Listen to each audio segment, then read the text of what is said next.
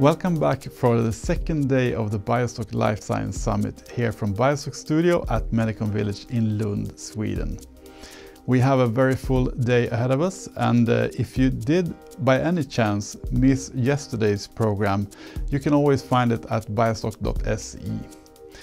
We are getting ready to start today's schedule in just a few moments, and I'll leave the word to my colleague Cecilia.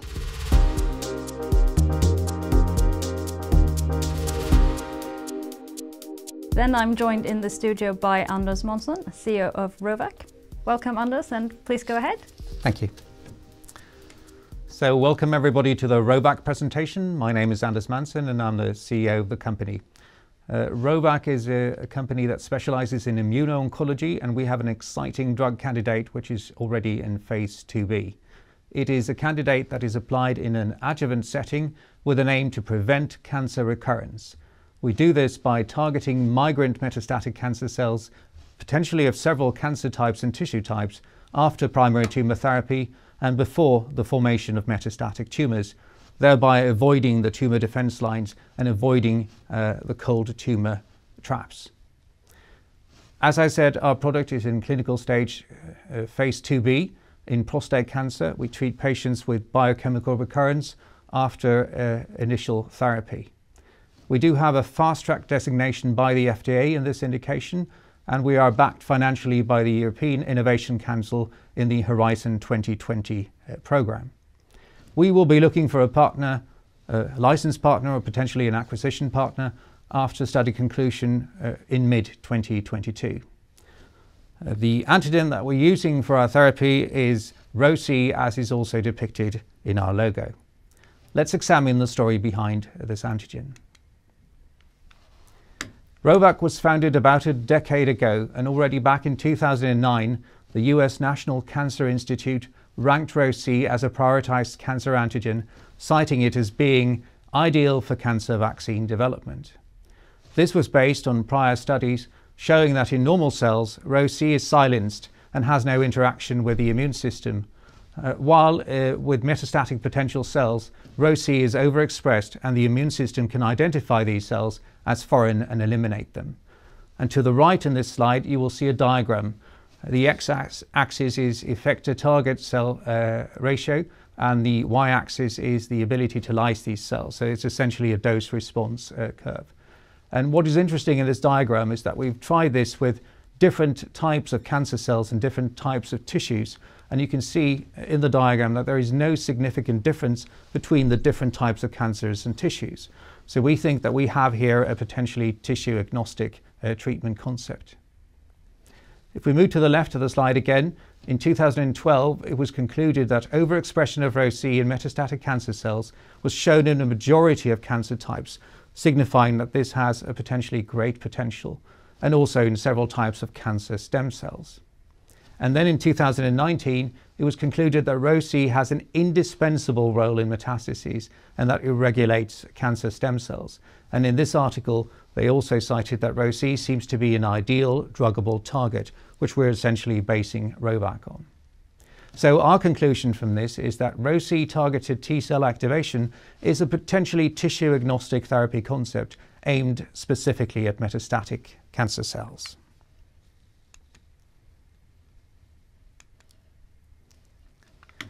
Now, of course, in order to be effective, you also have to elude tumor defense lines, and we do that by avoiding the problem. I think everybody recognizes that immunotherapy has offered a great contribution to cancer therapy, but the issue of cold tumors, of course, remains a significant factor. And this is because the tumor structure itself can give rise to defense mechanisms that exclude immune system cells, so that the tumor becomes immune excluded or even immune deset. And rather than trying to force entry, RhoVac's RhoC-based T-cell activator RV001 targets migrant metastatic cancer cells before they can form metastatic tumors that can protect the cancer cells from the immune cells. And thus we elude the tumor defense lines. So in essence, we consider RV001 to be designed as a non-toxic sort of nip-it-in-the-bud therapy targeting the deadly seed of undetectable migrant metastatic cancer cells potentially remaining after primary tumour therapy. Because let's be honest, at the time of the primary tumour therapy, there is no way that a physician can guarantee that isolated metastatic cancer cells have not already escaped the primary tumour and can cause problems later on. And we know far too well that this is a very common problem in cancer therapy. So summarising our therapeutic concept here, it's essentially a 1+2 concept. One, we rely on a proven technology, which is sometimes referred to as cancer vaccination. More specifically, it's antigen-based T-cell activation via dendritic cells and antigen-presenting cells. And we add two new components to this. First, we add the new target protein, which is RhoC, which makes us able to treat this with a tissue-agnostic concept. It's tissue-agnostic, but it is also specific to metastatic cancer cells. Also, we add the treatment paradigm, which is new. This is the adjuvant treatment paradigm, where we aim our therapy at migrant metastatic cancer cells prior to their being able to erect the tumour defence lines, thus avoiding the cold tumour traps. Let's look at how this would be applied in the prostate cancer setting, in which we're going for our first clinical proof of concept and in which we have the fast track designation by the FDA. The diagram here shows prostate cancer diagnoses of various categories in the 7 major markets in the world. So if you look to the left, you will see that these are the local or locally advanced prostate cancers, just shy of 1 million cases per year. In the middle, there are the biochemical recurrences after primary tumour therapy, which is the ones that we're targeting. And to the right, you will see the clinically manifest metastatic prostate cancers. And interestingly, this latter stage is where pretty much all of the prostate cancer drug market is focused today, whereas we can apply our treatment earlier than this. And the reason why the established therapy cannot apply their treatments earlier than this is because of the side effect profiles of these treatments. So they're essentially hormonal or castration therapies, which obviously has a lot of side effects, both in terms of libido loss and erectile dysfunction, but also in the longer term metabolic side effects that can cause cardiovascular problems. As our product doesn't have that kind of side effect profile, we can move upstream and try to target these patients already when they only have biochemical failure as an indicator that their disease might be progressing. So the objective of our treatment is obviously to decrease the number of patients that have to progress to the metastatic state, and also for those who progress anyway, to try to ensure that they have more time to slow down the process of progression. So looking at this from a patient perspective, when we got the fast track designation for this back in the end of 2020, we had a lot of articles published about RhoVac and about our therapy, and a lot of patients actually wrote to us asking to participate in the study. And a lot of these patients also expressed their sentiments about this treatment. So this is a typical example, which I've obviously shortened and anonymized somewhat. So, hi, your drug would be the holy grail for patients like me. I had surgery, prostatectomy in 2016, and then after that the PSA has crept up, and this is obviously very stressful. And many patients ask for if they can participate in the trial, of course.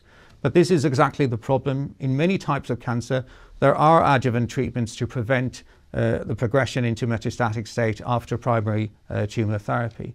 But in prostate cancer, there is no standard therapy for this. And this is the unmet medical need that we're addressing with our compound.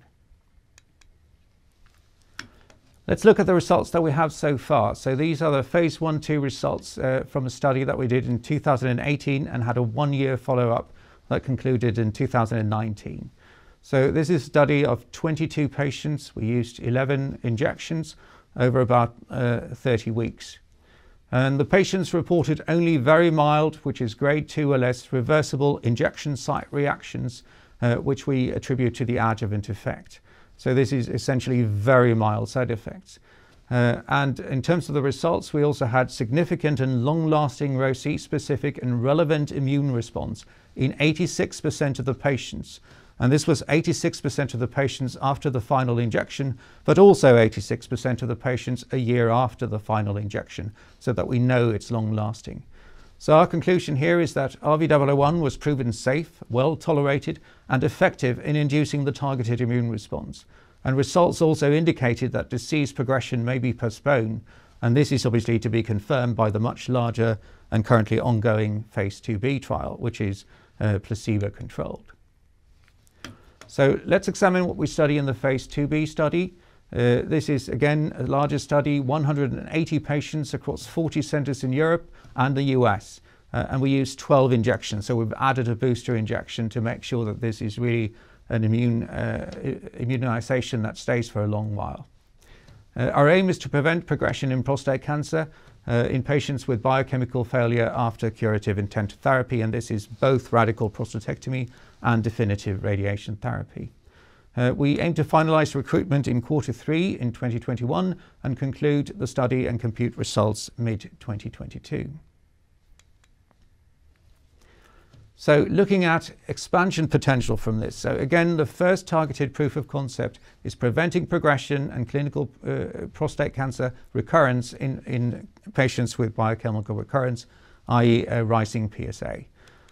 But again, putting this diagram into context, we can also go left or upstream if you like, providing additional protection for patients who are not suitable candidates for surgery or radiation, or if they have other risk factors.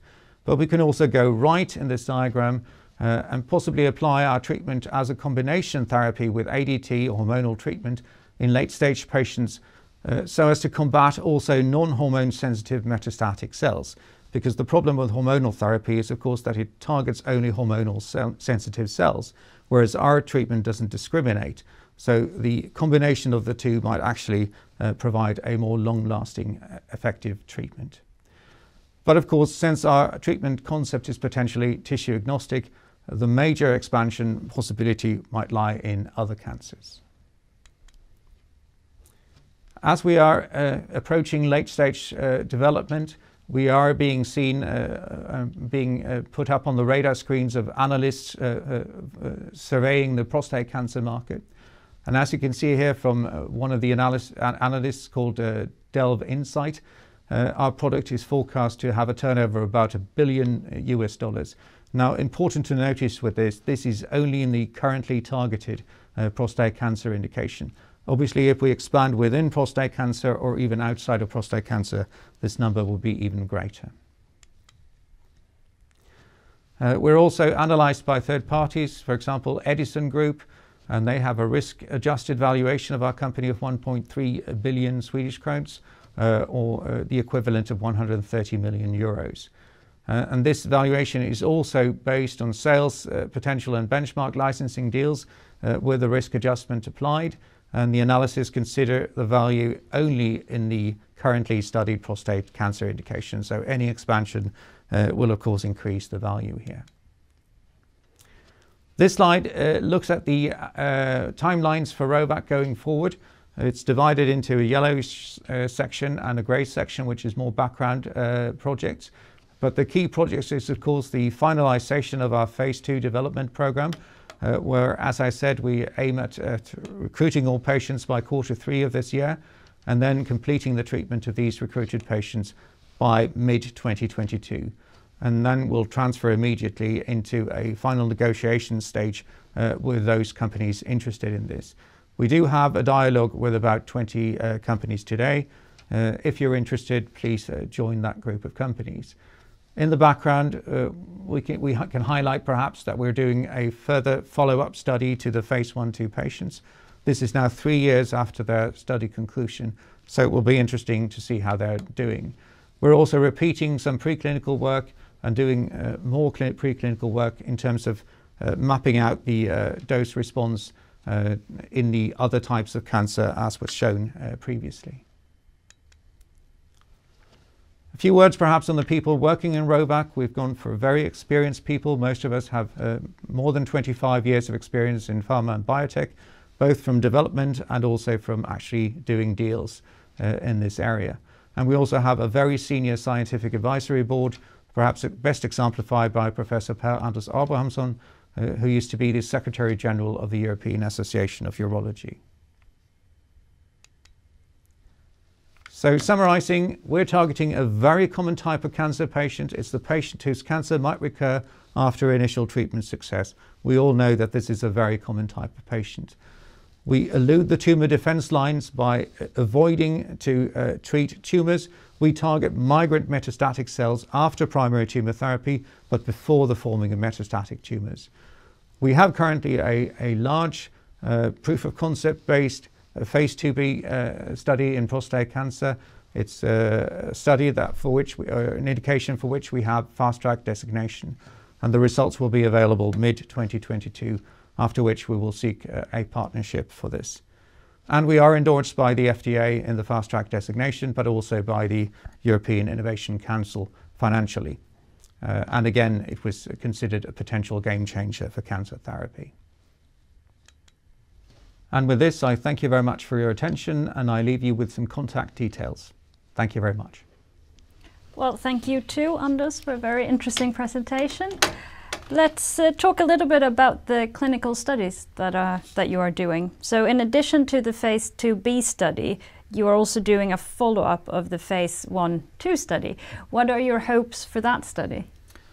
Well, we hope to find the patients in good health, obviously. I mean, we had a 1-year follow-up to the phase 1/2, and that showed excellent results. The immunisation was still in operation, and also in terms of PSA. Most of those patients were in complete PSA remission, and those that were not in complete PSA remission at least had an extension of that PSA doubling time. And we certainly hope to find similar results in this follow-up. And you're also doing preclinical studies with RV001. What are the aims of those studies? Well, we aim to prove again that our therapy concept is completely tissue agnostic. So it makes no difference if it's prostate cancer, breast cancer, colon cancer, whatever type of cancer, that we're able to lyse metastatic cancer cells irrespective of the tissue type, which is obviously very important. And then we're also aiming to describe in greater detail the mode of action of our therapeutic concept. And like you mentioned here, the aim is to have an out-licensing agreement in place by 2022. Can you tell us a bit about the interest that you've seen in your project? Yeah, there is obviously great interest. Obviously, the phase 2b program has to come out with good results, but provided that happens, I'm sure quite a few companies will be interested. Well, thank you so much for coming, Anders. Thank you.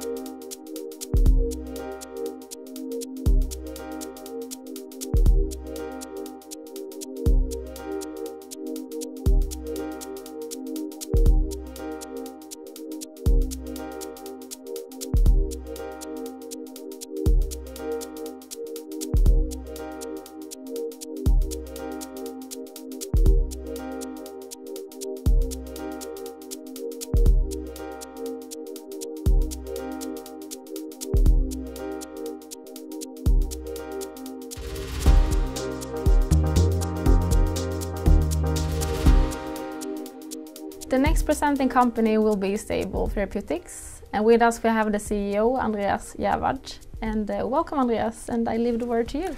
Thank you very much. Hello everyone, my name is Andreas Järvard. I'm the CEO of Stayble Therapeutics, and I'm here to tell you about our innovative treatment for discogenic chronic low back pain. And just wanted to start off by giving you a little bit of a background. So, therapeutic gap. We have a vast problem with patients suffering from discogenic back pain or chronic low back pain. Around 30% of all patients state that they become better or much better after physiotherapy and analgesics, while 70% of the patients do not improve after this treatment. So they end up in a never-ending loop without any effective treatments. And this really is the area where we believe in Stayble, that we can offer patients something simple, something that is targeting the underlying cause of the back pain with the goal of making the patient permanently pain relieved. So it's not just treating the symptoms, it's actually treating the underlying cause of the back pain. We have a clinical phase 2b trial ongoing in 3 countries in Europe. Gonna tell you more about that later in the presentation. A typical patient for Stayble is younger than you might expect. It's somewhere between 30 to 50 years old, and this type of back pain that is caused by disc generation causes around 40% of all chronic low back pain. So it's really one of the larger problems in regards to back pain. Patients have a drastically reduced quality of life. They have a lot of small problems perhaps. They have problems lifting their kids, traveling to a friend, or even putting their socks on in the morning. So it's really small things, but that is very important for the patients. And being such a young patient population from a health economic perspective, there is a lot of positive effects getting these people back into the society, getting them back to work and to start living again. So, discogenic back pain consists primarily of 2 factors. It's leakage of inflammatory substances and an instability of the disc segment that is causing this type of pain. You have some factors that increases the risk of getting this type of disease. You have, of course, the natural aging of the spine, which is a factor. You have some inherited factors. You have some lifestyle factors being, if you are obese, for example, you have more pressure on the disc, which speeds up the degeneration process. But for many patients, it's unknown cases. You don't really know why you're getting this type of disease. But something that you know is that it causes you a lot of problem. So what we are doing in Stayble is that we offer a simple single injection treatment that targets the underlying causes of back pain. We inject our drug substance directly into the intervertebral disc where it triggers the cells to produce collagen. And by doing this, we transform the disc into connective tissue, stabilizing the segment and eliminates the possibility of leakage. So it's quite a simple treatment. It's, as I said, just 1 injection with a permanent, lifelong effect. We're working with a known drug substance, which gives us access to existing toxicology data, which means that we are able to develop this project quicker forward, but also giving us a lower development risk, especially in the later clinical trials, where you quite often see that side effects are causing the project to shut down rather than lack of effect. This transformation into connective tissue is also something that we have seen in our first clinical phase 1b trial that we conducted in Stockholm. That trial had a primary goal of showing safety and tolerability and no side effects. And we're very happy to say that we were able to establish that. The treatment is safe and it's well tolerable, and we saw no issues in continuing development to the ongoing clinical phase 2b trial. The trial was conducted in Stockholm. It was 15 patients with 3 different doses, and it was a placebo-controlled trial. And we were following the patients for up to 12 months to get both early effects of this treatment, but to be able to see long-term effect as well. But what I'm really happy about with this trial is the graph that you can see, that we actually saw a transformation into connective tissue assessed by MRI. We saw it in the highest dose, in the middle dose, but not in placebo or the lowest dose, which gave us a very good indication of which doses that we could continue with into the next clinical trial. So in summary, very, very positive results from a small clinical trial.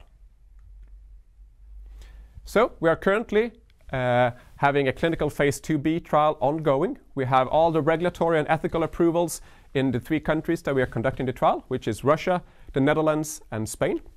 We are recruiting patients in all countries, and the goal is to recruit 126 patients to be able to give top-line results from this trial in H2 2022.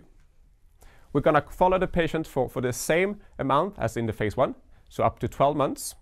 But the goal of this trial is to establish that we have efficacy, meaning that we have a decrease in pain measured by a numeric rating scale, which is a pain scale from 0 to 10, but also increased function, which is measured by a disability index that is called Oswestry Disability Index, which rates the functionality of the patients. So this is very important because pain, of course, is very challenging for the patient, but a lot of other factors like functionality is very important from a payer perspective, but also from a patient perspective. You're able to do more things. So this trial, when we recruit a patient, it is quite some process to include a patient in a trial. When you identify a patient, the doctor does it on their clinic. They do an MRI scan to confirm that the patient is suffering from this disc-related back pain. They score their pain on a tablet for 7 consecutive days. And this we do to decrease the variability, because one of the challenges in pain studies is placebo, that you have a high placebo rate in pain decrease. And to lower that, we are measuring pain over a longer period of time to get a more accurate measurement for the patient's actual pain. So if the patient fulfills the MRI criteria and the pain scoring criteria, they are included in the trial. They receive an injection of our drug STA363 through a fluoroscopy or X-ray guided injection. And then we follow the patient for up to 12 months. We close the trial and then we can show data from that trial.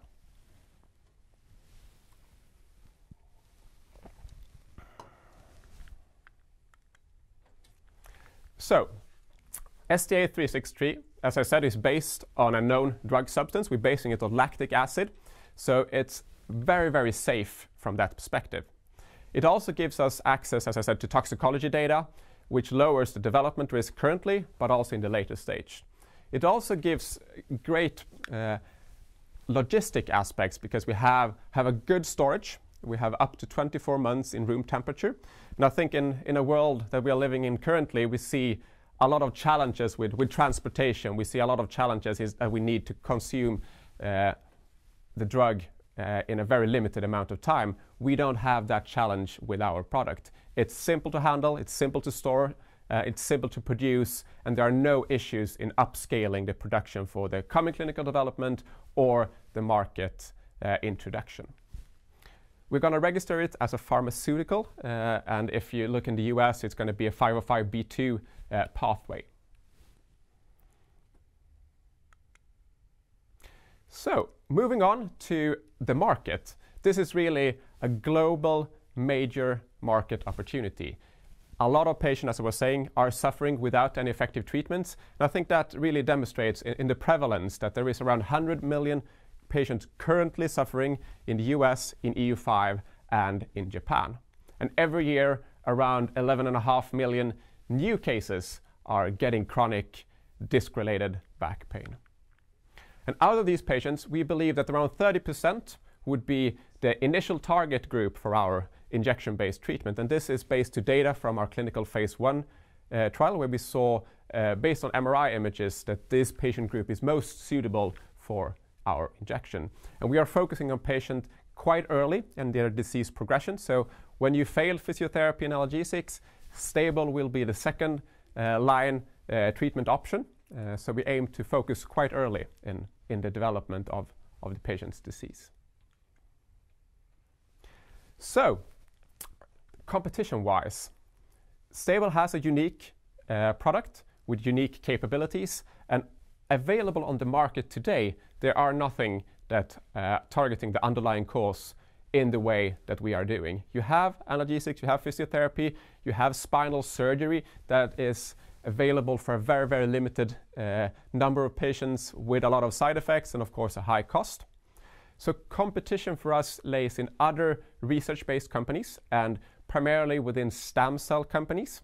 There are two players. It's one called Vivex in the US and Mesoblast, an Australian-based company that have gone furthest in their development. They have conducted a phase 3 trial, but they failed their primary endpoint in that trial. So we don't really know what they are planning to do in the continued development, but we're very positive for us that we have a unique product, we have a focus on the disc where other actors is actually also working, but we have a robust, simple mechanism that really can stand out compared to other treatment regimes.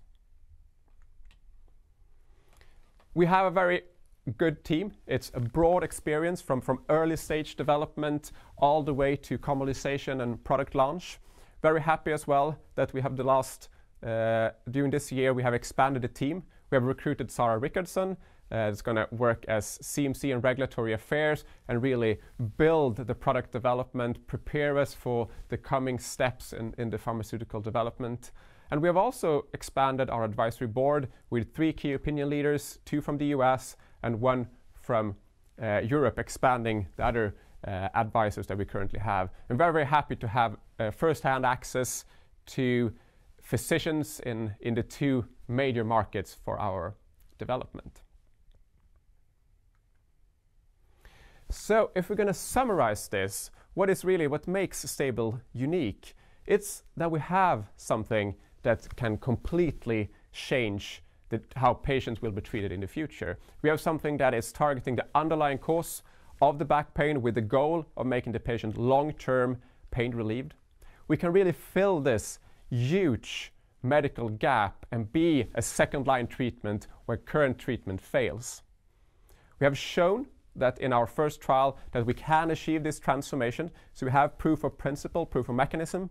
We are currently conducting a clinical phase 2b trial that are enrolling patients in 3 different countries. We have a very good patent protection with granted patents in Europe, in US, Russia, etc. So a very broad protection that gives us a sufficient protection to develop this effectively forward. Working with a known drug component gives us a lower development risk, both now and further on in the journey. And we have the opportunity to be the first player on the market, really helping these vast number of patients suffering without effective treatments today. So with that, I would like to say thank you very much and open up for some questions. Thank you for your presentation, and I have some questions for you. What is the status of the phase 2 clinical trial?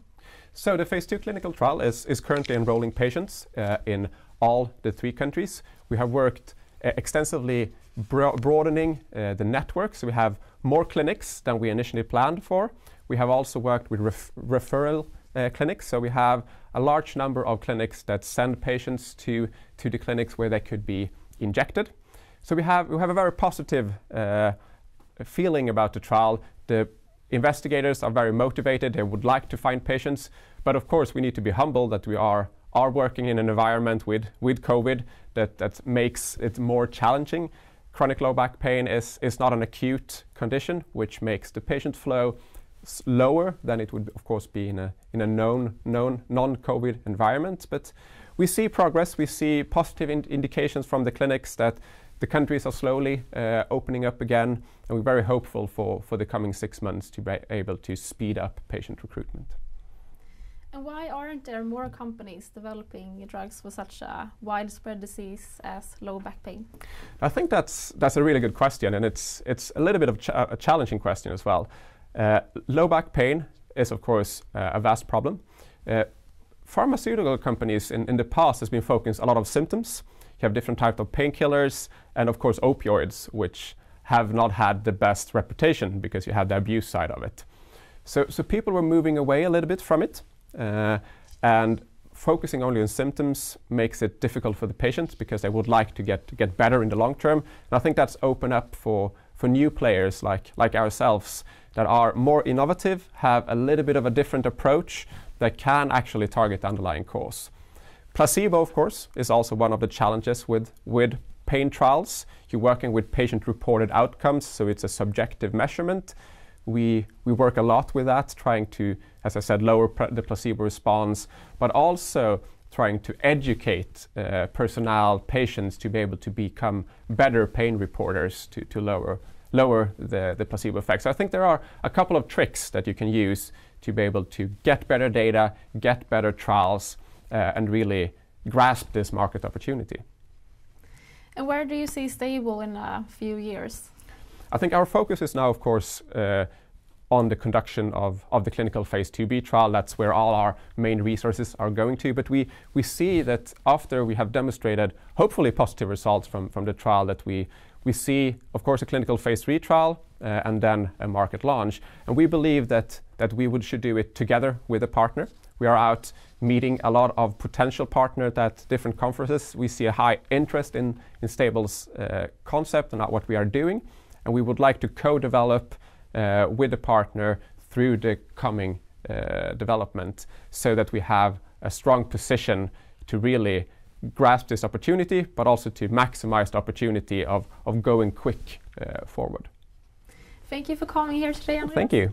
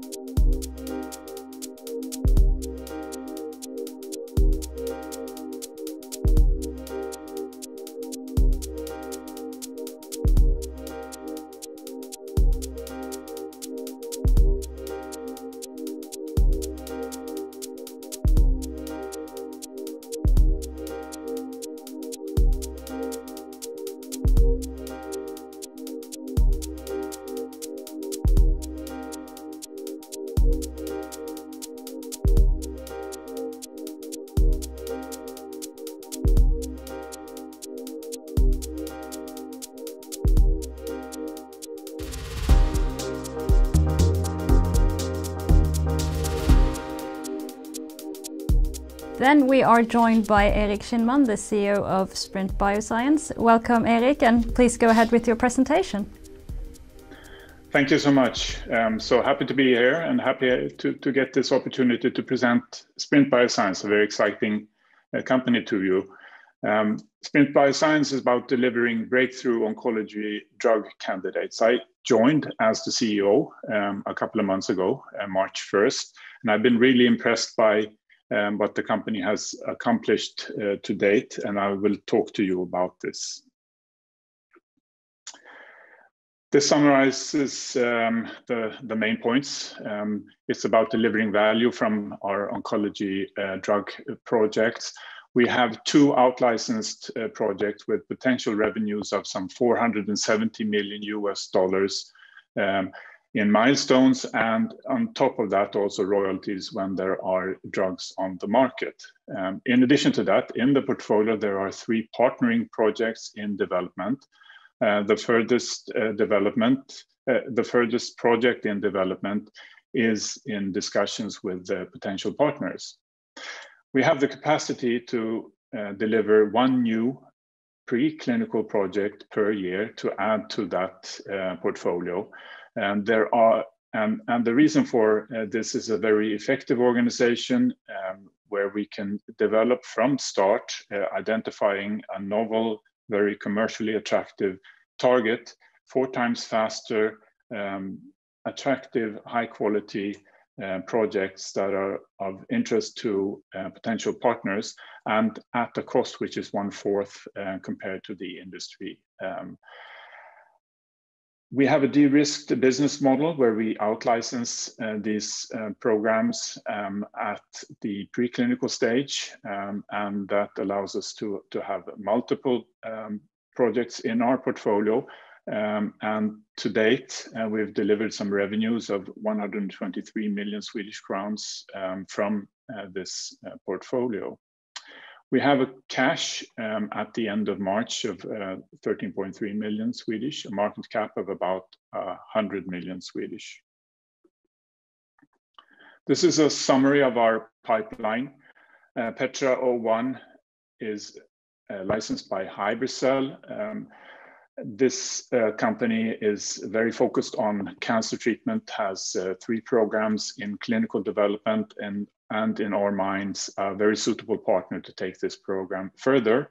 The first opportunity is leukemia, but there are other cancer types that are suitable for this type of a treatment as well. The mechanism is suppression of tumor growth. This second most advanced program is VPS-34.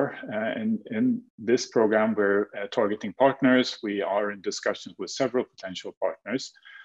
This program is intended as treatment for monotherapy of melanoma, for instance, but very interestingly also in combination with checkpoint inhibitors, that is immuno-oncology combinations, in that this treatment activates anti-tumor immune response and facilitates the treatments with these type of drugs.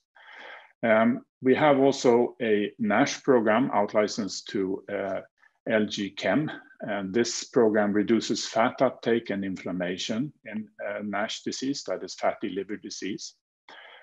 We have also VADA, which is a program that we have initiated marketing and discussions with potential partners. This is addressing solid tumors and inactivates DNA repair. And I'll talk a bit more about details around that program in a while as well.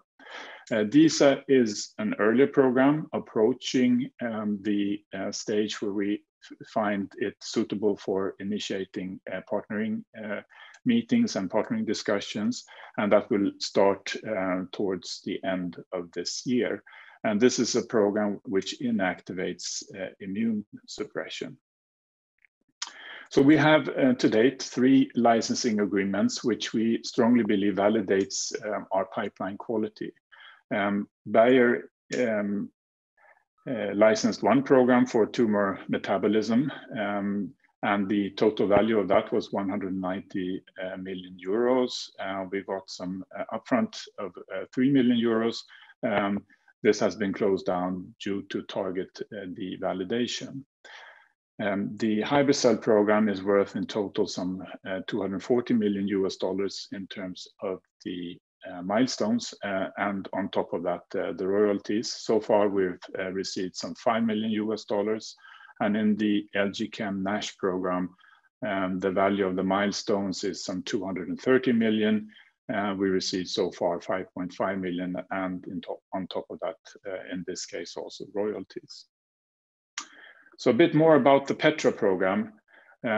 This is the program then licensed by Hybricell. Hybricell is focused on cancer. They have three projects in clinical development in this area, treating tumor growth and tumor survival. So very much focused in the same area. In addition to that, they are also well established in terms of investors. They have strong investors such as Arch Ventures, Celgene, and Hillhouse. The program has been tried in a leukemia model where we've shown that in the control, the tumor grows rapidly, and in the presence of molecules from the project, there is hardly any growth at all. A bit more about the VPS34 program. This activates anti-tumor response.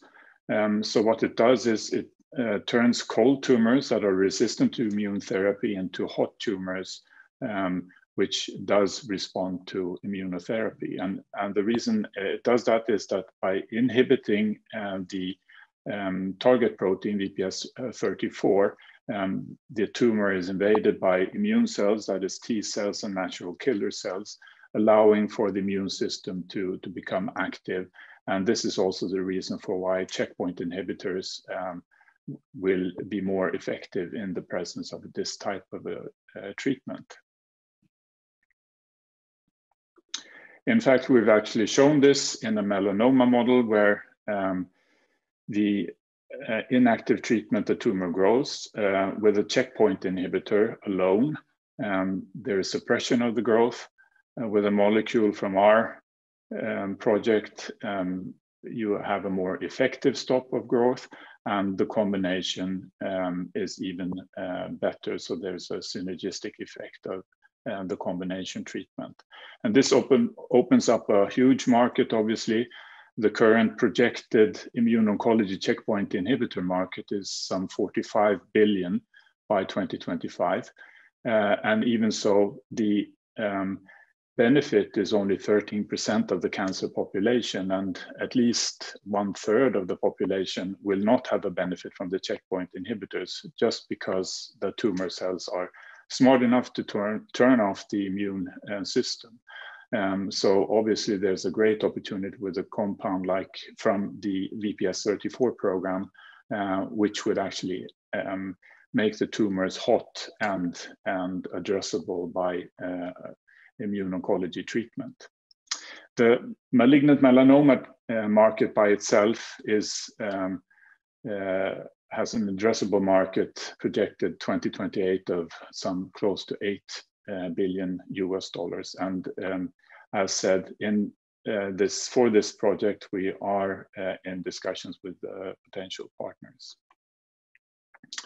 The VADA program addresses another mechanism where tumor cells actually can utilize cells' ability to actually repair DNA. As I'm sure you're aware of, DNA may be faulty in tumor cells. By repairing the DNA through a DNA damage response, which tumor cells can turn on through this target protein VRK1, cells can actually divide and the tumors can grow. By inhibiting VRK1, the DNA damage actually sort of worsens, and you get the same type of effect as you want to get by radiation therapy and chemotherapy. And by doing this, the cells can't divide, the tumor cells that is, and this is a quite selective mechanism as well. And you activate also the immune system. So for this type of a program or project, there is the possibility also to combine with immune oncology treatment, radiation therapy and chemotherapy as well. And the market potential is huge, looking at solid tumors, which have a total market projected to some $425 billion US by 2027. And looking at some of the cancer types within this group that we've done in our preclinical experiments, colon cancer has a market size of 18.5 billion by 2023, and pancreatic cancer some 3.5 2025. And we are marketing this program currently to potential partners. So DISA program is a bit earlier program. Again, we're looking at the immune response for tumors.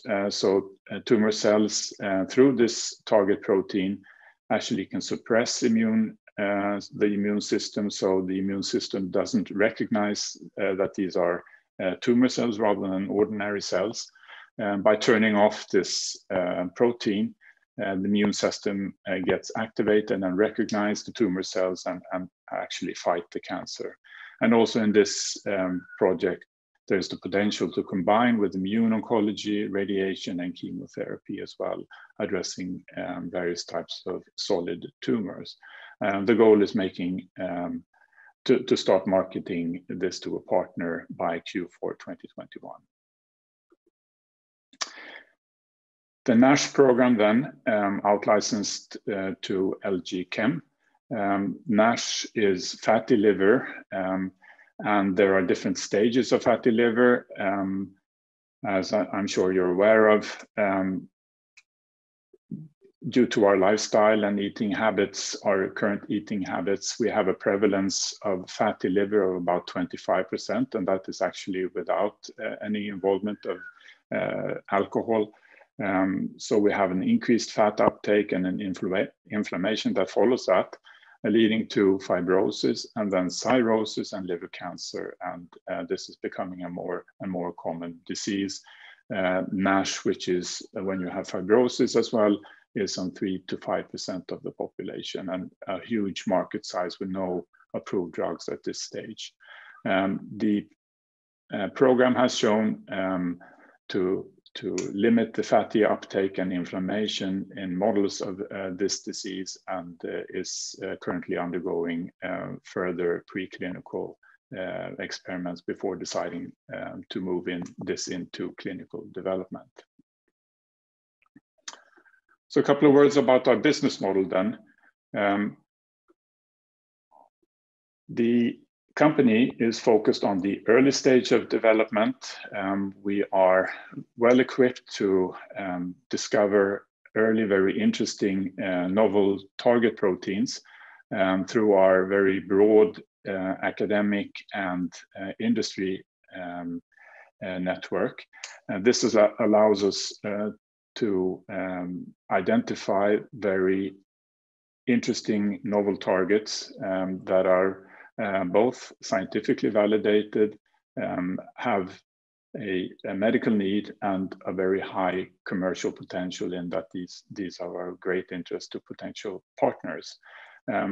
By modeling the target proteins and using fragment-based drug design, we can very rapidly then develop lead drug candidates and validate those in terms of the mechanism of action, and then start out-licensing. And once out-licensed, we receive upfront payments and then milestone payments throughout drug development, and then royalties on the market, with no remaining resource needs or costs from our side, just the upside, whereas the partner will then fully finance and resource the program throughout development and commercialization.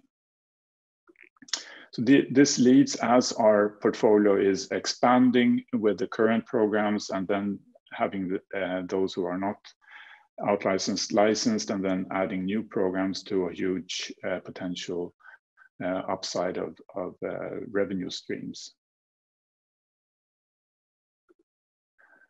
So in summary, we have the potential of delivering value through our oncology drug projects. We have 2 out-licensed projects with potential revenues of, in total, $470 million US, and on top of that, royalties once there are drugs on the market.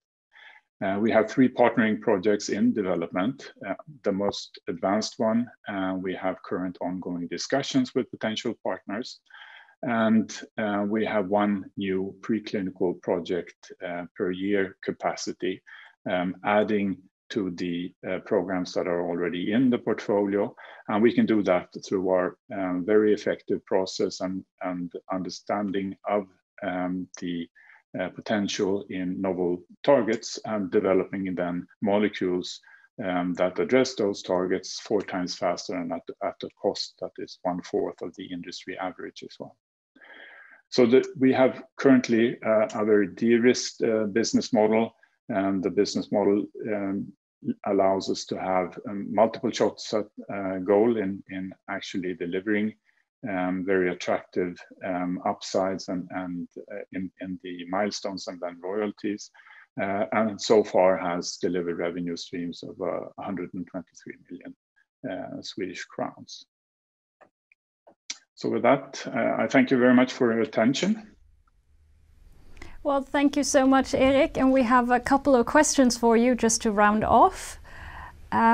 First of all, you talked about your business model here, and it does differ a bit from what we usually see in smaller drug development companies. Just to summarize, what is it that makes it so attractive in comparison to other models, in your opinion? Yes, no, that's a very good question, and this is something that, of course, is very important for us to create an understanding within the investment community. We have the ability to very rapidly identify highly interesting novel targets, and we can do that through our network, through our academic network, our network within the industry. And we provide limited investments to actually, from our process, deliver very high quality early stages of first-in-class, potentially first-in-class new oncology drugs. Gaining access to a very significant upside without any remaining costs. So to put it simply, we can, with limited investments, create a multiple shots on goal portfolio within perhaps the hottest disease area that's out there in the industry, given that looking forward, most of us will die of a cancer disease rather than a cardiovascular disease, as it used to be in the past, as we are much better in treating those type of treatments currently. And then could you tell us a little bit about how you go from the idea to getting a product that you could license out? Yeah, another good question. Obviously, we have this very well-developed network. We spend a lot of time screening the academic literature as well, and have good academic contacts. And we look at a number of interesting targets and can very rapidly either identify them as targets which we can develop quickly, high quality molecules that address these targets, or actually stop developing them. And through our through our pharma company network, we can also determine whether these are attractive to them from a medical need perspective, and also from a commercial attractiveness perspective as well.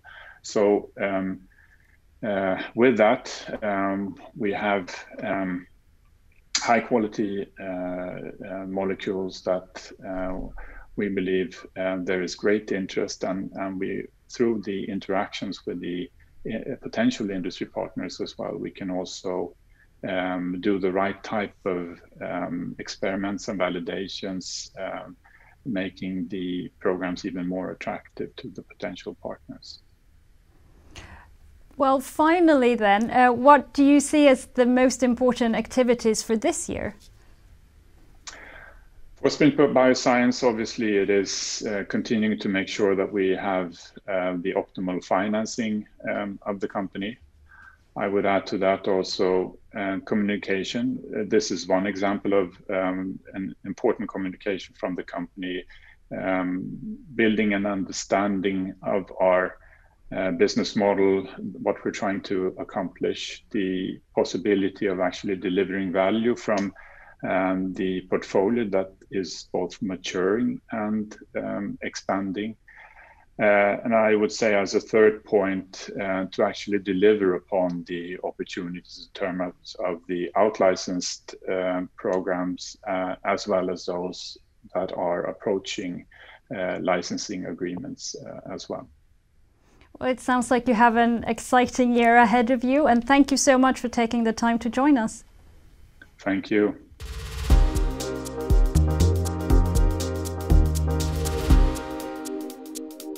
The next presenting company will be Chordate Medical, and with us today we have Anders Weiland, the CEO of the company. Welcome, Anders, and I leave the word to you. Thank you very much, and welcome to this presentation of Chordate Medical. Chordate is a Swedish company spun out of Karolinska Institute and an original idea many years back. Today we are focused on two indications within the chronic domain, chronic rhinitis and chronic migraine. And the news and lately communicated news is our achievement of the CE mark for the chronic migraine indication. And I would like to present a little bit further of what we do with that and what's going to happen next here. But first, maybe a little bit about what is chronic migraine. The global prevalence is around 2%, and that's a huge number of patients suffering from chronic migraine.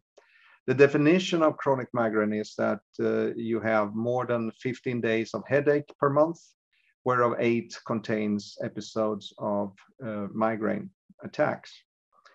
And that calculated is around 140, 160 million people around the globe that has this condition.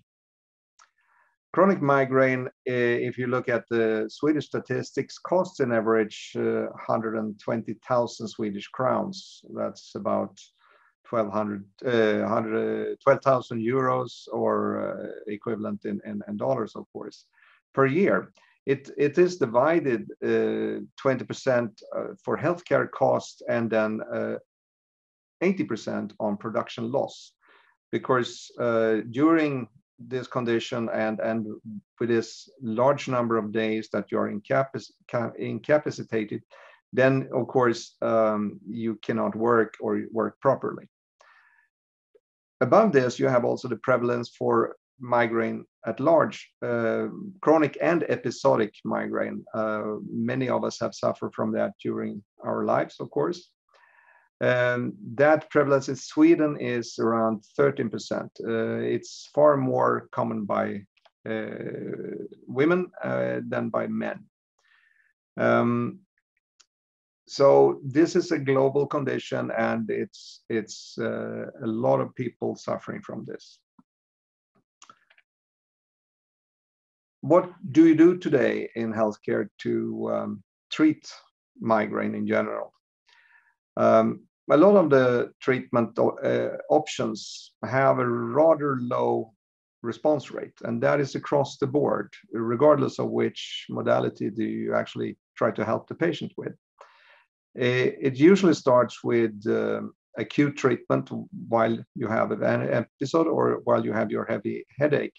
It's normal pain drug or painkillers, and then you can escalate that to special drugs. usually called triptanes or ergots, and a number of other ones.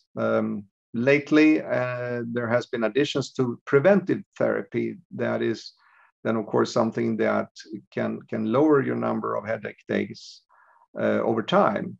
And the most fabulous addition to that are the so-called CGRP inhibitors, or monoclonal antibodies.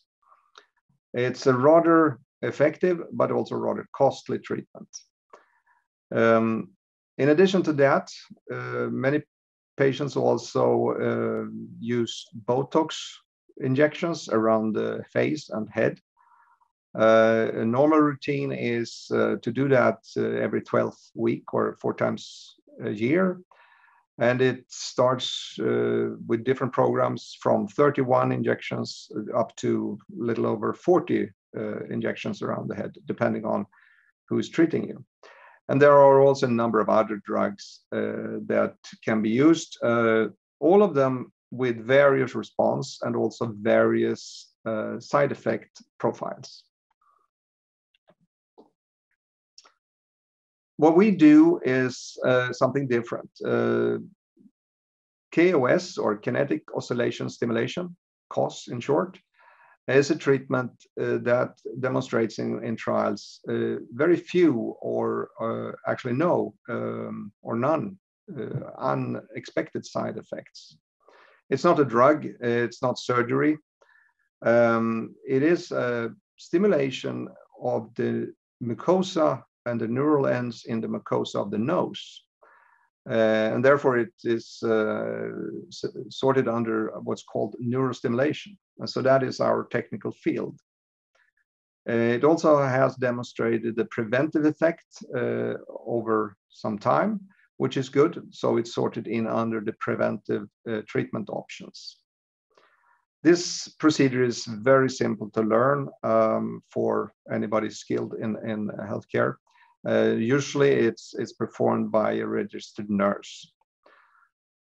The company also carries a quite impressive patent portfolio. We have 70 patents approved in 24 markets, and there are also ongoing 3 applications for further patents. Migraine is, of course, what we focus on right now, because that is by far the most valuable asset that we have in the company. But the other indication, the chronic rhinitis or stuffed nose or nasal congestion, is something that we've been selling for a while, and we have introduced in several selected markets. That is also, of course, important and valuable in the company. But in comparison to the market for migraine, it is actually taking a second place. But it's worth mentioning that the chronic rhinitis potential is also huge. A lot of patients suffer from this worldwide. And this treatment is then positioned between what is commonly used as, or called the nasal sprays of various types, decongestive sprays that you take when you have a cold or stuffed nose in general. This is also used for chronic rhinitis. And then in some fewer number of patients, so that there are also several types of surgical procedures that can be deployed. They cost a lot more, and they carry some risk, of course. So we are really already facing a growing market for our indication in chronic rhinitis in our few markets that we will talk about a little bit later. But you can also note that fully addressed, the market potential is quite large. So per million people, we have around total potential of 5 million Swedish crowns in revenue. But back a little bit to the migraine and the current therapies and what the market is worth. And this is based on analysis from various analysis services around the world. But you can say in general that for the 7 major markets in the world, it's about $9 billion currently or in a few years. And the growth is very drastic for pharma. The Botox market doesn't grow as much because it's has been in the market for quite some time, but it's little less than $1 billion per year in a couple of years. That is the projection.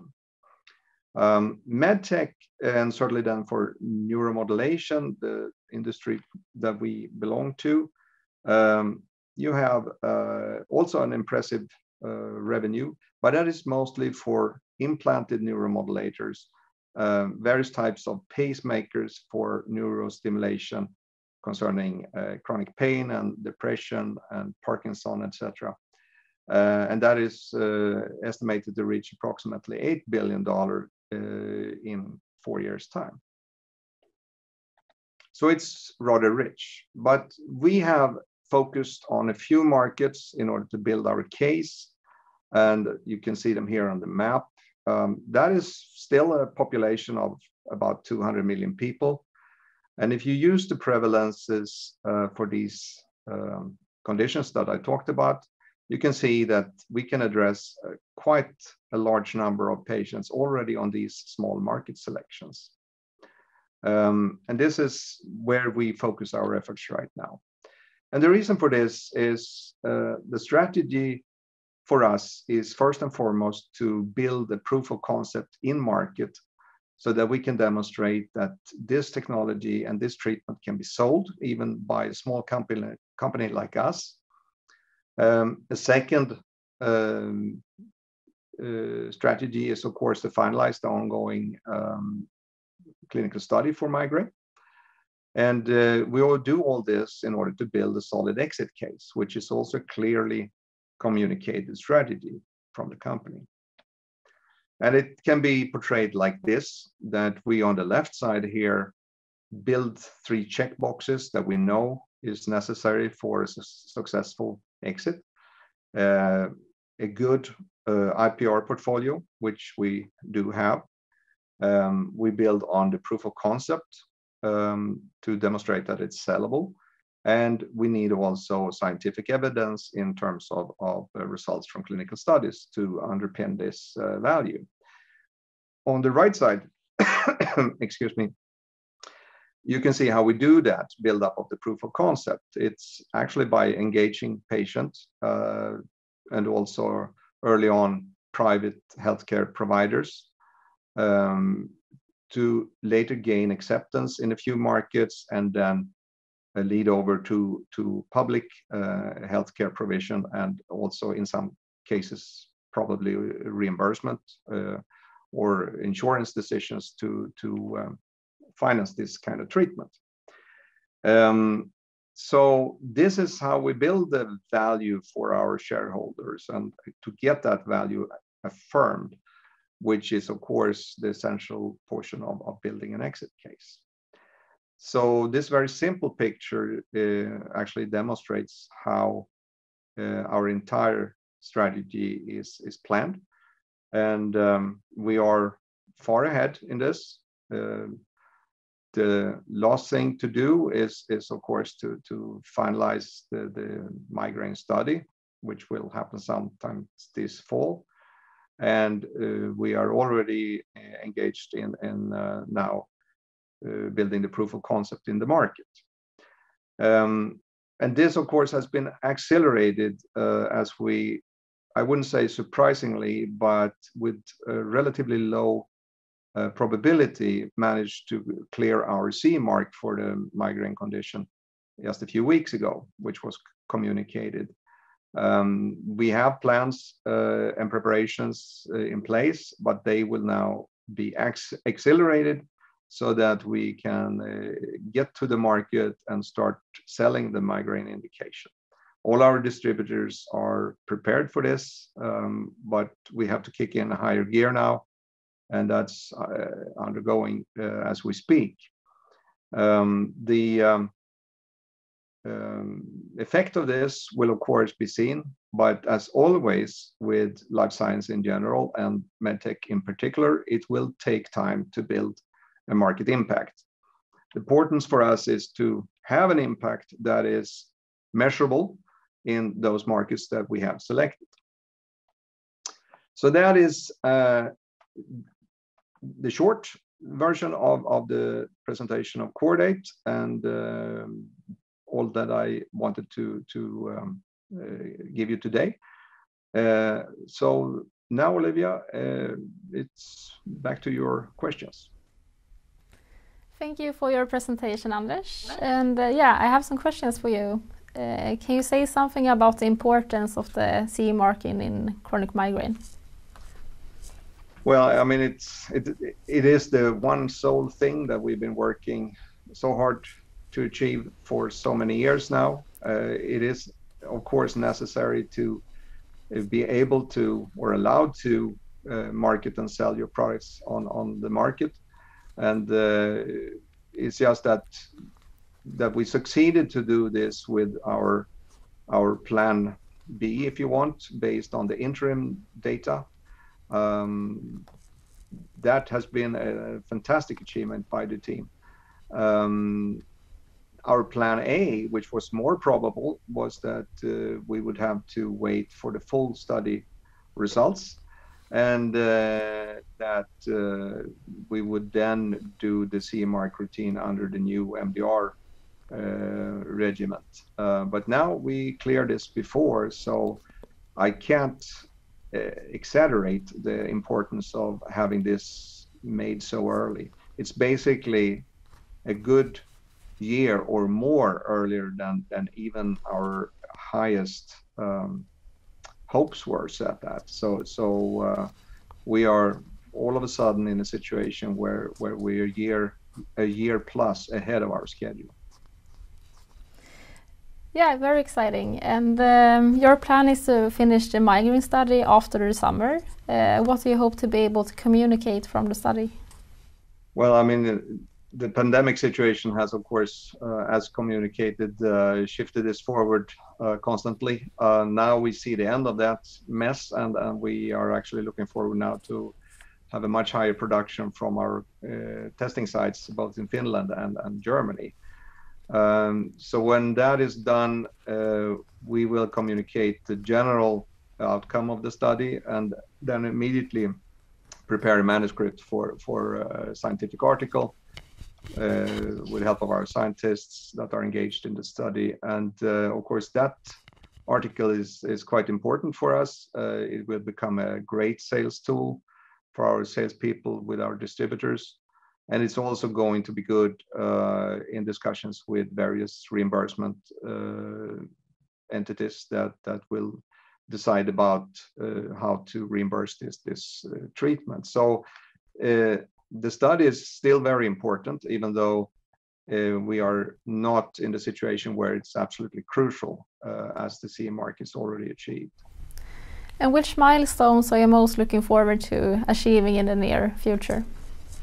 Well, we have a few milestones, of course, and those are also communicated. There is a program going on in Saudi Arabia where the Minister of Health is examining this treatment for rhinitis. Maybe it can be achieved a national decision to allow this treatment, which would be a great thing. We are also looking forward to be able to report sales starts in, first and foremost, Italy, which are best prepared, and then the Nordic area, and potentially also Israel, which are first out. So a lot of stuff that we are looking forward to be able to report in the coming months. From there, of course, then the finalization of the study and also the publication of the study article. So those are the nearest. Thank you for your presentation today, Anders. Thank you very much. Thank you for watching.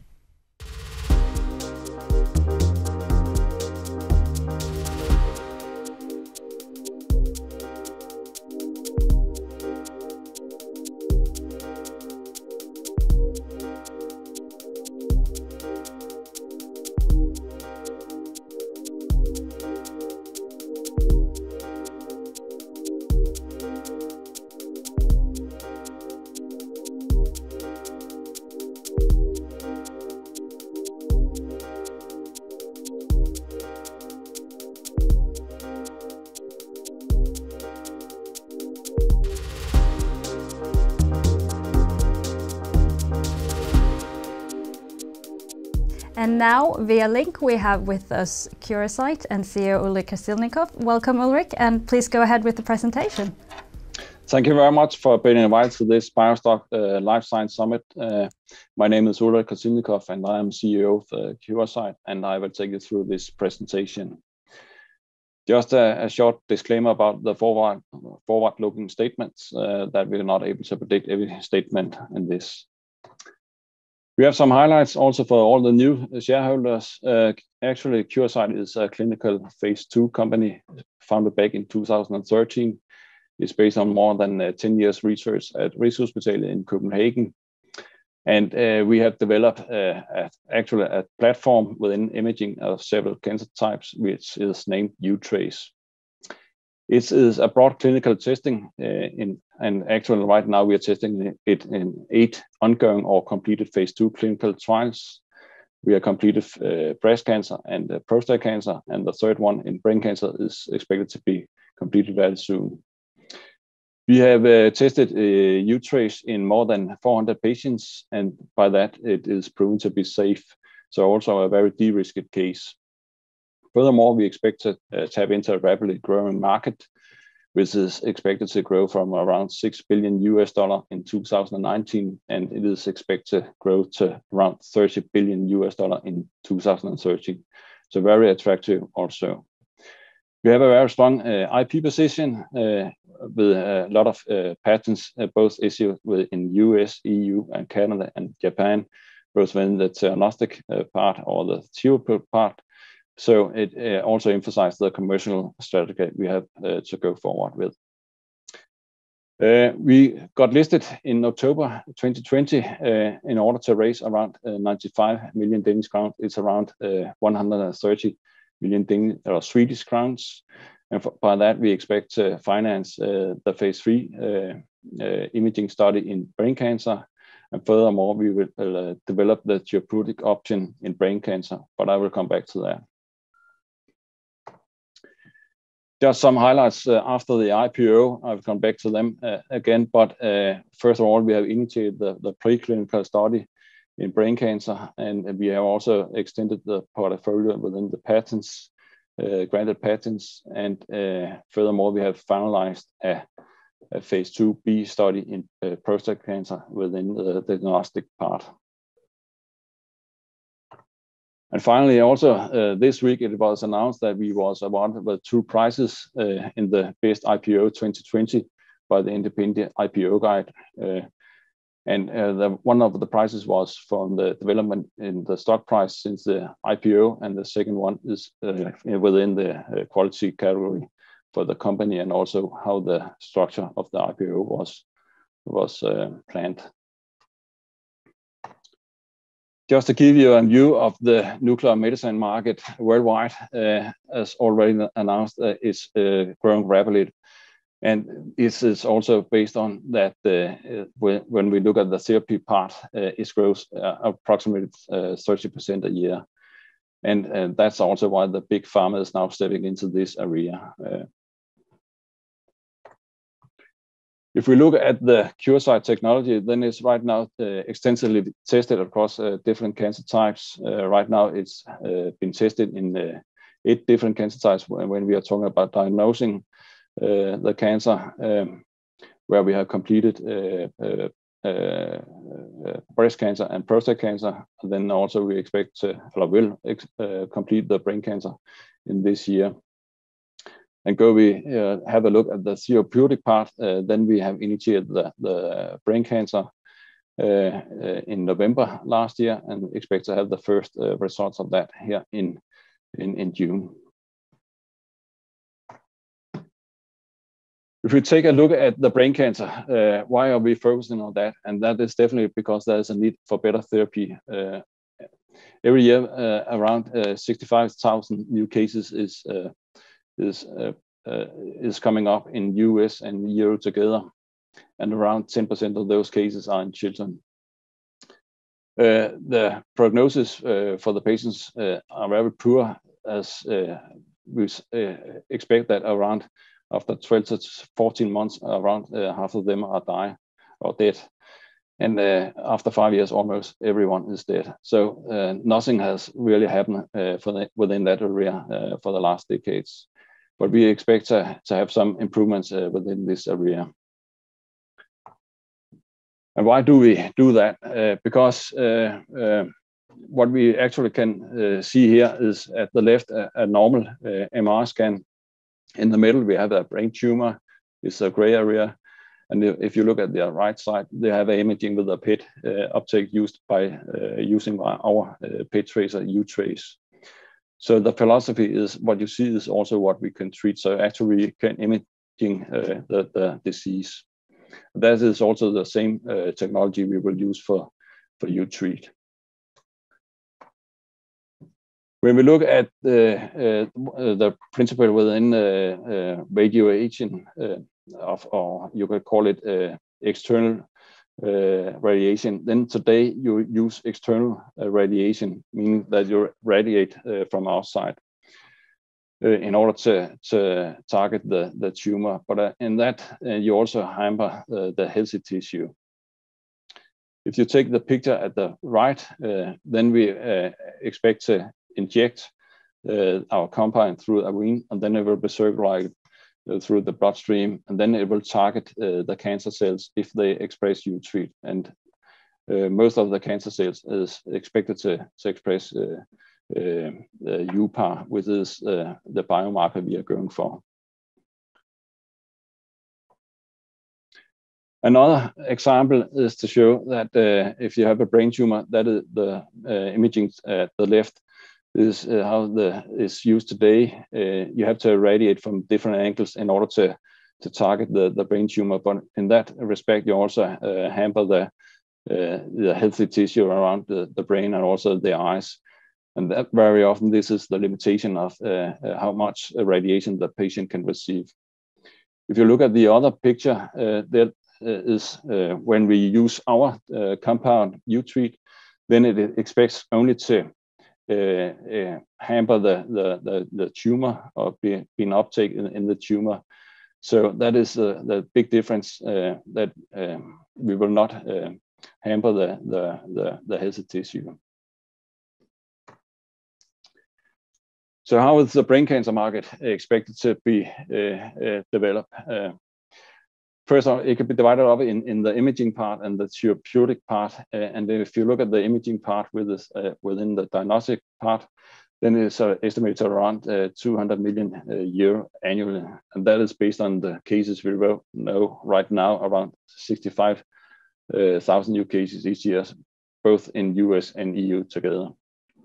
And that is based on the known comparable PET tracer reimbursement codes, which is around 3,000 euro per scan. If you go into the therapeutic part, then it's a totally different other game, I would say. And the market is expected to be around 11 billion euros annually based on the same cases. But again, it's based on similar price reimbursement codes. So that's also why we are pursuing that part. Another disease we are following right now is to improve the diagnosing within prostate cancer, because the major problem right now is how to recognize those tumors that need to be removed, or actually you have to remove the whole prostate gland in order to be safe, better safe than sorry. That is the way they're thinking today. But we are very often, you don't have to get your prostate gland removed, even that you have got the prognosis that you have a prostate cancer. This is another way to show it up. At the left side, you have the algorithm for how it's structured today. You use the Gleason score to make the assessment, whatever it's aggressive or not aggressive. And by that, you need a 12-needle biopsy based, taken from the rectum of the patient. It's both painful and also rely on some side effects. And it's very randomized, meaning that you will not get the same results every time if you repeat the same exercise. By that, we want to replace with uTrace as a new diagnosing method of tomorrow. You just have to make a scan with uTrace, and by that we can predict or also sell whatever you have prostate cancer and whatever it is aggressive or not. This is another way to show it. At the left, you have a CT scan. The big organ in the middle, this is just the prostate, it's not the cancer. In the middle, you have the PET scan with our tracer. And when you combine the two imaging pictures, then you get the PET-CT picture. And this shows a very high uptake of uTrace, meaning also there's a high expression of UPAR, and also this is aggressive cancer. So this patient needs to get his prostate gland removed. And all this has been sold and published in an article just published in the most recognized medical journal within nuclear medicine, Journal of Nuclear Medicine, and highlighted as the best clinical investigative article in the March issue. So this also emphasized that we really have some important trial here. This is just a conclusion from the articles, also showing that we're actually able to replace the Gleason score, or at least the SUV max value from the uTrace correlates with the Gleason score. That is the very important point of that we're able to distinguish what is aggressive and what is not aggressive prostate cancer. And by that, make the further treatment plan for the patient. So when we look at the prostate cancer and the potential market size, and now we're only focusing on the diagnostic part, then it estimated around 1 billion euros annually. And this is based on one scan and based on the new cases, which is around 500,000 new patients every year. Normally, each patient will receive 4 to 5 scans per during the lifetime. So this is in the low end. But again, based on the current and known reimbursement codes on the comparable PET tracers. Just to give you an idea of when do we expect to read some results within the clinical part, uTreat, which is we are pursuing right now with the brain cancer, then we expect to release the efficacy data very soon before the summer holiday, and again in September, the second part of that before the exercise of the launch. If we look at the uTrace, which is the diagnostic part within the brain cancer, then we expect that to be finalized, more likely in Q4. And this is the overall milestones. Most of you already know it, as we also presented last year. But just to say that based on the very promising results from the phase 2 study in prostate cancer, we will look into it to see how we can accelerate also the phase 3 study in prostate cancer. So we don't have to wait for that in 2024.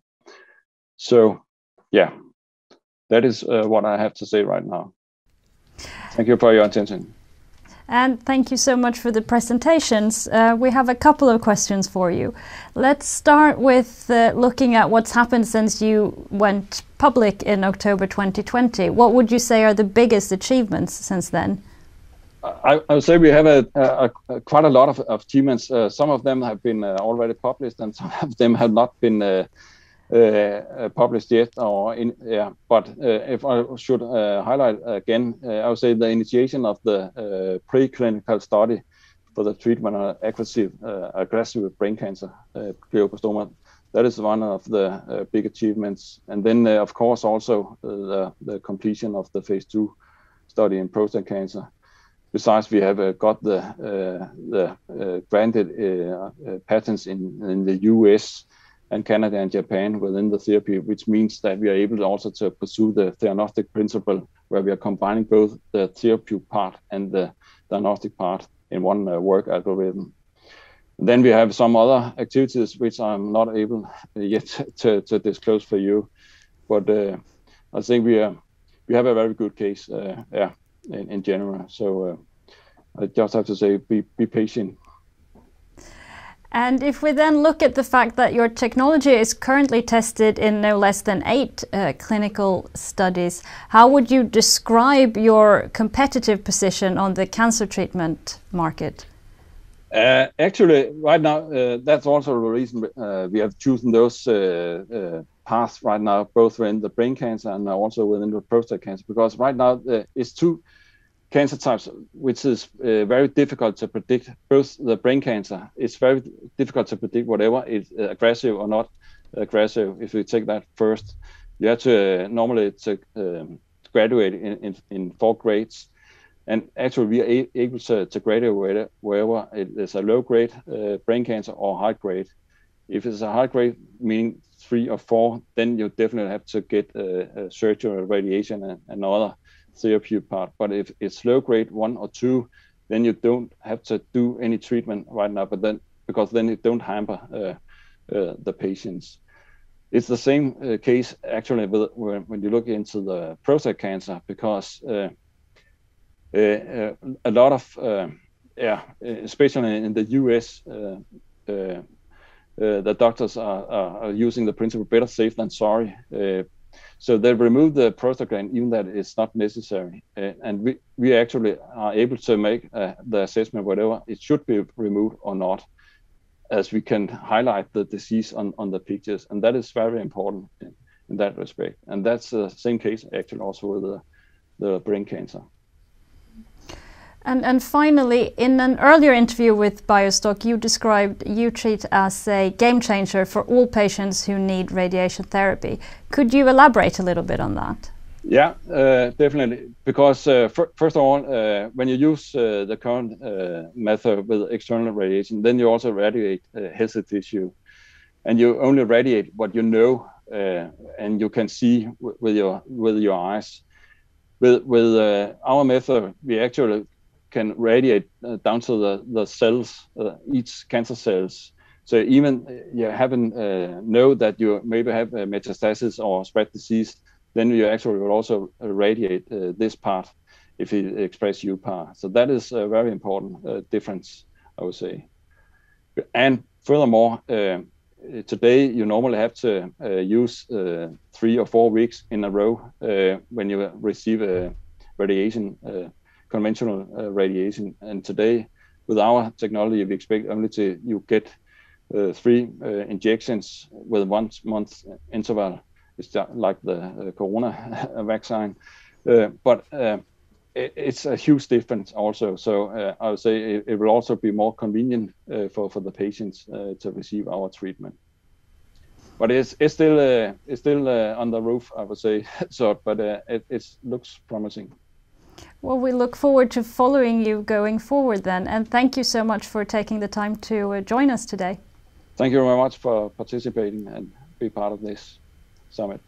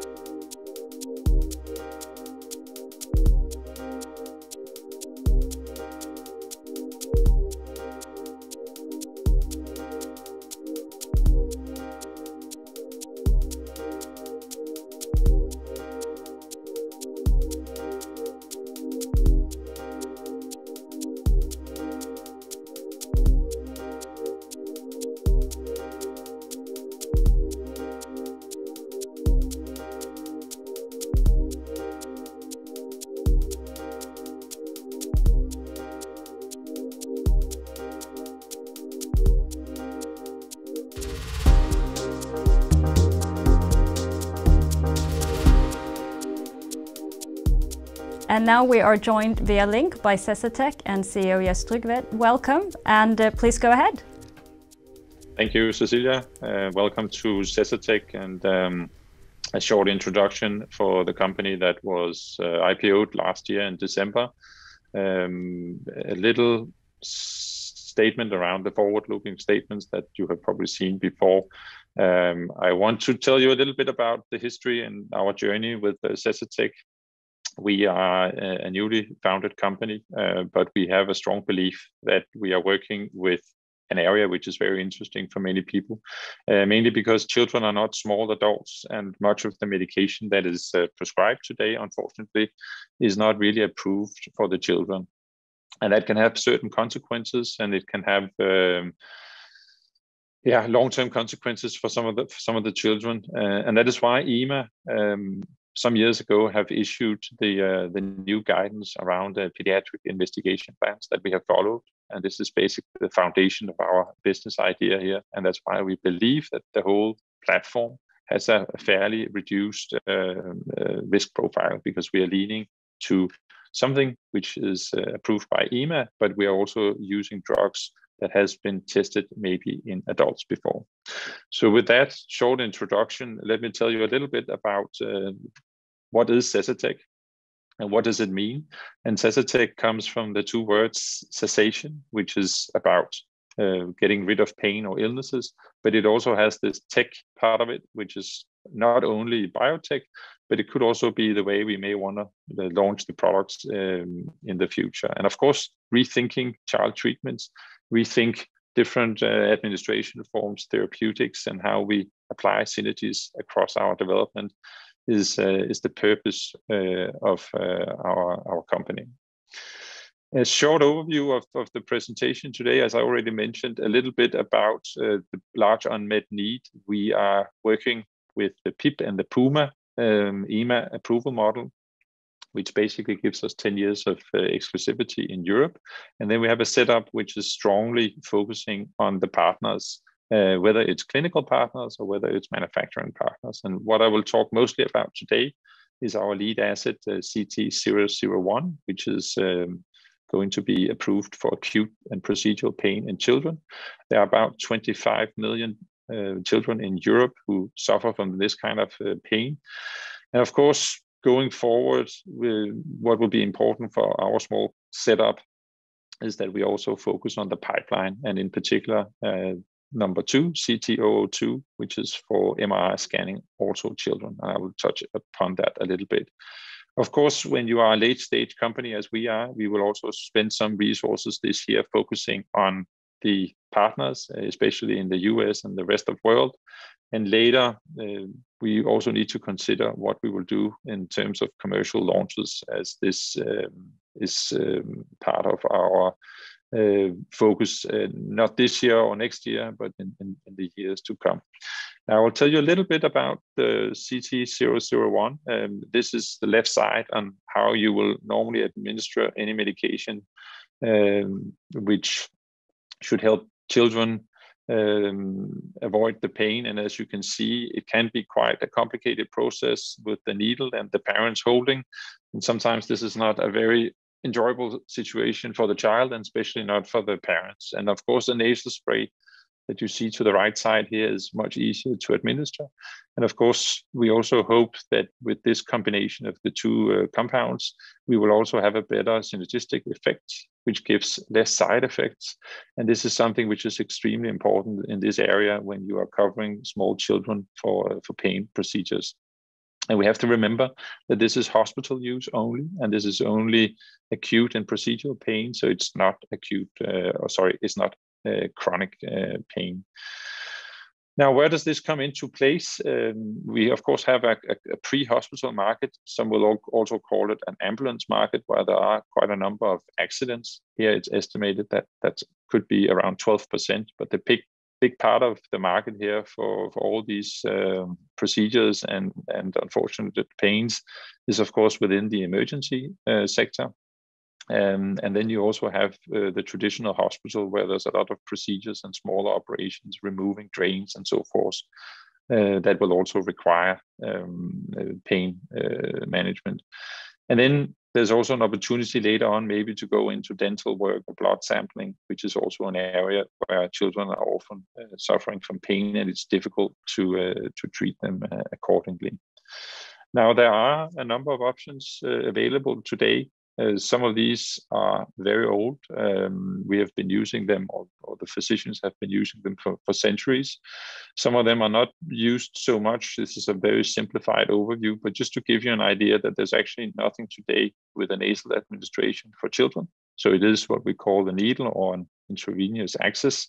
Some of these have some safety issues, and some of them are not approved for children, even though they may be for adults. And some also require trained and specialized staff. And we, of course, hope that we end up with a product which does not have any of these black boxes. Now, when we did the IPO last year, this was the funding platform. This is the development plan that we have agreed with EMA. We are quite well into it. We have completed the first 2 studies. The first one was done some years ago, but we had the results of the study 0203 coming out in March this year, and we have initiated study 0204, and soon about to initiate study 0206. And I will not go into too much detail with these studies, as this was a development plan that was agreed with EMA. But as you may notice, some of these, most of the studies are in children, but there's also a few in adults. And that's the reason when you do these programs that we normally do not want to include children in placebo trials. And that's why we're doing some modeling and simulation here. We have 3 major milestones coming up in 2021. One of them we have already communicated. And of course, we hope that we will have the studies 02 and 06 coming out this year. Having said that, it's very important for us to focus on our internationalization strategy, but especially also our pipeline focus. What we have today is only one really asset, and we're slowly starting to look into 002, CT002 for MRI scanning.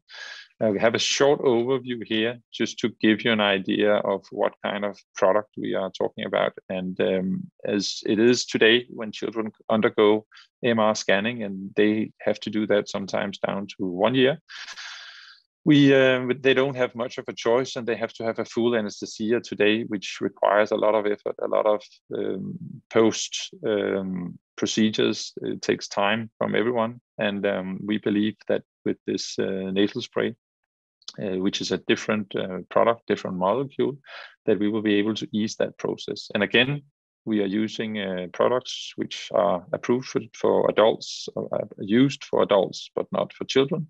So of course, we hope that this could also be an option. And then last, maybe a few words around the open wounds. That is also an issue in pain management for children. And we also have some ideas here that we want to push forward through, but that's unfortunately not going to happen this year. So with that in mind, this is a little bit the outlook of Cessatech. If you look at the box in the left corner here, this is our current funding. We have enough funding to do development for one asset. But of course, if we want to look at more assets in our pipeline, or if we later need to consider going closer to the market, this is something we obviously need more funding for. But we are on a very good track now. We are super satisfied with what we have seen. We were very optimistic when we did the plans early last year with the pandemic. And I'm proud to say that we have followed all the plans and the milestones set forward so far.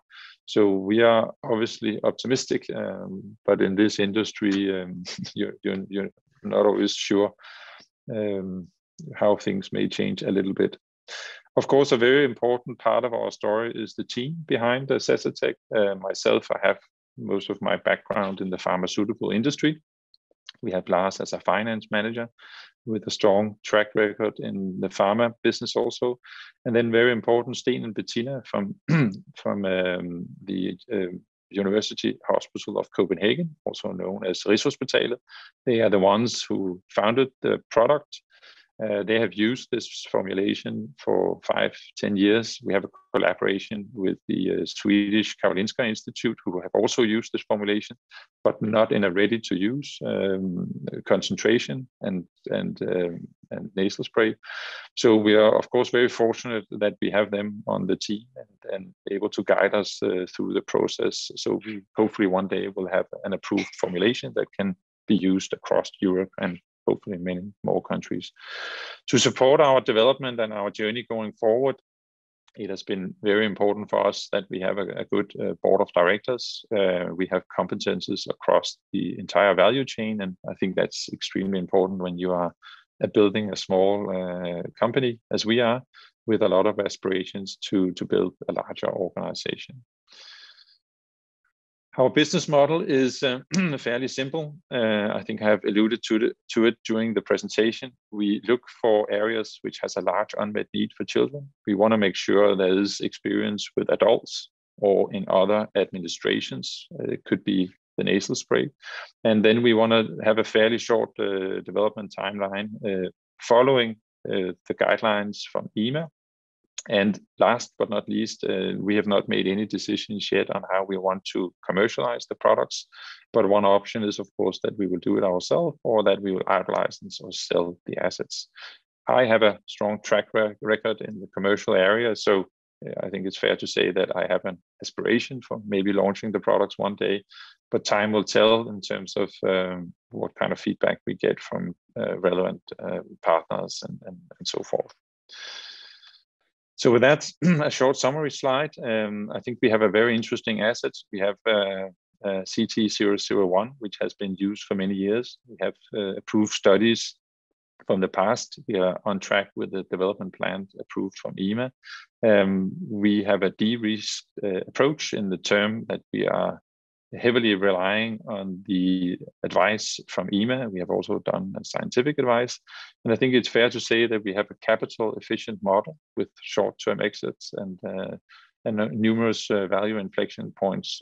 So I think we're good set and ready to take on this journey. We are all very excited and hope you enjoyed this little introduction.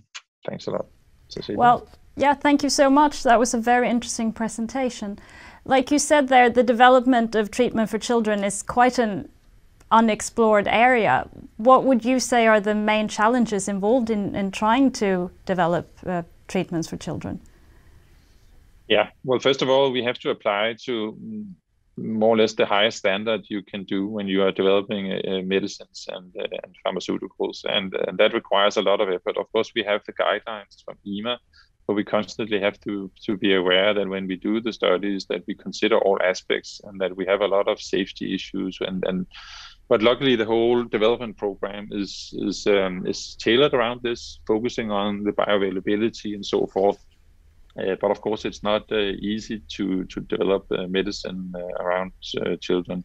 Having said that, I think we're also positive and very optimistic because we have an extremely good team with a lot of experience, and we have to remember that this particular formulation has been used for nearly 10 years in Sweden already.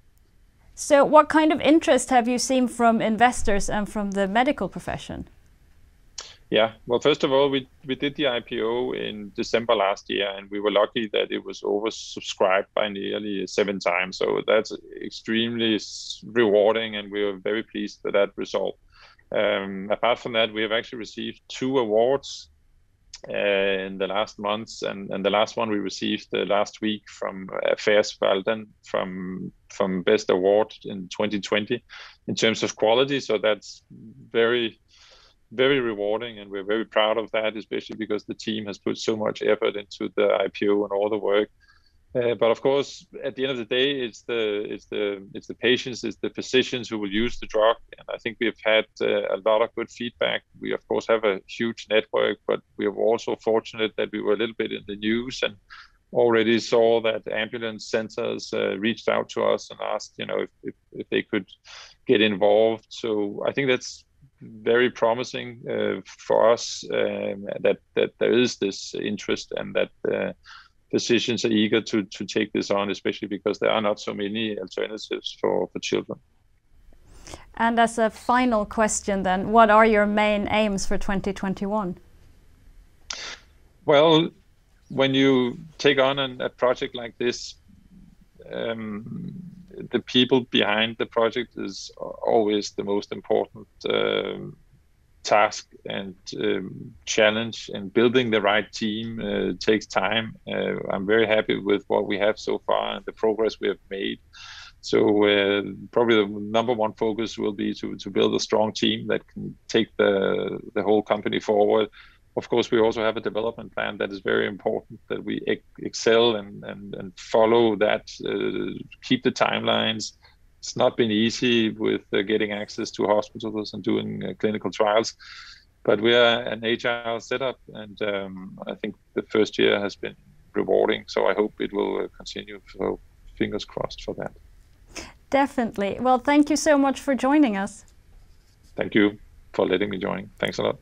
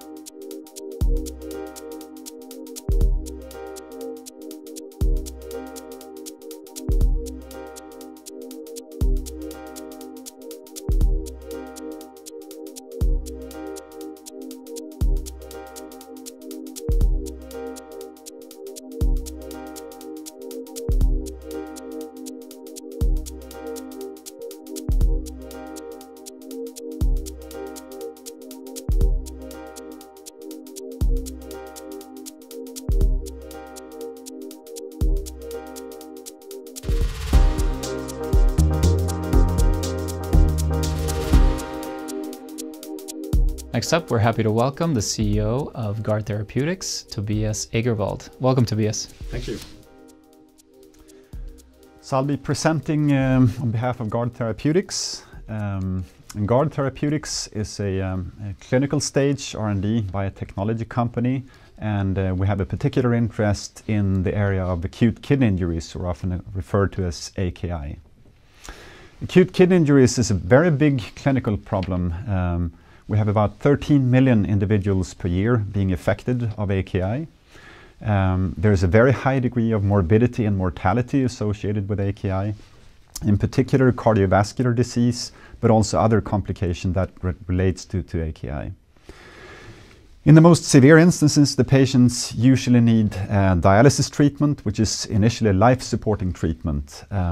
But there's also progressive elements. Even if the patient develop a less severe form of AKI, not requiring dialysis treatment, they could still progress to something called chronic kidney disease, with a chronically impaired kidney function and a lot of need to also support and control that with medications, etc. We also know that patients with AKI and also chronic kidney disease, they have a very poor quality of life, usually worse than many forms of cancers. So this is really large unmet medical need, and there's no precision drug treatments available. There are no therapies available, essentially. And I think this is the very important need that Guard Therapeutics is trying to fill. So there are multiple different patient segments that can develop AKI. Usually it develops in conjunction with serious illnesses, for example, infections, or in major surgeries like cardiac surgery. And actually, during open chest cardiac surgery, this is the most common complication you can actually see in these types of surgeries.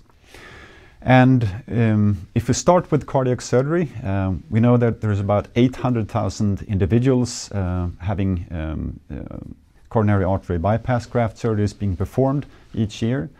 These can of course be performed in conjunction with or without valve replacements. And only in Europe, and there's about 400,000 surgeries being performed. So this is a really big and common kind of surgeries that are being performed globally. And due to the surgical procedure itself, with the use of a heart-lung machine, a lot of patients can actually develop an acute kidney injury that really becomes very severe and progressive. There are no precision drugs, again, treatment available today for AKI, and this again is something we specifically want to look at and develop a novel treatment for in cardiac surgery patients. So the lead investigational drug that Guard develops is called RMC-035, often referred to as Rosgard. And we think this drug carries multiple benefits. It's a very versatile drug with potential for clinical efficacy, with a broad set of actions that really we think is an important distinguishing factor for generating efficacy in cardiac surgery patients. And it blocks multiple different pathways and really impedes the downstream cascade of injuries that is really associated with an initial acute kidney injury. And in the orange box, you can see some of them here. So for example, it reduces heme toxicity by direct binding to heme that results from hemolysis when we use a heart-lung machine. It's also a very important antioxidative molecule, both by binding directly to free radicals as a scavenger, but also there's a reductase component, so there's an enzymatic conversion of free radicals into inactive species. We also know the molecule directly binds and stabilizes mitochondria, which is again a very important mechanism both in acute kidney injury but also in chronic kidney disease. So there is a high degree of mitochondrial dysfunction, which we think this molecule actually protects. So overall, the molecule supports and optimizes tissue regeneration, and all these components, both individually and synergistically, we think is very critical for protection and prevention against AKI and also in cardiac surgery patients. So today we will not discuss a lot of preclinical data, but the company has done in the past multiple and different disease models. So there's a very robust preclinical pharmacology package. And there's also documented effects in a lot of models beyond AKI. So for example, the molecule also protects bone marrow injury, protects against radiation-induced organ injury, and preeclampsia. So I think based on this very broad set of effects and pharmacological effects, we think there's a good chance that the molecule will also translate into clinically relevant effect in AKI prevention. So this is a model how RMC-035 protection in cardiac surgery, how we envision that this actually works. So the compound RMC-035, it's administered as an intravenous infusion. So the patient actually gets this as a couple of infusions within the first 2 to 3 days, immediately in conjunction with and after the cardiac surgery procedure. And we think there are 3 principal components that actually happens and that precipitates and increases the risk for AKI. So the first one is hemolysis, which I explained. That means that the red blood cells, when you use a heart-lung machine, so the red blood cells will actually be distracted, and there's a release of free heme from hemoglobin. And the heme component actually is filtered and taken up by the kidneys and is directly toxic. And again, RMC-035 actually directly scavenges and neutralizes heme. The second component is ischemia. So essentially due to the heart-lung machine, when you have the cardiopulmonary bypass, there's sort of a continuously small repeated ischemic injuries to the kidney that is the main sort of culprit for developing AKI. And again, the molecule we have has been shown to robustly, and it's not kidney specific, but also in the kidney, it's really being protective against these sort of ischemia reperfusion injuries. And thirdly, there is an inflammatory cascade which sort of is precipitated by these 2 components and also triggers an AKI in the kidney. And by giving the drug intravenously, we have sort of 2 shots. First, we can actually prevent all these mechanisms directly in the bloodstream when the molecule is being infused. But secondly, we also know the molecule is rapidly distributed to the kidneys and actually taken up by the proximal tubular cells in the kidney, which is the initial site of injury. So we really have 2 kind of separate steps where we can achieve this level of protection.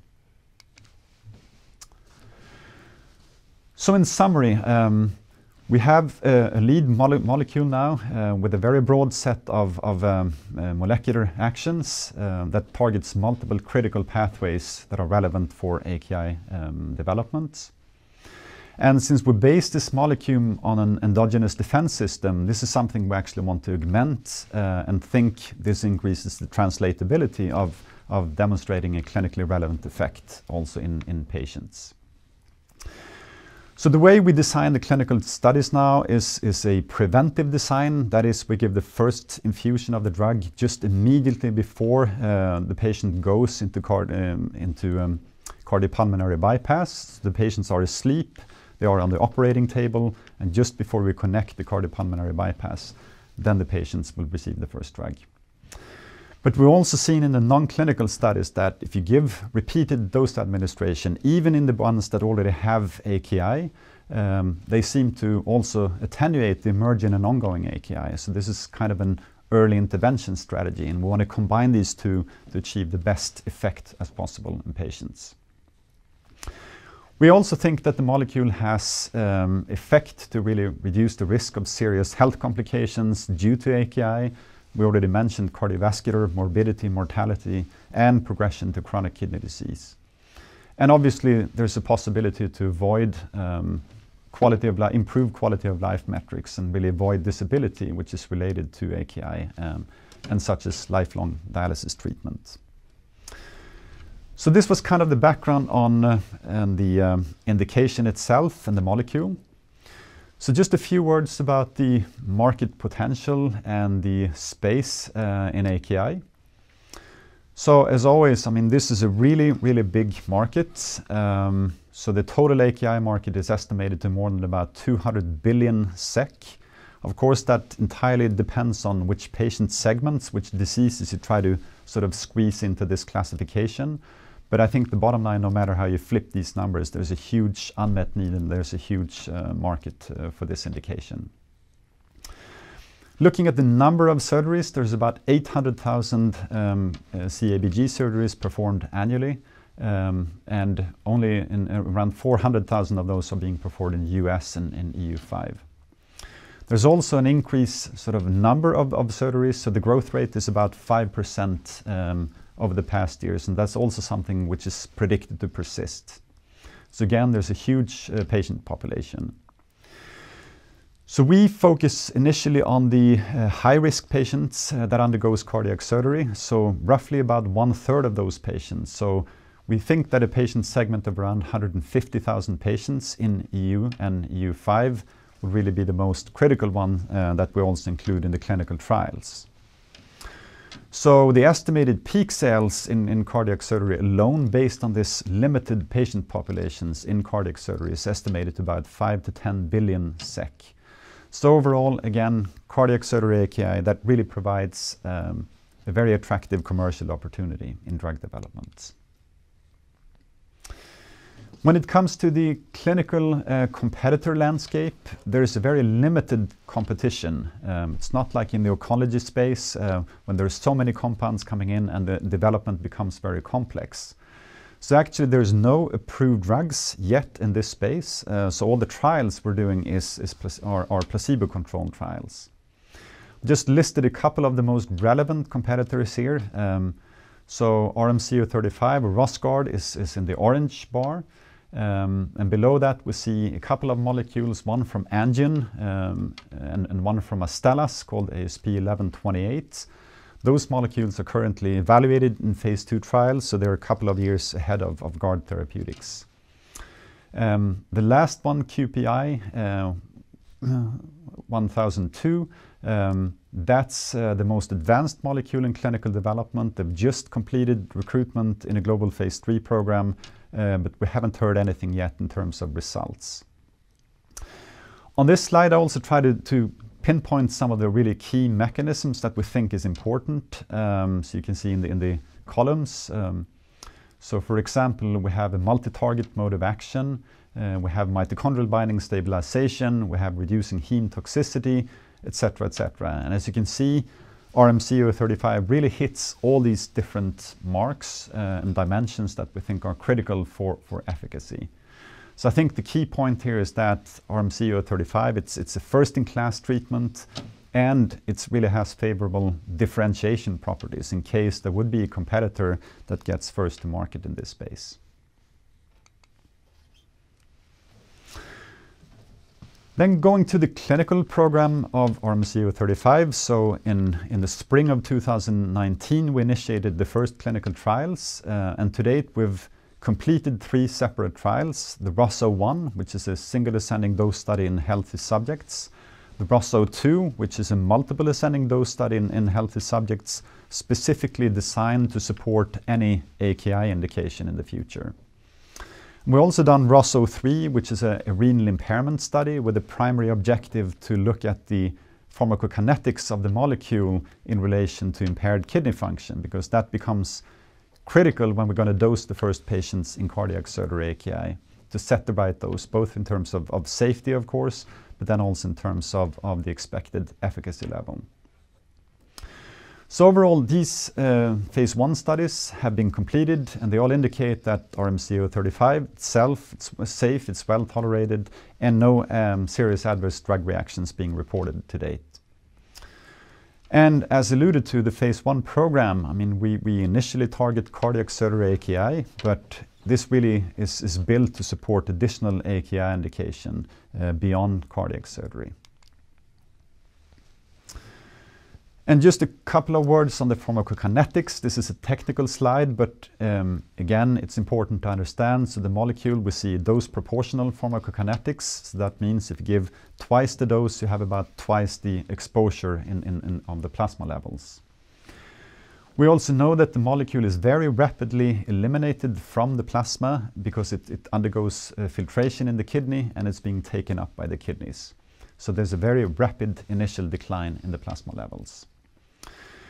The total exposure, which essentially it's the area under the curve of the concentration over time, that's proportional to the level of renal function. And that's something we learned from the ROS03 study. And that is something we also consider now when we set the first dose and the dosing strategy and the dose levels in the phase 1b and also the upcoming phase 2 study. And the final point is that with this dosing regimen, there is no systemic accumulation of the molecule. So essentially, it's all being cleared very rapidly. So on the figure you can see on the bottom here on this slide, there's essentially, this is based on the regimen where we give 5 doses over the first 48 hours. This is the dosing regimen we intend to carry forward now in the phase 2 study. And as you can see, the peaks don't vary that much, so the Cmax levels are about the same. And again, there's no accumulation of the drug in between these doses. And the ongoing study that we do now, the first study we're doing really in the target patient population, that's a phase 1b study. So this is a randomized double-blind study that we conduct at a single site in Germany. It's a small study. We have included, or we plan to include 12 subjects, 8 being allocated to RMC-035 treatment and 4 to placebo treatment. And as you can see, the target patient population, that is subjects undergoing non-emergent open chest cardiac surgery at moderate, even high risk to develop perioperative or post-operative AKI. And the projected enrollment period is in Q1 to Q2. And as recently communicated, we already recruited the majority of these subjects, and we actually plan to finalize the recruitment now in June. So this is something to watch out for. In a couple of months later, we will also be able to share the top-line results. And this is, again, a very important study for GARD and for moving forward into the phase 2 program. And this really leads up, so the phase 1b study in cardiac surgery patient, that really adds up to sort of the final clinical package that we use to optimize the phase 2 program. So that is something we work on intensively right now. We have multiple support, both internally, but of course with external advisors. We have multiple KOLs and a separate scientific advisory committee that supports the design of the phase 2 study. We're also confident from a regulatory standpoint that we have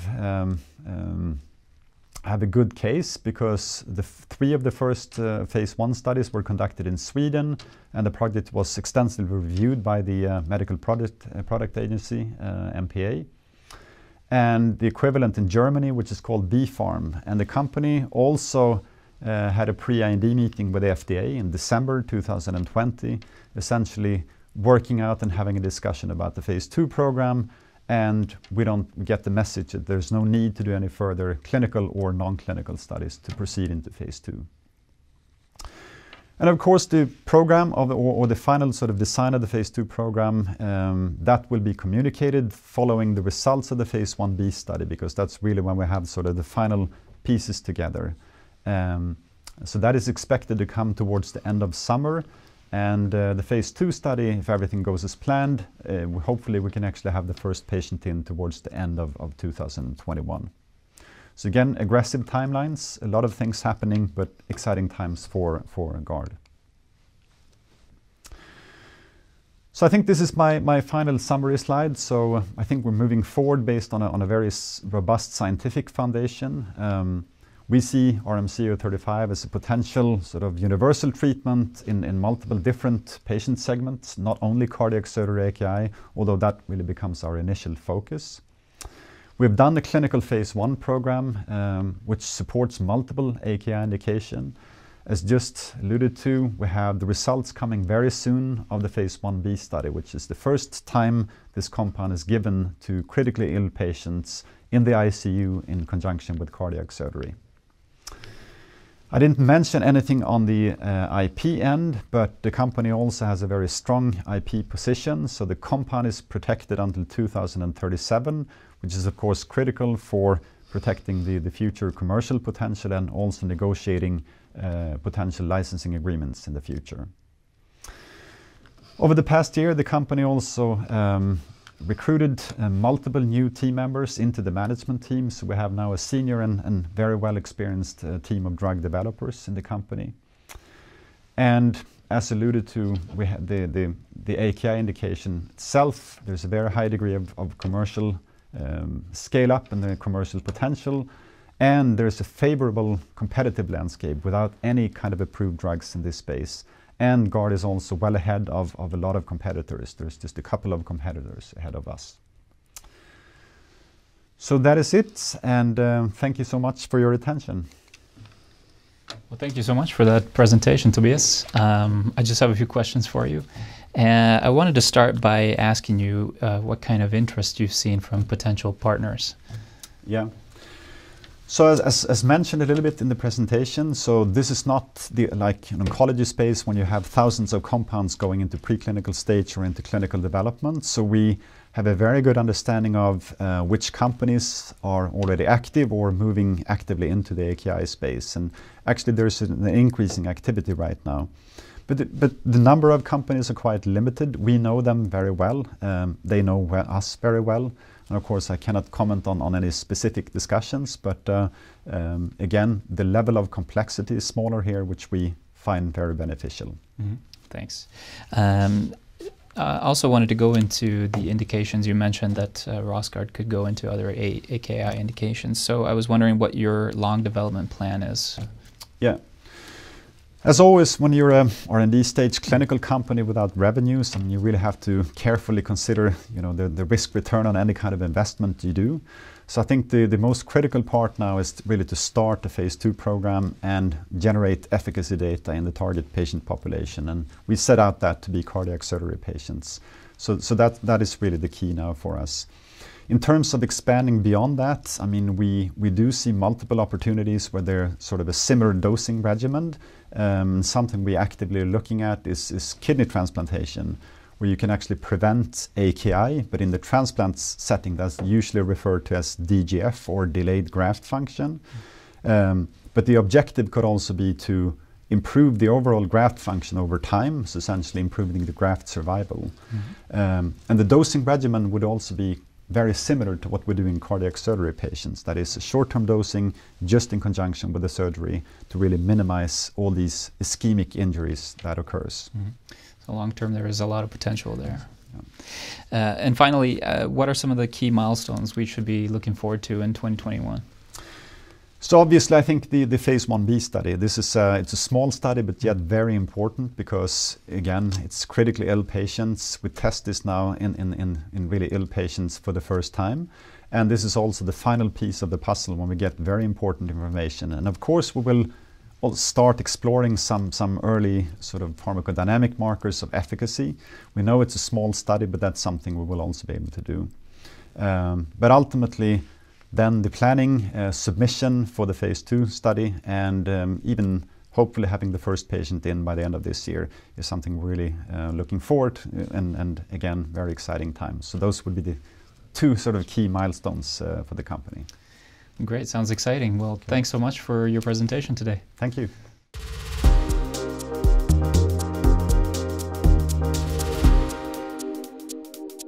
Next presenting company is Idogen, and with us we have Anders Karlsson, who is the CEO of the company. Welcome, Anders, and I leave the word to you. Thank you, Olivia. My name is Anders Karlsson and I am the CEO of Idogen. Idogen is a public company on Nasdaq First North since June past year, and we have been public since 2015. The company is developing tollogenic cell therapy. The agenda for today, I want to give you a short introduction to our technology, go back and look historically on key activities for 2020, the past year, and then step into our prioritized projects, and also talk more about the key activities for this year and ahead. Cell therapy. The definition of cell therapy is that the cell therapy aims to treat diseases by using cells to repair or change other cells in the body. The cells are cultured outside the body and thereafter being injected into the patient. These cells come from the patient. In that case, it's called autologous cells, or from a donor, allogenic cell therapy.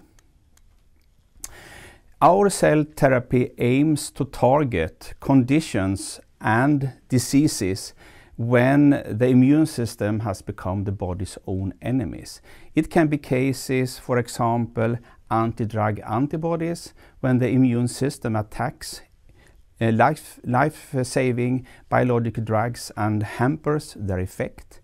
It can be conditions on and with transplant rejection, and also the big number of autoimmune diseases when the body attacks its own cells and tissues. And in all these cases, we seek to turn off these unwanted attacks of the immune system. We have a platform technology which is patentable, and we have 3 ongoing projects. The first is IDO8, targeting hemophilia in patients that has developed neutralizing antibodies towards its life-saving treatment with factor 8. The next one is IDO-T, targeting kidney transplantation, and the third is IDO-AID, covering a big amount of autoimmune diseases. To give you a short introduction to our technology, the dendritic cells plays a key role in the immune system, and we are using them for our technology. They have the role to sort out different cells and molecules within the body. Here are different cells and molecules that it has to sort out. And when it looks like this, it's as it should be. It attacks virus and bacteria and cancer cells, but also tolerizes pharmaceuticals, transplants, and own tissues and organs. The left-hand side, you see the attack side, where the body activates immune response. This is the normal way it acts. We are targeting the other side, the regulatory T cells, which are important for creating a long-term tolerance, and I will tell you more about that later on. But if it looks like this, when the immune system attacks pharmaceutical transplants and own tissues and cells, then we have a problem. And then you can say that you have a wrongly activated immune system, and our technology aims to instead reset the immune system and reprogram the cells in a way to normalize the immune system. Our technology, our treatment is tailor-made for the individual patient. We harvest the cells at the local hospital. Thereafter we ship them to our GMP facility for manufacturing. We take the monocyte, we introduce them to the disease-specific antigen, and for the IDO8 treatment, the disease-specific antigen is the clotting factor 8. Then we also add our proprietary tolerance inducer, and then we have created the tolerogenic dendritic cells, which actually is our treatment. Thereafter, we ship it back to the local patient's hospital and inject the patients bi-weekly in 3 to 4 occasions. A very important step in the development of our technology was when we decided to outsource the manufacturing of the cell therapy for our clinical trials to Radboud University Medical Center in Holland. They are world leading in manufacturing and developing cell therapy, and they have been in this business for more than 20 years. So we have invented the cell therapy in our facilities. We are moving them, a tech transfer, to Radboud, and thereafter we manufacture in GMP standard. And a very important thing with our cell therapy is that we can transport it in a frozen state to the hospitals. Key activities. We have a very young IP protection, which is a good benefit for the future. We communicated our new tolerance inducer in mid-2019. Thereafter, we agreed with Radboud, the manufacturing agreement, and thereafter we sent in the patent application, the first one in UK. The past year, 2020, was very much focusing on preparing for clinical trial. We was looking into regulatory discussions. We was also discussing in a lot of discussions with clinical specialists, and we also made the uplisting to First North Nasdaq. Our key projects. I'll start with hemophilia A and patients that has developed antibodies towards the treatment of clotting factor 8, which is the normal treatment for these patients. This is the standard of care, but in 25 to 30% of the patients, they are developing neutralizing antibodies. These treatments has a relatively high cost. For a factor 8 treatment, the cost is around 1 million Swedish kronor a year. But for replacement therapies for factor 8, the price is significantly higher. As I said, normal treatment factor 8, but in some cases that doesn't work.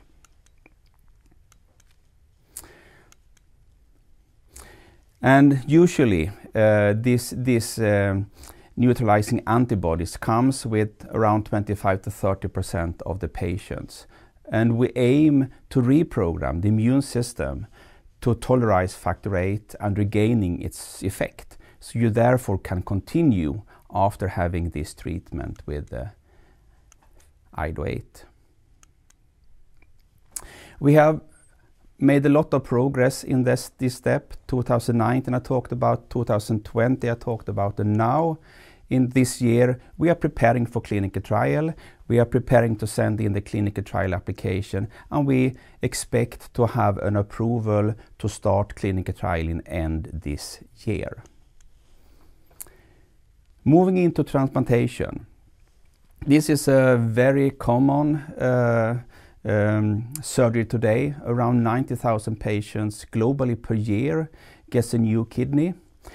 But these patients also need a lifelong suppressive, immunosuppressive treatment to reduce the risk for rejections.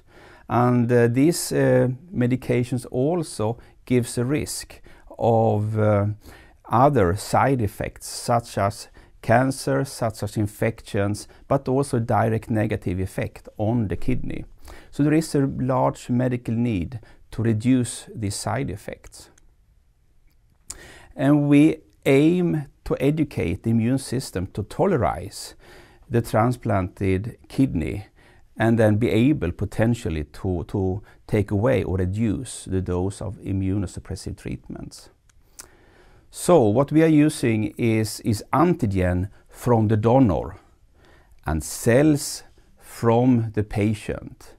And the plan is to give a prophylactic treatment with recipient cells exposed to donor-specific antigens to tolerize the transplanted organ on the recipient. The development is also progressing here. We have the same platform as we have developed for IDO8. This year is very much focusing on the acceleration of this development program. And we are now making the adaptation of transplantation indication into the platform. We have created a very strong advisory board, but also now collecting preclinical safety data. Next year and the year ahead, we'll move towards preparing for clinical trial also for this indication. Autoimmune diseases, that is a very big amount of diseases, and we are in a project looking to which are the ones that is most accurate for the treatment with our cell therapy. And we are here also very open to discuss specific collaborations with companies acting in the specific therapeutic areas. Key activities for this year, I have mentioned that we are preparing everything for the clinical trial. That is the key project for the company. If we look into IDO-T, we are accelerating the development, we are making the adaptation of technology, and we're also starting preclinical studies for IDOT. And we're also discussing how to best utilize this technology clinically in the day-to-day transplantation environment. That is also a very key thing. Another important thing for us right now is also to extend our efforts in the business development and partnership discussions. We see a quite big interest in different companies and also academias to look into what we're doing and to move this development of the projects further. A very important part of the development of this kind of product is to have the right contacts and have the right scientific knowledge, but also giving an input from the clinic. We have here a new advisory board. We have added also transplantation specialists into this during the year. So if I summarize my presentation, we have a well-advanced project with a clear strategy ahead. We have a proprietary technology with patent protection, if approved until 2040, which gives us a lot of benefits for the future. We have a strong partner for high quality, large scale production in Radboud University Medical Center in Holland. We aim at clinical readiness for IDO8 end this year and be able to start the clinical trial. We are also looking for the time being for partnerships for further development of our technologies for the future. So to all of you, thank you very much for listening to this introduction to Idogen. Thank you. Thank you for your presentation, Anders. What interest have you seen so far in your technology? In general, very high interest on the technology as such. I mean, to create tolerance, I mean, this is a very exciting thing for all immunologists if you look into it scientifically. If we then also add the benefit of also making this a treatment that also works clinically, I think all can understand that this would be revolutionize the treatment of these patients that has a high medical need. And could you tell us a bit about the competitive landscape for IDO8? Yes, I can do. As I said in my presentation, the standard of care treatment is replacement therapy or substitution therapy with clotting factor 8. This is what they're missing. And when that doesn't work today, they get other treatment instead with a higher price, but not really targeting the same as the factor 8 treatment. So I would say that the idea with taking the patients that have created neutralizing antibodies with the treatment and instead treat them with our technology and then be able to continue with all patients, hopefully, with factor 8 would be a very good scenario for the future, because the idea was to start to treat with factor 8, and we will give potential the opportunity to do that. And what would you say are the most important activities in 2021? The most important thing is to get things ready to start the clinical trial, and that is also the question we get out there when we talk about technology. Yes, this looks great. When can you tell us the numbers? So we get the feeling that partners and also all interested, clinicians, patients, wants to get the information on if this works or not. And we are getting closer and closer. So this is a very exciting year for us, I should say. Yeah, very exciting. And thank you for coming here today, Anders. Thank you, Olivia.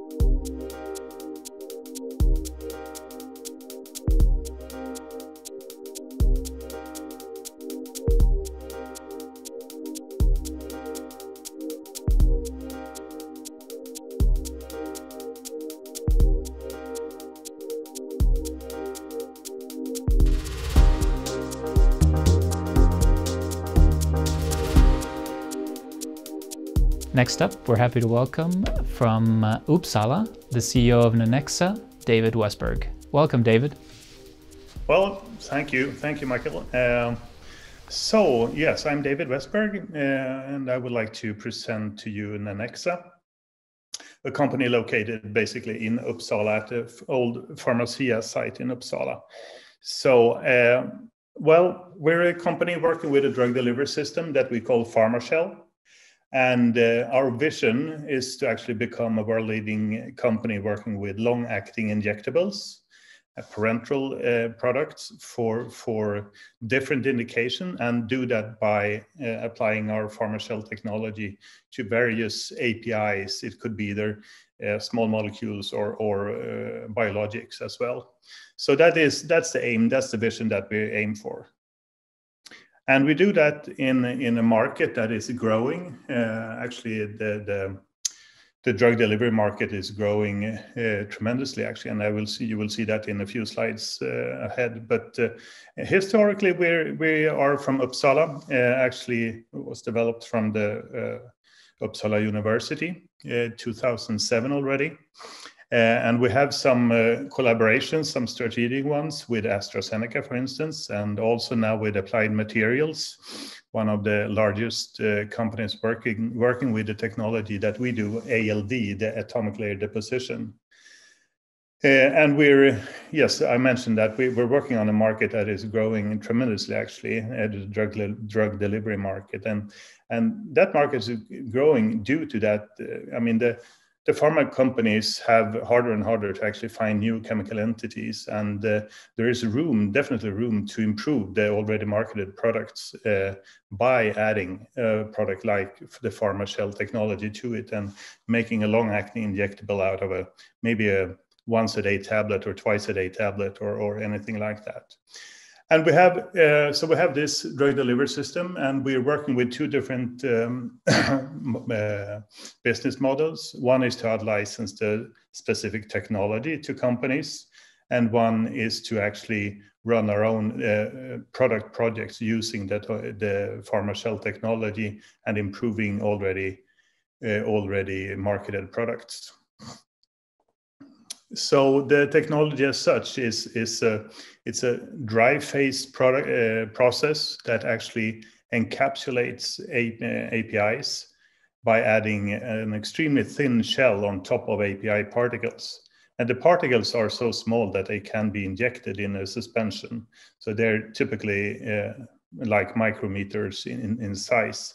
And we add a maybe 10 to 50 nanometers thick shell on top of that with an inorganic oxide that will dissolve extremely slowly. And that slow dissolution is actually what controls the release of the API. And by that we can shift, for instance, like you see here on the left-hand side, the 7 peaks of a product that is now used for the treatment of myelodysplastic syndrome. We can exchange that with just one injection. I will come to that. That's actually our next 18 project that we run. And we have another project also that we have started, and that's the next 20, which is a product aimed for improving the treatment of multiple myeloma. And looking at our project portfolio today, we have 2 products of our own where we take the first one into clinic right now. We have just started the study in Stockholm, in Huddinge, Karolinska. And next 20, we're taking that through ALD process development into formulation development this year, and also preclinical testing in animals. And we aim for taking that to phase 1 next year. And we also anticipate to start a 3rd project this year, next 21, and we will come back to that later this year, what that will be. We have a number of collaborators as well, AstraZeneca being one of them, where we currently do animal studies and formulations together with them. We have another number of partners that we work together with also regarding formulation of their APIs. And we actually started another one early this year, where we're actually taking that that will actually go into animal study pretty soon. So that's moving fast, actually. So we do that, like I said, we're working in a market that is growing tremendously from about $500 billion US to about $900 billion US in a few years. And it's growing in many different indications, and specifically maybe in the oncology indication, where we have our 2 projects right now. But there are, of course, other indication areas that are very, very interesting as well. So we're working with 2 hematological cancers, myelodysplastic syndrome for next 18 and multiple myeloma for next 20. And we're working with 2 different APIs, azacitidine and lenalidomide. They're both backbone treatment of these illnesses, and have a steadiest growth actually from now and also onwards, even though the patent is going off, the products are going off patent. But you see the numbers here, and the market numbers are quite tremendous. So looking then at different stakeholders and what's driving the market to grow in such a way. We have the patient groups that are looking for solutions where they don't need to take a pill every day. They don't need to be reminded of being ill. So that's actually a big group and an influential group, specifically, I'd say, in the US. We also have FDA, who's actually promoting these type of developments to, and they've actually written a guidance called the patient-centric product guidance. We also have the healthcare systems that can save a lot of money by using long-acting injectables, and long-acting injectables that are very, very tightly controlled, that we can do with our PharmaShell technology. And then last but not least, the payers, they are very interested in these type of products. And we've actually talked with I think it is 6 or 7 insurance companies in the US for our Next 18 product. And they're really in favor of that product profile, taking away 7 injections and exchanging that to just 1 injection will save a lot of money. And by that, we can actually also work with a premium price setting of that product. Looking then at the global industry, what are their thoughts and so on regarding drug delivery, and specifically the PharmaShell technology? And working with long-acting injectables, they can of course differentiate their product pipeline, but that increased the revenue stream, of course. And they can also look at long-acting injection products to complement their existing formulations and adding on patent protection. The nice thing here is that our patent is a patent that will have protection at least until 2033, and probably much later as well, longer as well. So adding our technology to an API that doesn't have patent protection will actually give it patent protection for as long as we have patent protection for our technology. So that is, of course, really interesting. And it will also enable to make products out of APIs where they haven't been able to do long-acting injectable products earlier on, due to the unique properties of the PharmaShell technology. And considering the PharmaShell technology benefits, the key benefits, I would like to focus on 3 of them. It's number 2 actually here, control of initial drug release. If you think of that, you should have a depot formulation that should last for maybe a month or 2 months or so. It's really, really important that the first initial release is not big. You should really need to be able to control the initial release. And in many other depot formulation technologies, we have problems with that. That could be up to 30% that's released the first day.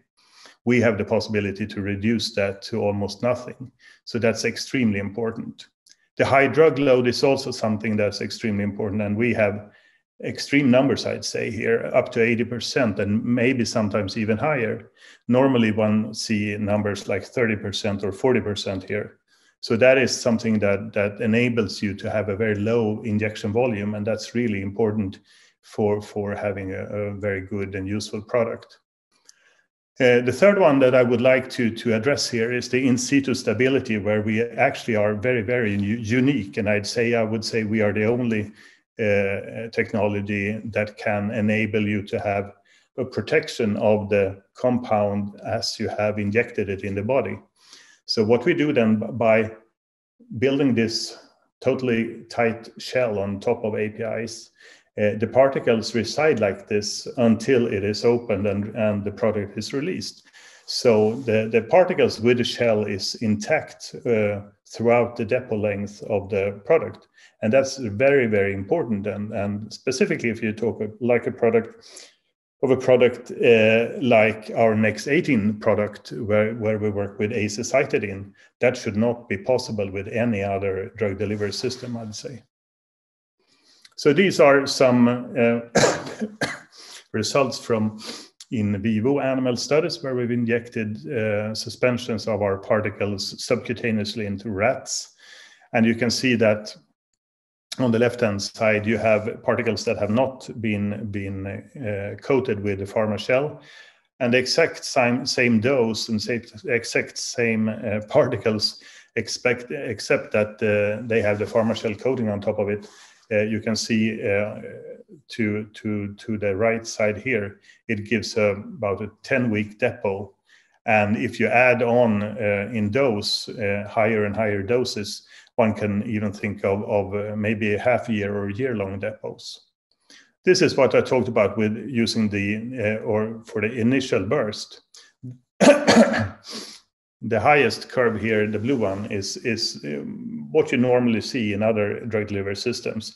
You have a quite high initial burst, initial release, but we can take it down to, in the bottom here, 2% of the total dose the first 48 hours. And that is considered being no initial burst at all. So that's extremely, extremely important. What is also important is that we can work not only with small molecules, but also with biologics. And this is an example of a peptide that we work with together with one of our collaborators. They wanted to have a 1-week depot of that peptide, and this is what we have actually achieved. These are 3 different shell materials on top of the same peptide. And to the left, you can see that it drops down out of the plasma within less than a day and maybe half a day without our shell material. And with about 10 nanometers thick shell, we can create a 1-week depot.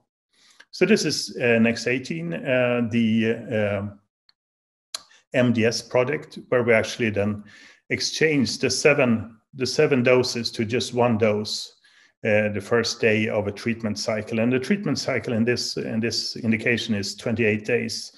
So the patients come in for 1 week, every day 1 week, to get an injection. And then they rest for 3 weeks. And then there is 1 week with treatment again. And this is, of course, extremely cumbersome for people, specifically elderly people that also need assistance to come to the hospital. So the elderly people's children and so on needs to help to take the patients to the hospital and back and forth. And you can think of how cumbersome that is.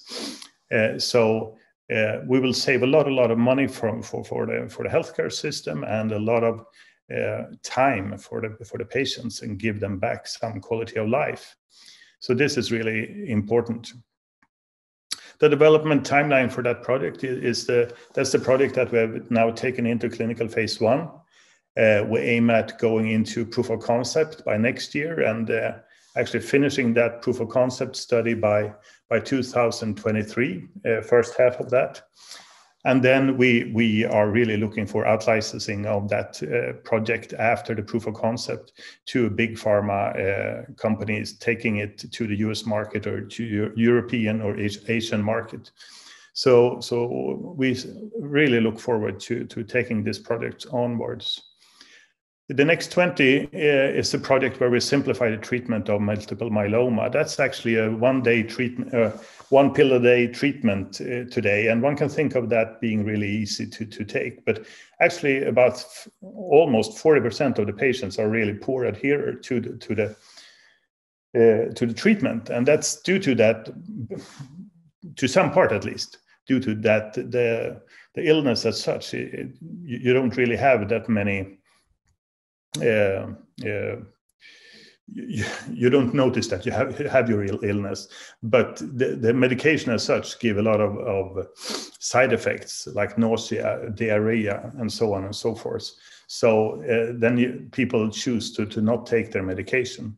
With a once a month injection, they have the treatment taken at the doctor's office and can forget about it until the next month.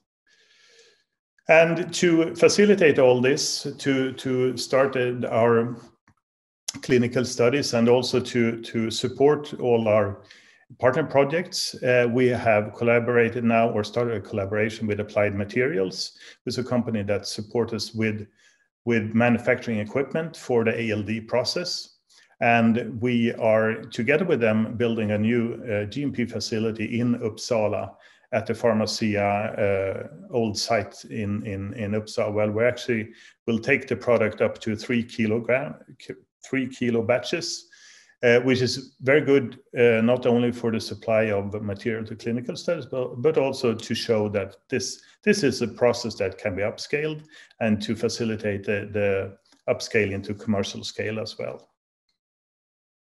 So looking at the patent portfolio, I just want to briefly go through this. We have patent granted in the US, Japan, and now also lately in China. We are covering all major markets with our patent applications. We have several applications ongoing and also submitted that will also improve our patent portfolio. But still, it's already now a good portfolio, I think. Looking at value inflection points going forward, I mean, we have the clinical study that we just started, where we will have results in later this year, Q3 this year. We will have the next study started during next year, and we'll also start our first clinical study in multiple myeloma project MNEX20 that will start first quarter next year. And we will have top-line results from the next 18 proof of concept study in 2023. This is, I think, the last slide or the next last slide, just to show we have this is the board of Nanexa, board of directors. We have a very nice board of directors with a long experience from the pharma industry, headed by Göran Ando, who earlier on was chaired Novo Nordisk, and before that in Glaxo and also in Pharmacia Upjohn. And you see the rest of the members, they have a lot of experience from different companies. And this, I think, is this end slide. This is what I've talked about, our product portfolio, which I think is extremely important. Our partner projects is also extremely important, and they go together, I think, in a very nice way. We have the patent portfolio that's the base for all the business, actually, and we have the GMP scale-up facility that sort of complete the wheel and really makes us a complete company going forward into this journey of building Nanexa. So thank you very much for listening. Well, thank you, David. And yeah, it's a very interesting presentation. And I'd like to begin by asking, you currently have 2 ongoing projects, and you also mentioned another project, the NEX-21, that is in planning. So I'm wondering, how important is it for Nanexa to diversify its portfolio? Well, I think it is important to diversify it. To firstly, a third project will add possibilities for future business, of course, and that's important. But also, it's important with having a new drug delivery system like PharmaCell is. It's important to validate it in different areas and different indication areas and different ways of improving the current treatment. Like we have Nex-18 taking away 6 of 7 injections for Nex-18. For Nex-20, we actually exchange a once daily tablet with an injection. And the third project, Nex-21, what that will be, I will come back to that. But I think it's important to diversify and also add possibilities for future business. Mm-hmm. Yeah, and you also talked about the key to having a strong patent portfolio, and you recently received a new patent in China. What are the implications of that? Well, I think China is becoming more and more important for pharma business as such. And everybody knows China is growing into a huge market, and having a patent in China opens up, of course, for businesses there. And there are more and more big Chinese companies that we meet in partnering meetings and so on. So having a patent there is important for us, absolutely. And well, finally, to top everything off, what is the one milestone that you are most looking forward to in 2021? Okay, so that would be in this year. I think it's the results actually from our first clinical study that will make a huge difference, both for that project and also for the partnering discussions we have. If I should choose just one, we have several other ones that are also important, but I would pick that one. Okay. Well, thanks so much for answering the questions, and thanks for your presentation. And we look forward to following Nanexa in the coming months. Thank you so much.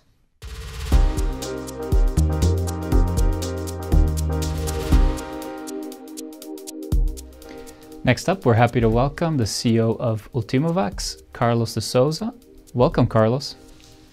Thank you, Michael. And hi, everybody.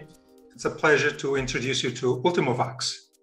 We are a biotech company located in Oslo, Norway, and also we're the research team located in Uppsala, Sweden. And we are listed in the Oslo Stock Exchange.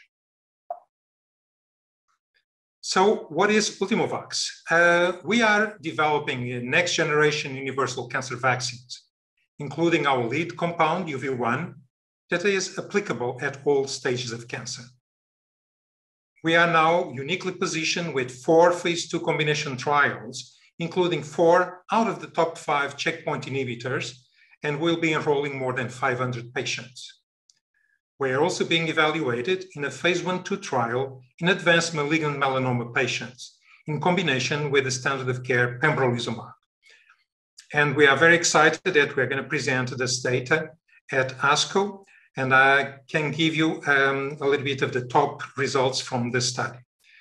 These key results from the first study cohort of 20 patients after a 21-month follow-up show that UV1 in combination with pembrolizumab reaches 60% objective response rate, and most notoriously, a complete response of 30%.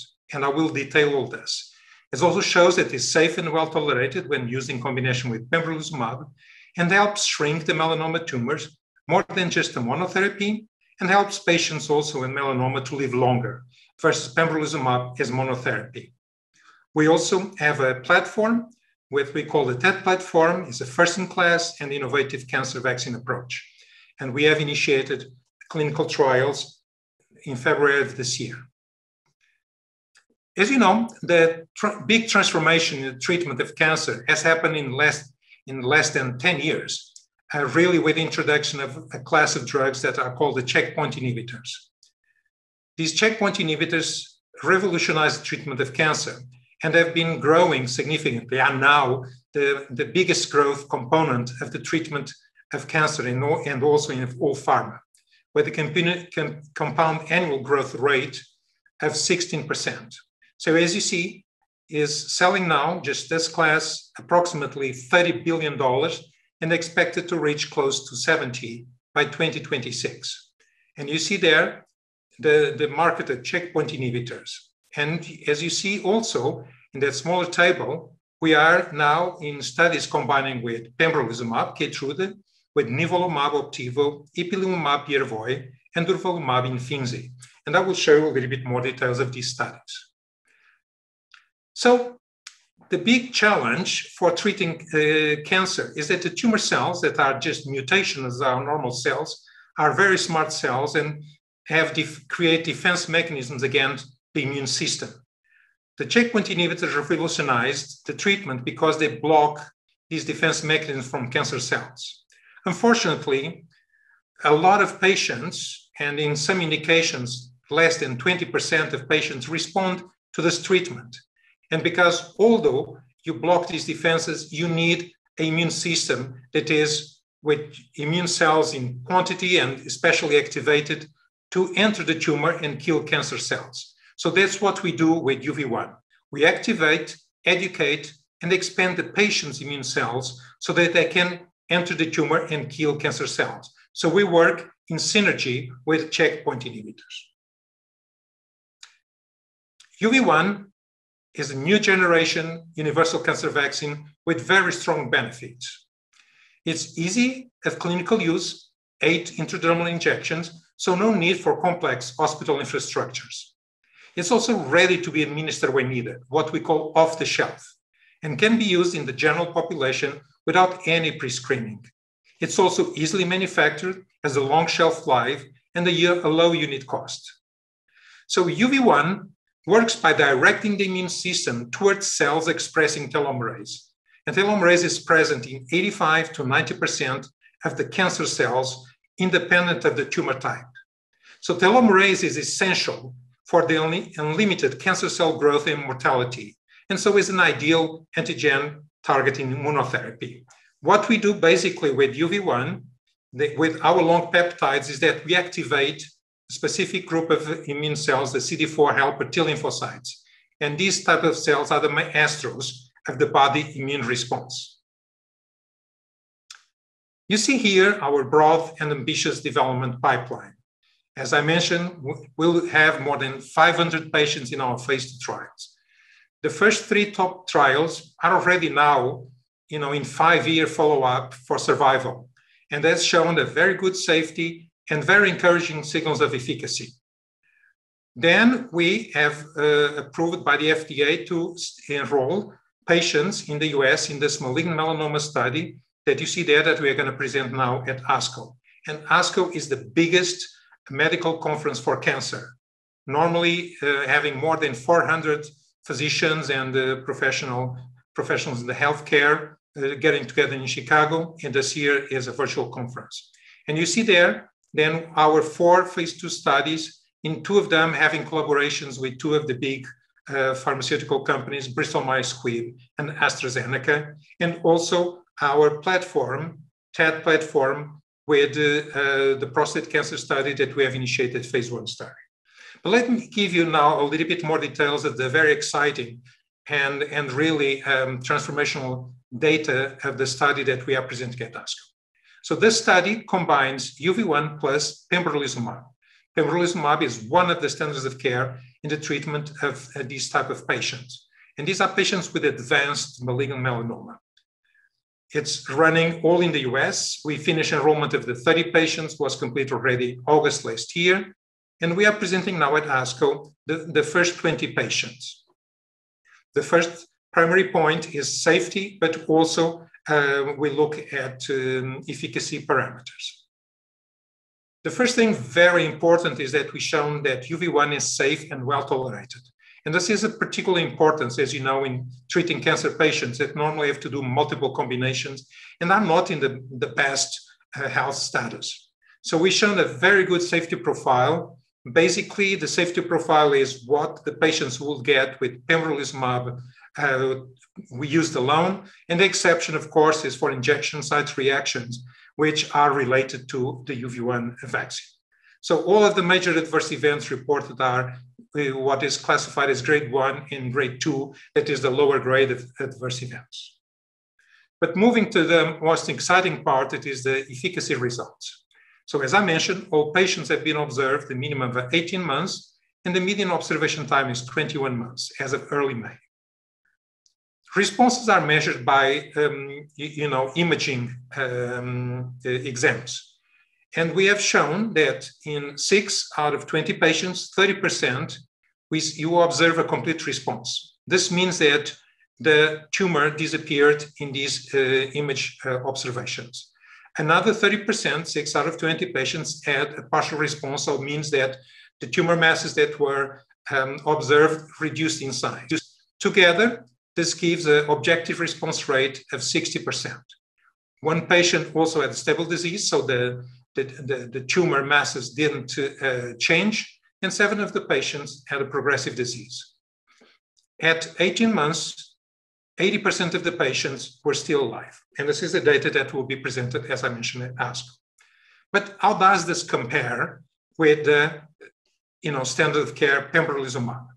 You see there in this graph that when we look at all of the patients that responded, as I mentioned, the objective response rate, pembrolizumab in their approval study with 279 patients, similar group of patients as in the study, about 33% of the patients had a reduction of the mass size or a complete response, while we have pretty much twice of that percentage, 60%.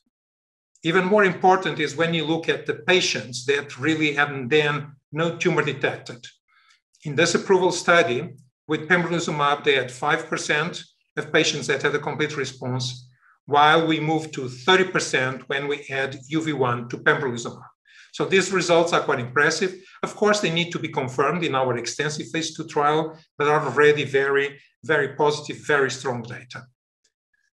Also, as I mentioned, we can see there that at 18 months, we had 80% of the patients still alive versus 62% in pembrolizumab alone. And also what we call the median progression-free survival, means how, the middle patient before progressing, we are reach almost 19 months, and pembrolizumab in their approval trial at 5.5 months.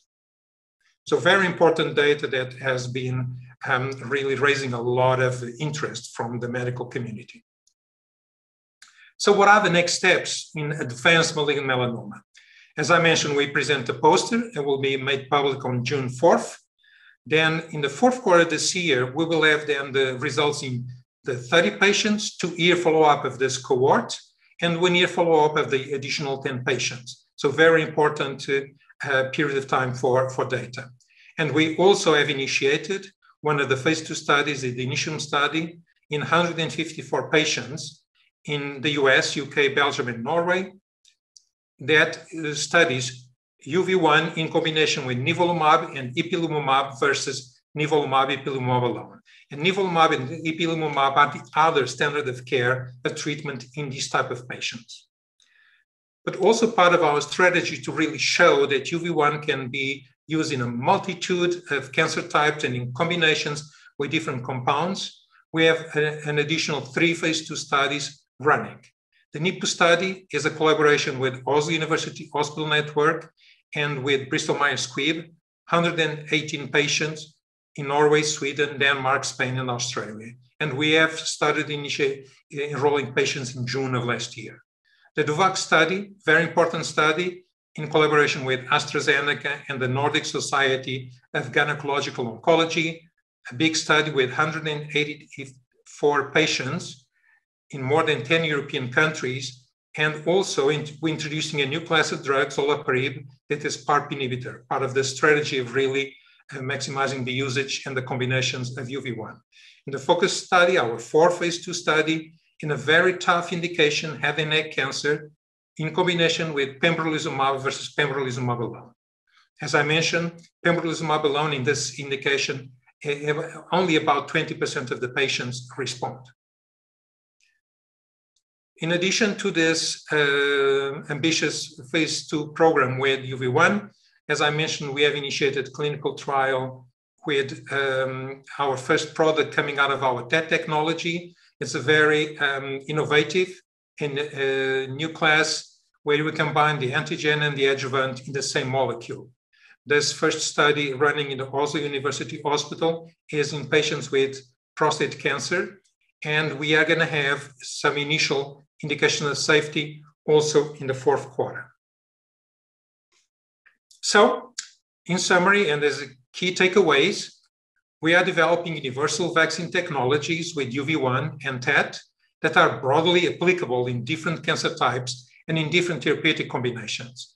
We have shown an excellent safety and efficacy data that we have the honor of presenting at ASCO in the melanoma study in combination with pembrolizumab. Our broad and ambitious phase 2 development program will have 4 trials, will enrolling more than 500 patients. We're also very excited to have initiated the first study with a TET platform that is a first-in-class and innovative cancer vaccine approach. We have validation through collaborations with top oncology specialist groups and 2 of the large pharmas. We have an experienced team, a very strong shareholder base, and a good cash position.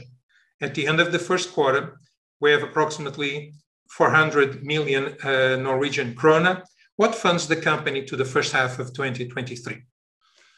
And with this slide, I want to thank you for your attention, and I'm happy to answer now the questions, and of course, having the opportunity to interact with you during the summit. Well, thank you so much for your presentation, Carlos. Of course, I'd like to ask you a few questions, and I'd like to start off by asking, do you consider UV1 to be a unique mode of action? And if so, how is it unique compared to other types of immunotherapy? Well, we are part of a group that is, what we call primers or activators. And here we have a very specific mode of action. Of course, there are other companies working in different mechanisms, but we think that we have quite a very competitive profile. For instance, you have companies that are working in personalized vaccines. Then they need to be able to do biopsy of the tumor, select the neoantigens. So it's a patient by patient. So, very important for the patients, but, not a little bit more challenging in terms of the cost and the using a very big number of patients. Then we have, for instance, the oncolytic virus that require also that you are able to access the tumor because they are used by injecting the tumor. So all these approaches will be used, and hopefully several of them will make it to the market because cancer patients need as many alternatives as possible. We are not saying that we will be able to treat 100% of the patients, not at all. But we think that with our universal approach and the fact that 85 to 90% of the cancer types, regarding which one will express telomerase, we think that the ease of use, the low cost, and the fact that it's an off-the-shelf product, put together with the strong safety and efficacy data that we are showing, make UV1 very competitive in this field. And of course, we are not competing with the big pharma. We are going to be used with the big classes of drugs, as I showed the checkpoint inhibitors.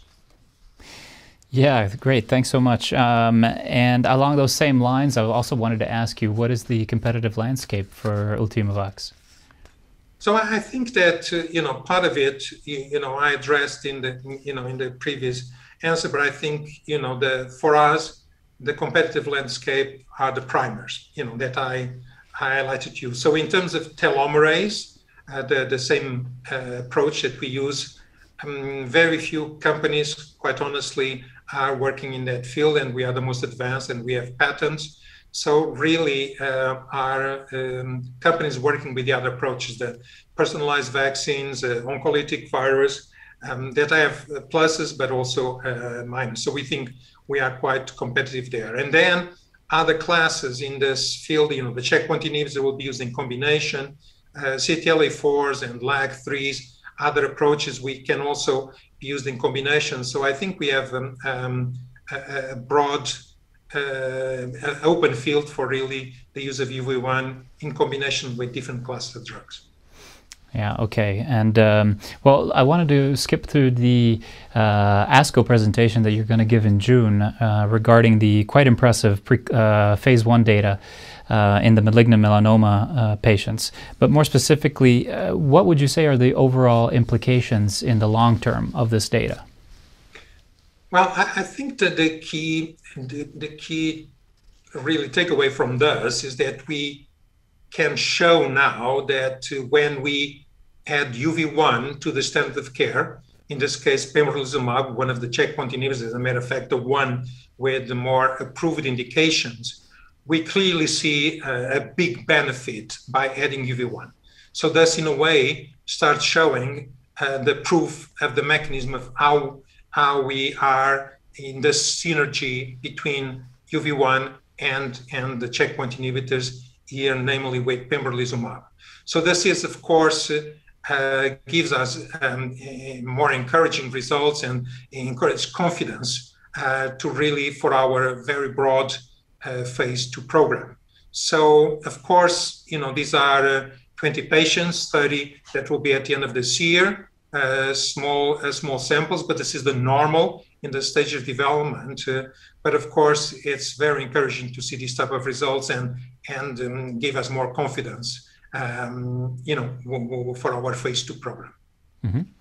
And well, just to finish off, what would you say are the main milestones that Ultimovacs is looking forward to this year?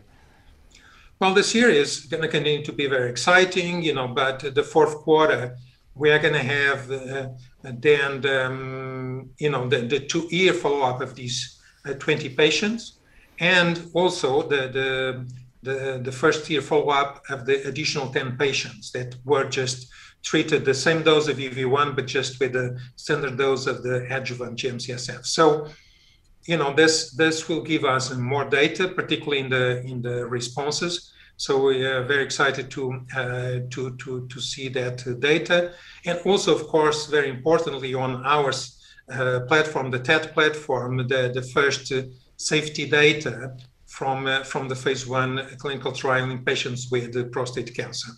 Of course, we will continue to look for opportunities to present this data at medical conferences and also to publish the data. So very exciting year. Mm-hmm. Well, thank you so much, Carlos, for answering the questions and for joining us from afar today. And we look forward to following Ultimovacs in the coming months.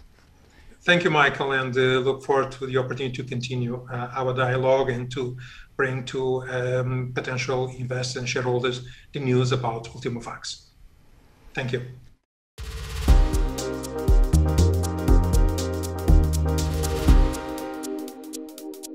Next up, we have the CEO of BrainCool, Martin Vallée. Welcome, Martin. Thank you. Okay, today I'm going to present BrainCool and primarily our first 3 products to market.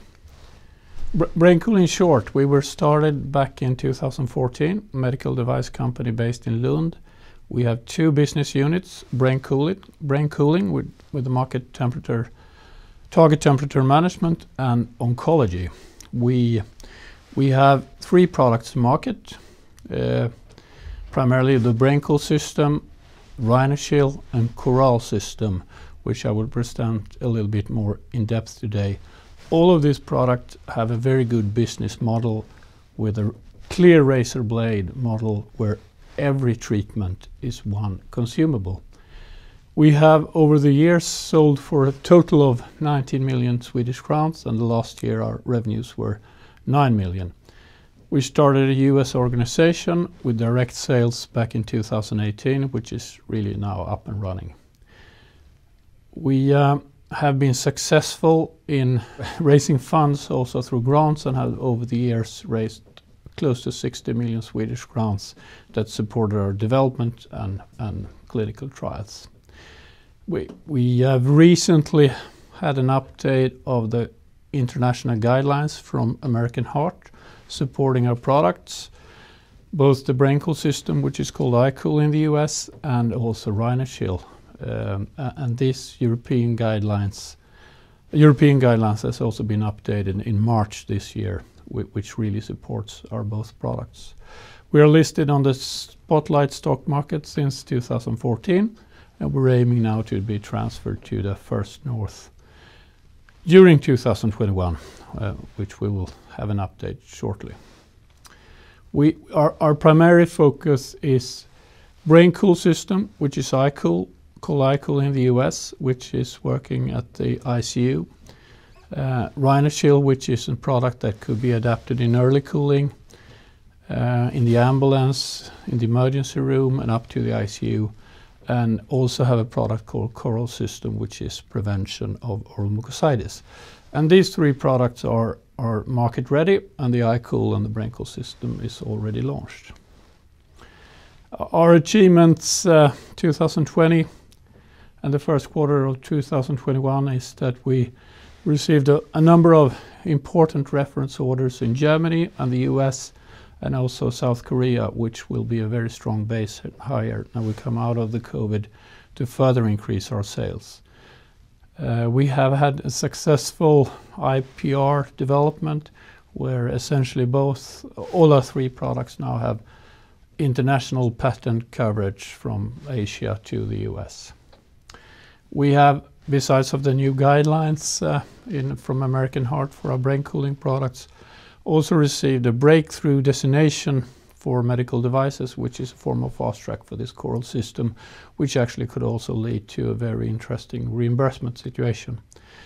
We have completed a clinical trial of 180 patients in prevention of oral mucositis with this Coral system, which has been presented and also been the base for the breakthrough designation from the FDA, and we're now awaiting scientific publication on this study.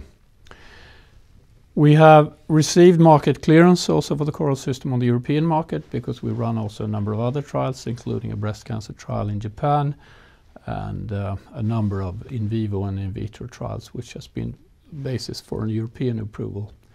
The new guidelines, of course, that I will tell you more about of our brain cooling products is really supporting a further international growth of these products.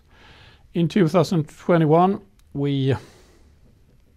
our key targets in 2021 is we expect to get FDA approval for our second product to market, RhinoShield, and a third product to market, the Coral system, during this year. So this product could be launched going from one product to three companies, both on the European and the US markets.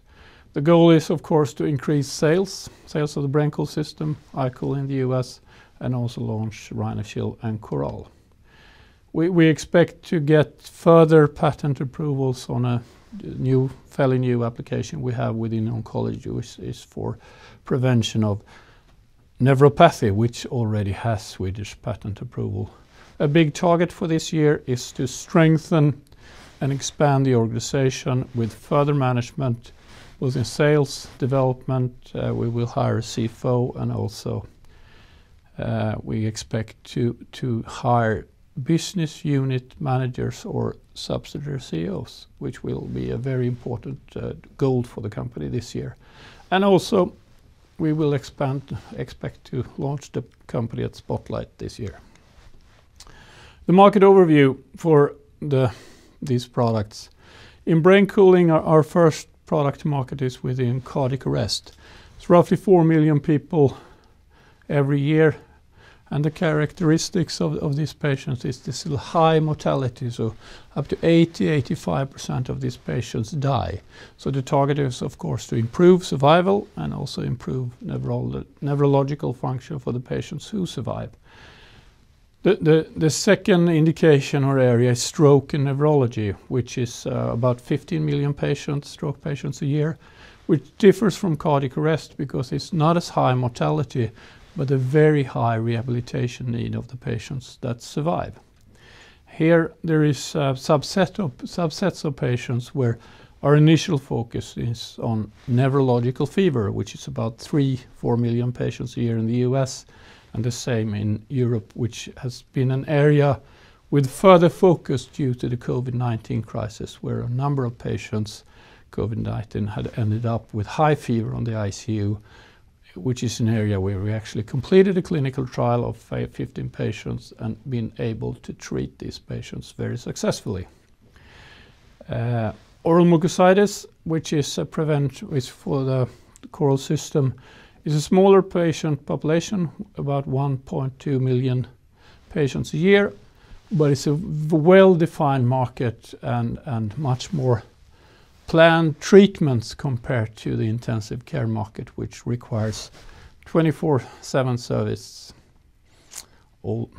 all the days of the year, but I was about to say. We expect also to go into the neuropathy market, and we have some projects within migraine which is funded by EU support. But essentially BrainCool is transferring to focusing on the first 3 products to market, which now going to be launched, and we are working to improve our organization and increase sales. The BrainCool system then is a system that works in the ICU clinic, where patients are treated and have cooling treatment on the ICU for 72 hours for cardiac arrest, and for neurological fever it could be even up to 10-15 days, with the goal of helping these patients to survive and improve their neurological function. However, the ultimate target of our strategy is to combine this product with a product called RhinoShield, where you can cool up to 3-4 hours only, but it's a very efficient tool where you can cool on the scene of the arrest, in the ambulance, up to the emergency room, through the different controls in the clinic until the ICU. And we see very interesting result, in particular if you can cool this patient within 20 minutes, where we see a large increase in improved neurological function. And that should be compared to the standard of care today, where these patients are treated after 3-4 hours in Sweden, but in countries like France it can take them up to 7 to 8 hours. We are heavily supported here by new guidelines from the US that clearly states we should start cooling these patients as early as possible.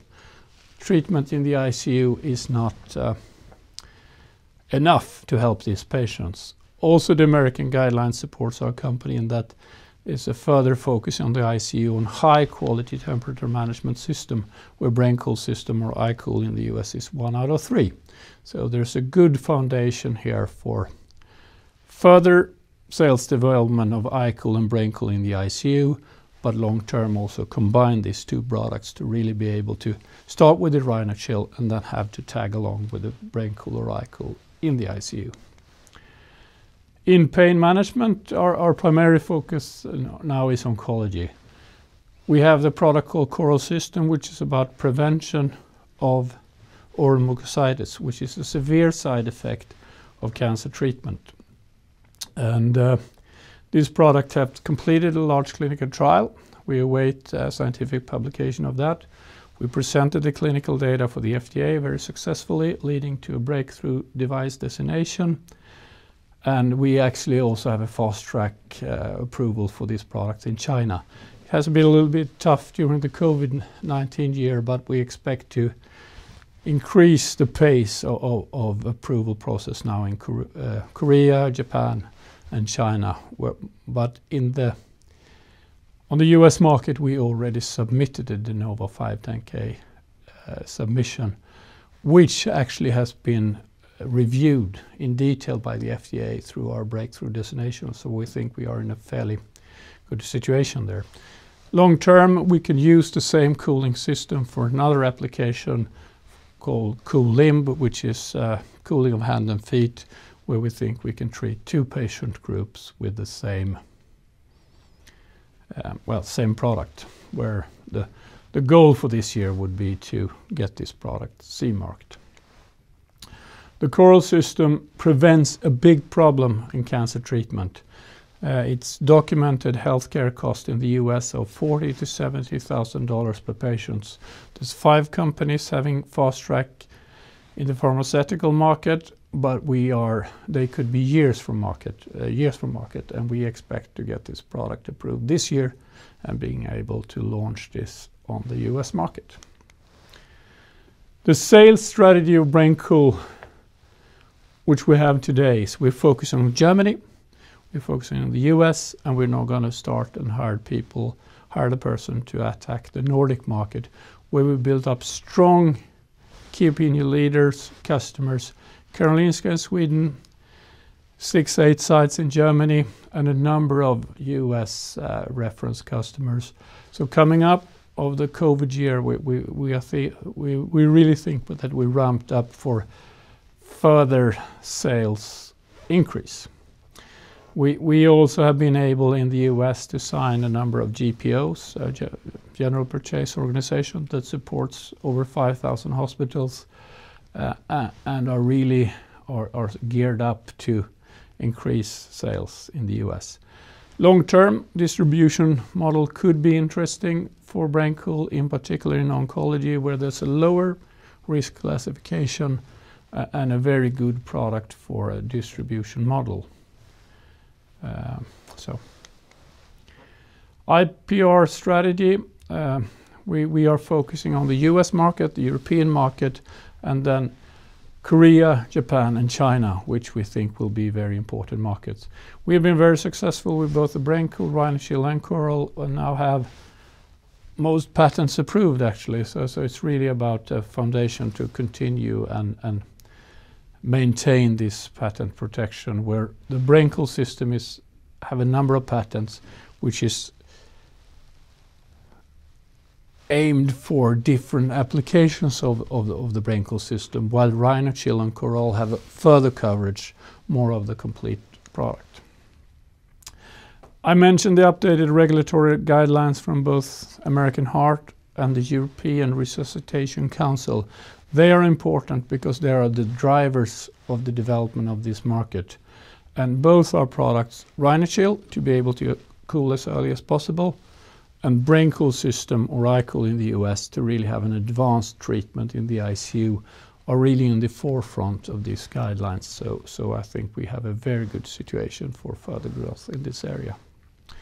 Upcoming milestones in the company, short-term, mid-term. Short-term this year, it's really investment in our organization to create a stable organization geared for growth, but also geared for being able to take in FDA audits from Asia, audits from the notified bodies in Europe, where there will be further work due to the new medical device regulation system. Mid-term, long-term, of course, further launches in the US, going from 1 product to 3, and build a substantial growth in this company. We have competition, in particular for our first product to market, the BrainCool system, iCool system, where the market has been built by bigger companies taking over smaller companies. I'm not saying this is part of the BrainCool strategy, it's just to show that we are situated on a market where there's a high interest and a high growth is expected furthermore in the coming years due to new guidelines, but also geared by the treatment of neurological fever in pandemic patients. The management, myself, we have a very experienced quality and development team and a very good scientific manager, Mohamed Fassel. And essentially BrainCool has up to now been focusing on development, QA, and business development. But within sales, we also have Christian Strand, one of the founders of the company, that really work with partners and support of our sales organization. Elmar Landver is our new, well, since a year, head of European sales, and he actually built all the sales of one of our competitors, Sol, on the German market. So he's really focusing on the German market and has a large experience of this building sales within this market. We also have in the US Troy van der Ver, which has built similar business in the US, but for another competitor, Arctic Sun, which is a product that comes from Becton Dickinson. So we are really expanding our team, bringing in very experienced people. Board of Directors led by Jens Kinander, chairman and lawyer at Delphi. Hans Henriksson and Roger Henriksson are both experienced in scientific development, but also Hans in international business development. Myself is also part of the board. Financials, in 2020, we have lowered the cost, like all the companies, I presume, in the COVID-19 crisis, but still being able to increase sales. And we think now we are geared up for expanding the organization and also expanding our business.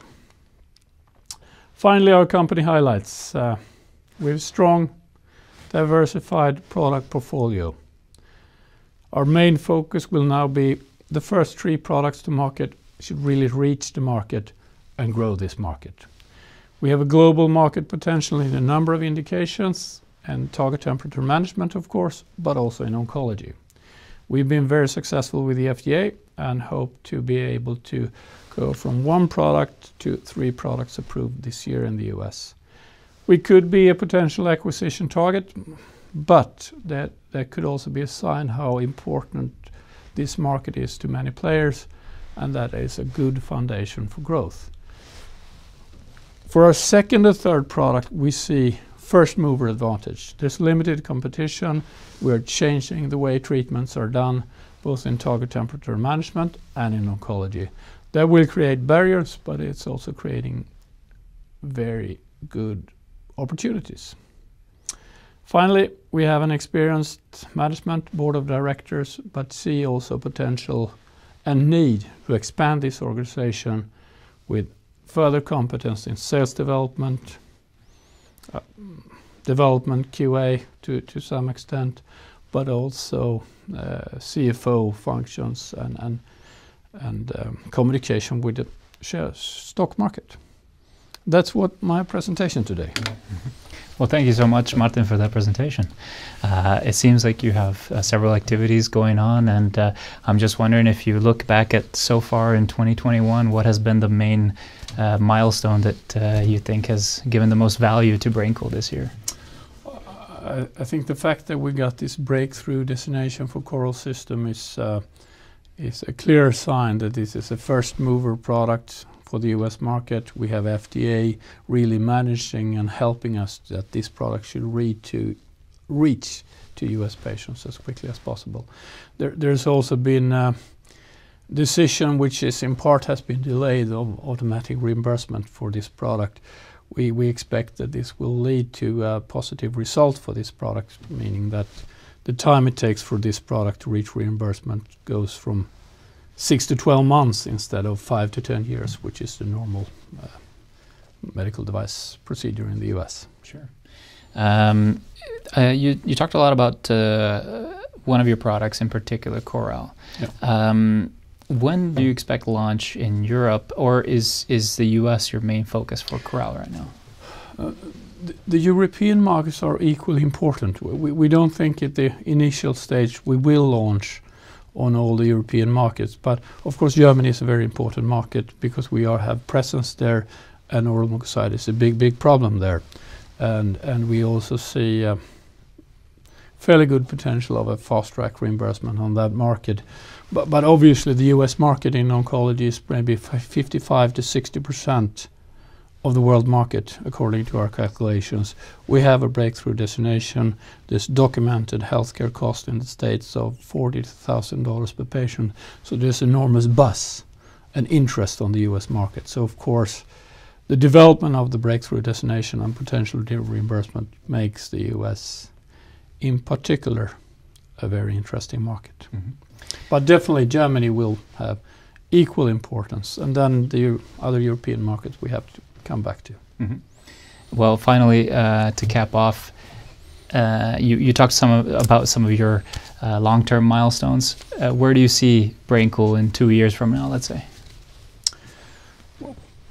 BrainCool 3 years from now will have 3 solid medical device markets sold with high growth on the international markets, but on the US market in particular. Mm-hmm. And also expanded the organization, bringing in more management to be able to drive this company further for serious international development. Well, that sounds great, and we look forward to following BrainCool in the coming months. And thank you so much for joining us today. Thank you.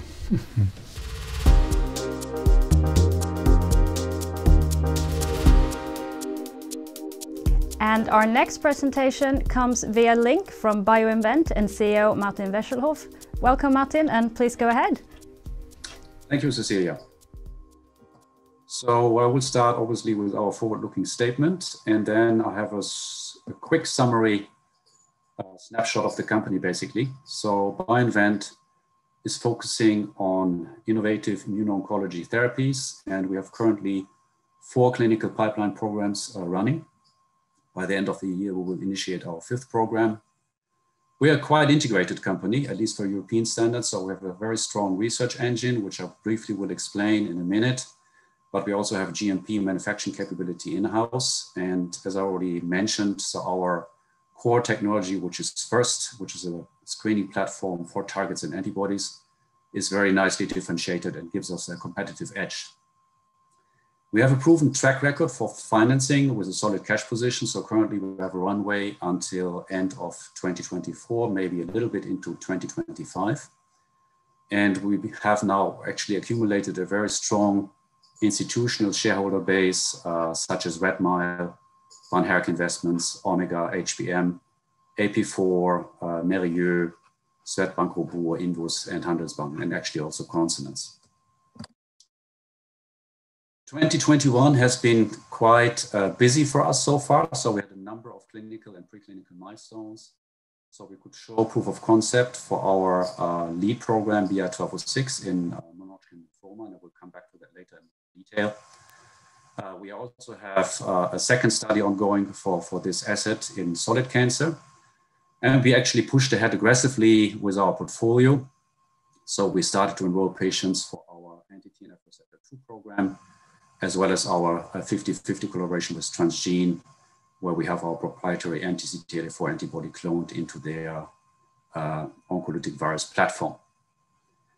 We also presented this year already proof of concept data for our second anti-Fc gamma R2b antibody, 1607. And we did that at the AACR annual meeting this year. I mentioned already that we did another successful financing that was during the first quarter of this year, generating roughly 116 million US. And that is basically the second one that we did, because we did a first very successful financing during the summer last year, where we raised 70 million US. We will remain active during the second half of this year. So milestones are mainly around our lead program, BI-1206, and they're in the non-Hodgkin lymphoma study. So we will announce during the second half of the year the recommended phase 2 dose, and then go into the expansion phase. We will also update the market towards the end of the year on our second study with BI-1206, which we run in combination with pembrolizumab for the treatment of solid tumors. As I already mentioned, so we'll also initiate a 5th program, BI-1607, and there we want to submit a CTA application by the end of the year. And obviously we remain very active in business development. So just very briefly on the first platform, which is really the core of the company, and a strong unique selling proposition. And I will just focus on the main differentiation, because there are a number of screening platforms out there, but we are differentiated in that way that we really start from human tumor tissue or human tumor cells. So we can really use primary patient material that we do not modify or take in any ways into culture. So there's no modification. So we use that material, generate then specific antibodies out of our human encoder antibody library. And then the second strong differentiation factor is that we screen those antibodies in a number of preclinical animal models. And then we would focus only on those antibodies who have shown or which have shown strong therapeutic effects in a number of animal models. And for those, we also identify the target. So this is the platform that we use internally or have used internally to build the current portfolio that I already presented to you, or will present to you in more detail on the next slide. But we used it also in collaboration. So most recently with Pfizer, and Pfizer has picked targets and antibodies that we have selected with that platform and have moved them into their development process. So as I said, so with this platform, we generated the portfolio, which is summarized here on this slide. And this is our current portfolio, obviously. So we have two main activities. One is around a very interesting target, Fc gamma R2b. And there we have two different antibodies. One is BI-1206, the other one BI-1607. And BI-1206 is currently in 2 clinical trials, one for non-Hodgkin lymphoma and another one for solid tumors. And the non-Hodgkin lymphoma trial is running in combination with rituximab, and the solid tumor program is running in combination with pembrolizumab. We have already had active partnering around that program. So basically, we have exclusively licensed China, Macau, Hong Kong, and Taiwan to a company called CASI Pharmaceuticals. We did that October last year. And the solid cancer study runs under a supply and collaboration agreement with Merck. 1607, the second anti-FcγRIIb antibody, will file a clinical trial application by the end of the year, and then hopefully can initiate clinical development soon thereafter. Then the second area where we have a strong focus is on T regulatory cells of the tumor microenvironment. And here we have isolated two different targets and of course also binding antibodies to that. So we have BT001, which we currently develop in collaboration with Transgene. And this is our proprietary anti-CTLA-4 antibody that we have cloned into the oncolytic virus platform from Transgene. And this is running for solid tumors, and we are actively enrolling patients. And then we have quite some focus on TNF receptor 2, which is one of the hot and upcoming targets in immuno-oncology. And BioInvent actually has still the international lead. And there we have two antibodies. One is BI-1808, which is currently in clinical development, and we're actively enrolling patients. And then we have BI-1910, which is our second candidate, which is still in preclinical development. On the following slides, I will explain you now a little bit more in detail on BI-1206, and then I will also cover briefly BT001 and BI-1808. So starting with BI-1206, BI-1206, we presented data during the first quarter of this year. And at that time point, we had 15 patients enrolled in the part A. And out of those 15 patients, we could evaluate 9 patients. And out of 9 patients, we had 6 responses, 2 complete and 4 partial. We were very excited about the complete responses because those are long enduring responses. One is more than 1 year, the other one more than 2 years. But also have been quite excited about the partial responses. We, for instance, had a mantle cell lymphoma patient with a blastoid histology. And there we could show a complete depletion of the peripheral tumoral B cells. So in this study, we're focusing currently on 3 main areas, which is marginal zone lymphoma, mantle cell lymphoma, and follicular lymphoma. And for mantle cell lymphoma, we have also the orphan drug designation that would give us a potential path to accelerated approval. And the study looks as the following. This is the study overview. So we're focusing on patients who have relapsed or are refractory in those 3 indications. Mantle cell lymphoma, follicular lymphoma, and marginal zone lymphoma. We have almost completed part A, which is the dose escalation. I already mentioned the early phase 1 results that we presented earlier this year. And we are now moving towards dose expansion.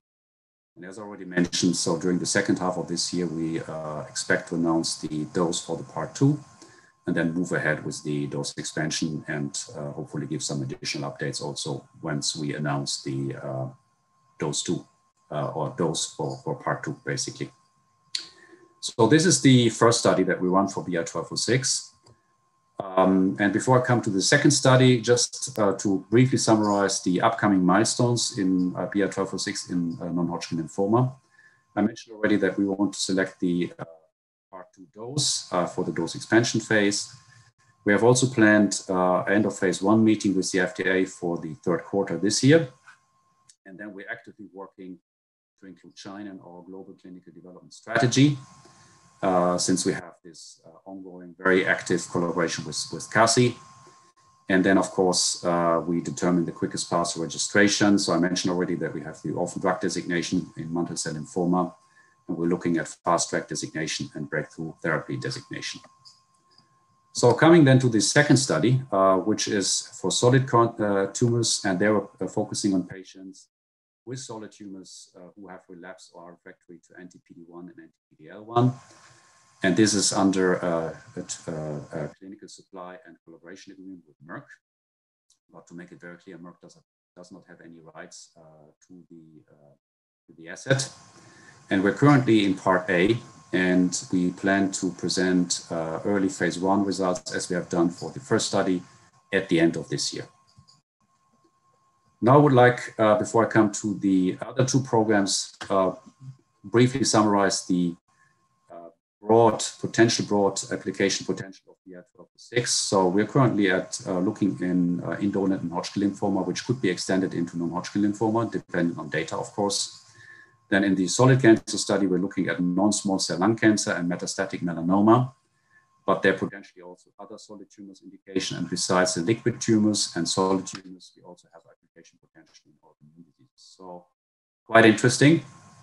And remains to be seen, obviously will be data driven, but I think that could be a very interesting asset for cancer patients. So then coming to the other two studies that are currently running, and they came from our screening on T-regulatory cells in the tumor microenvironment. I mentioned them already briefly, BT001, the collaboration that we have with Transgene, and BI-1808.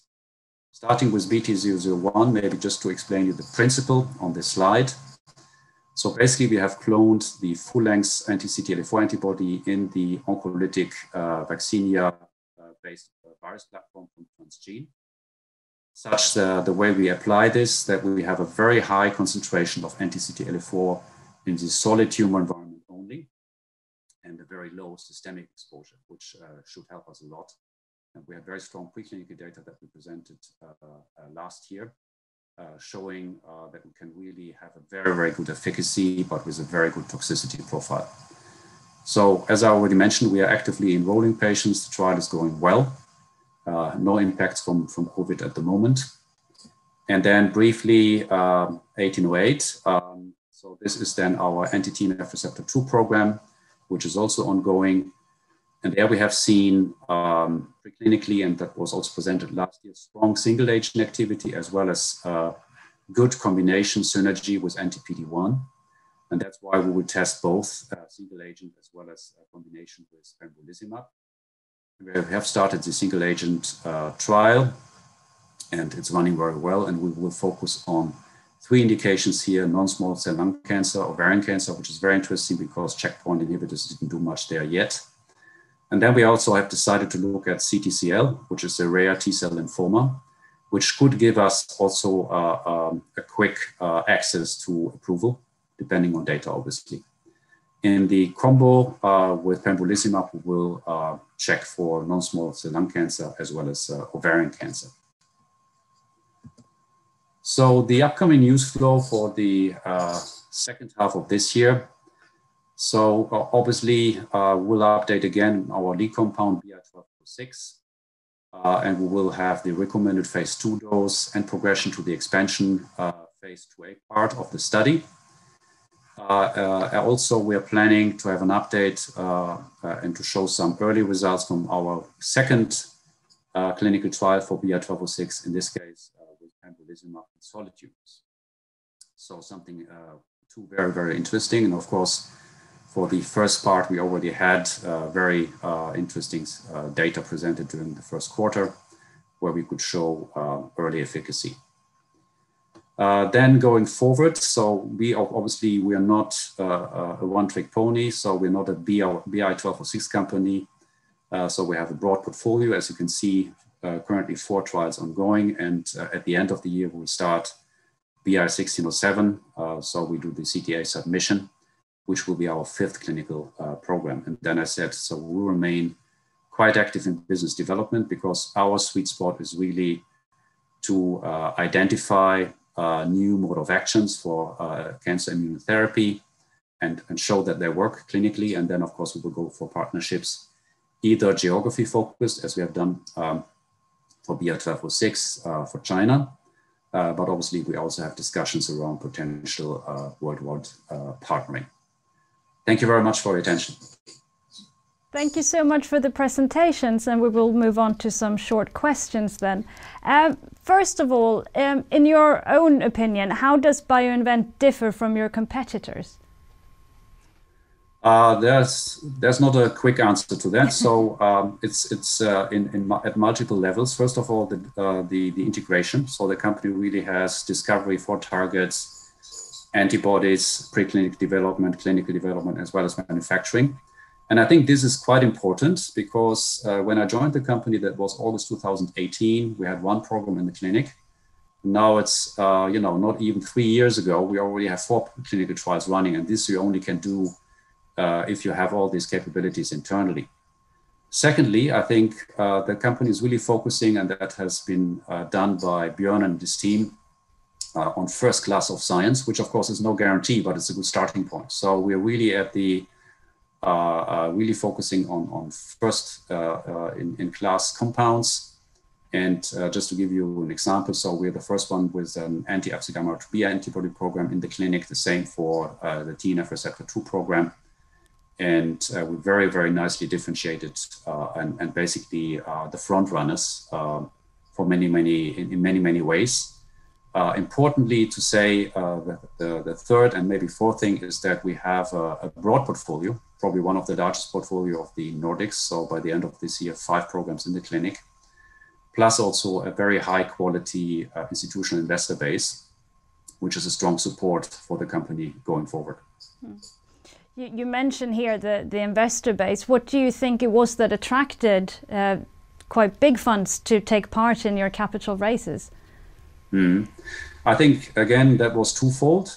First of all, during 2019 and the most of 2020, we actually showed the market that we can deliver on promised milestones, which of course was raising the comfort for already existing investors, but also attracting new investors. And then of course, the second part is really that we have very, very interesting assets, first in class, and then also running a portfolio, which especially for the US-based investors such as Redmile or Constance is important. So what they would like to see is that you have an engine, and based on that engine, you build a portfolio such that you have a nice risk diversified value generation plan.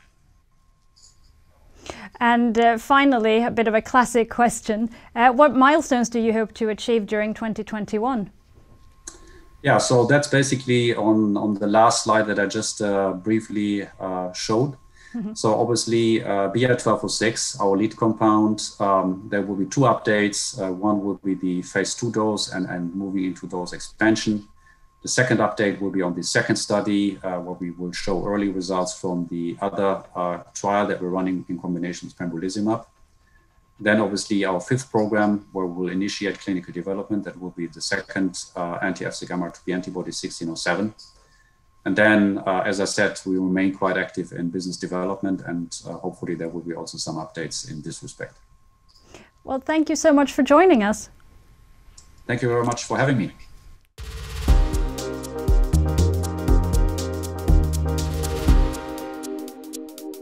So we have reached the final part of the BioStock Life Science Spring Summit program.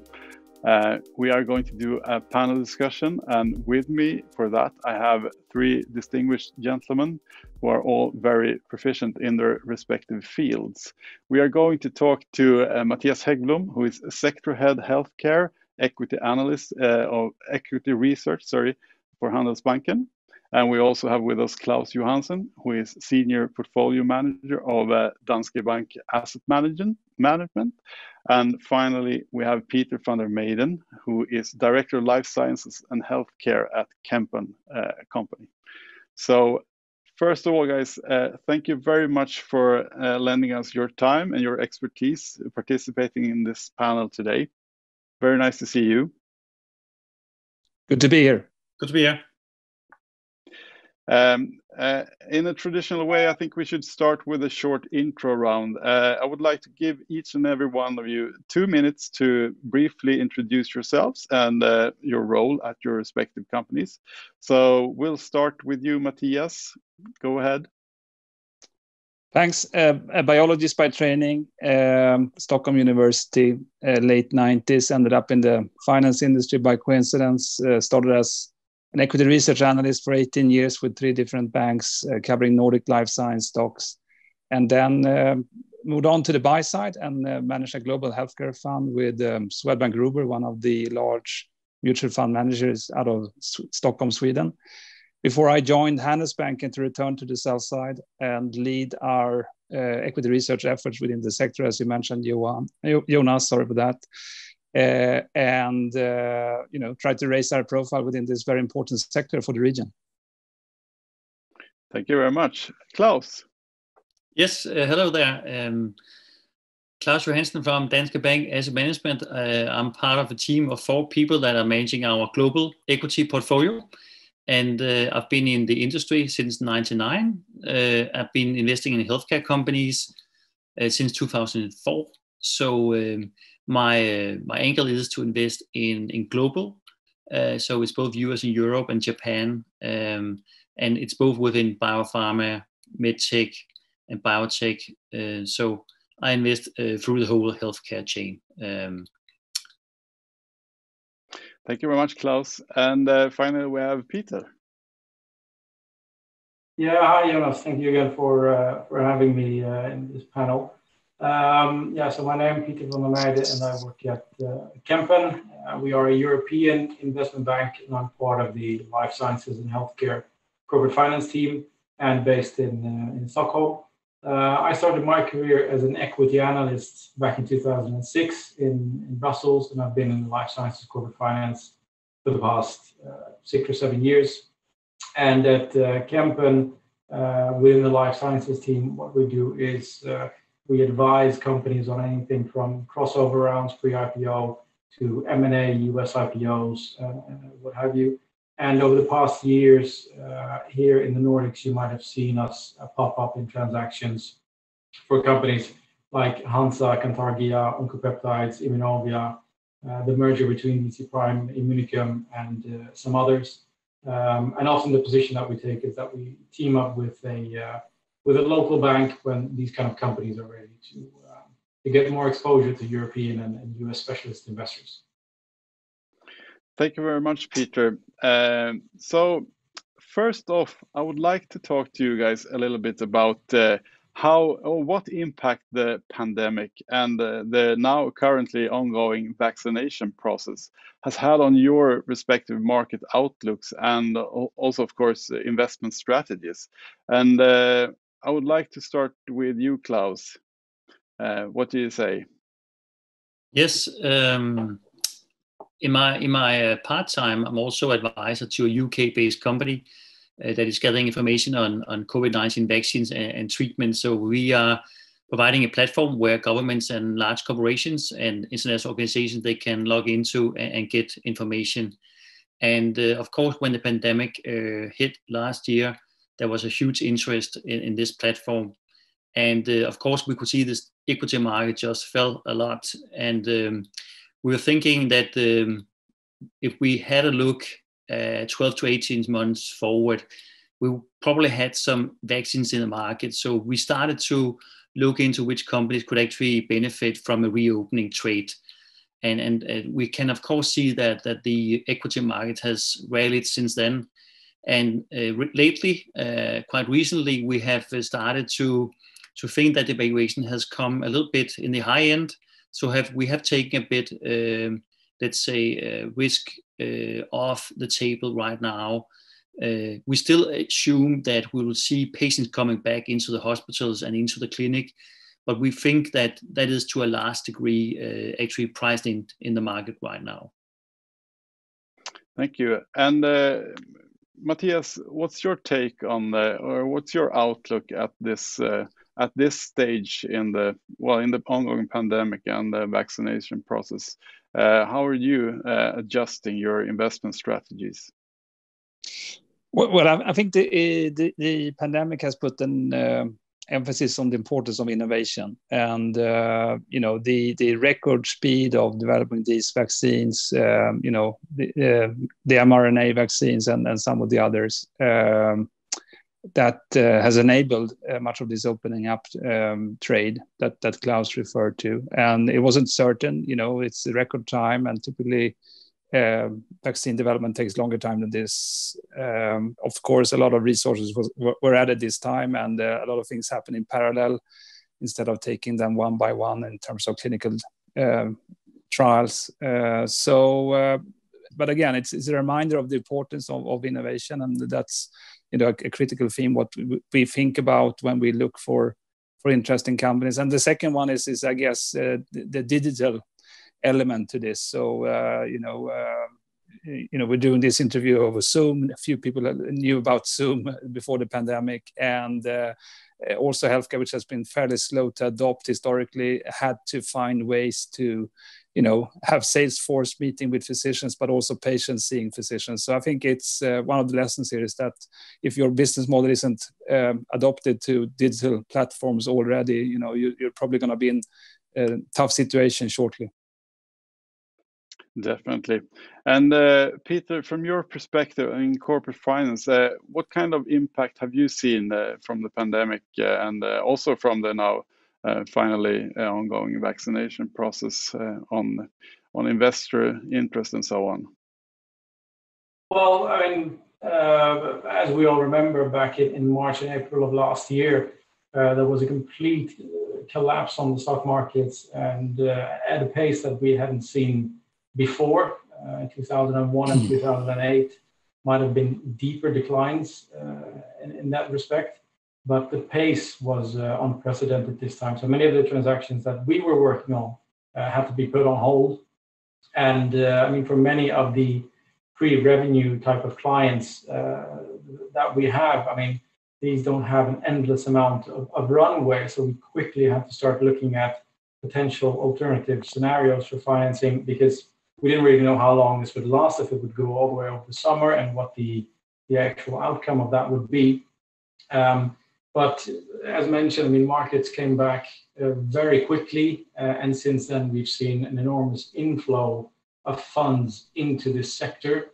And what we see now is that over the last month, that has started to cool off somewhat, and investors might be moving away a bit from life sciences, or taking some profits, if you will, and moving more towards like what you could call like COVID losers in a way, retail, real estate, services. But we do definitely see that there's been a tremendous inflow into life sciences shares and funds, and the reputational boost has been enormous, and we think that that's definitely here to stay.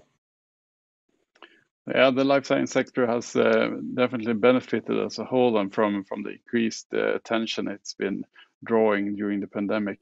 And for obvious reasons, COVID-19 and vaccine development and the companies active in these areas have been very much in focus during the last year. And although the vaccine race can hardly be considered over yet, who would you dub to be the emerging winners among companies running in the front line? What's your take on that, Klaus? I think we have definitely seen some very good results out of the RNA vaccine companies, both Pfizer, BioNTech, and Moderna. And we have seen recently also data published from Johnson & Johnson's vaccine and AstraZeneca's vaccine. But of course, we have seen Pfizer, BioNTech be out of the gate very, very fast last year. And they was able also to scale up production. And they have lived up to that production targets, and they have actually increased the production target this year.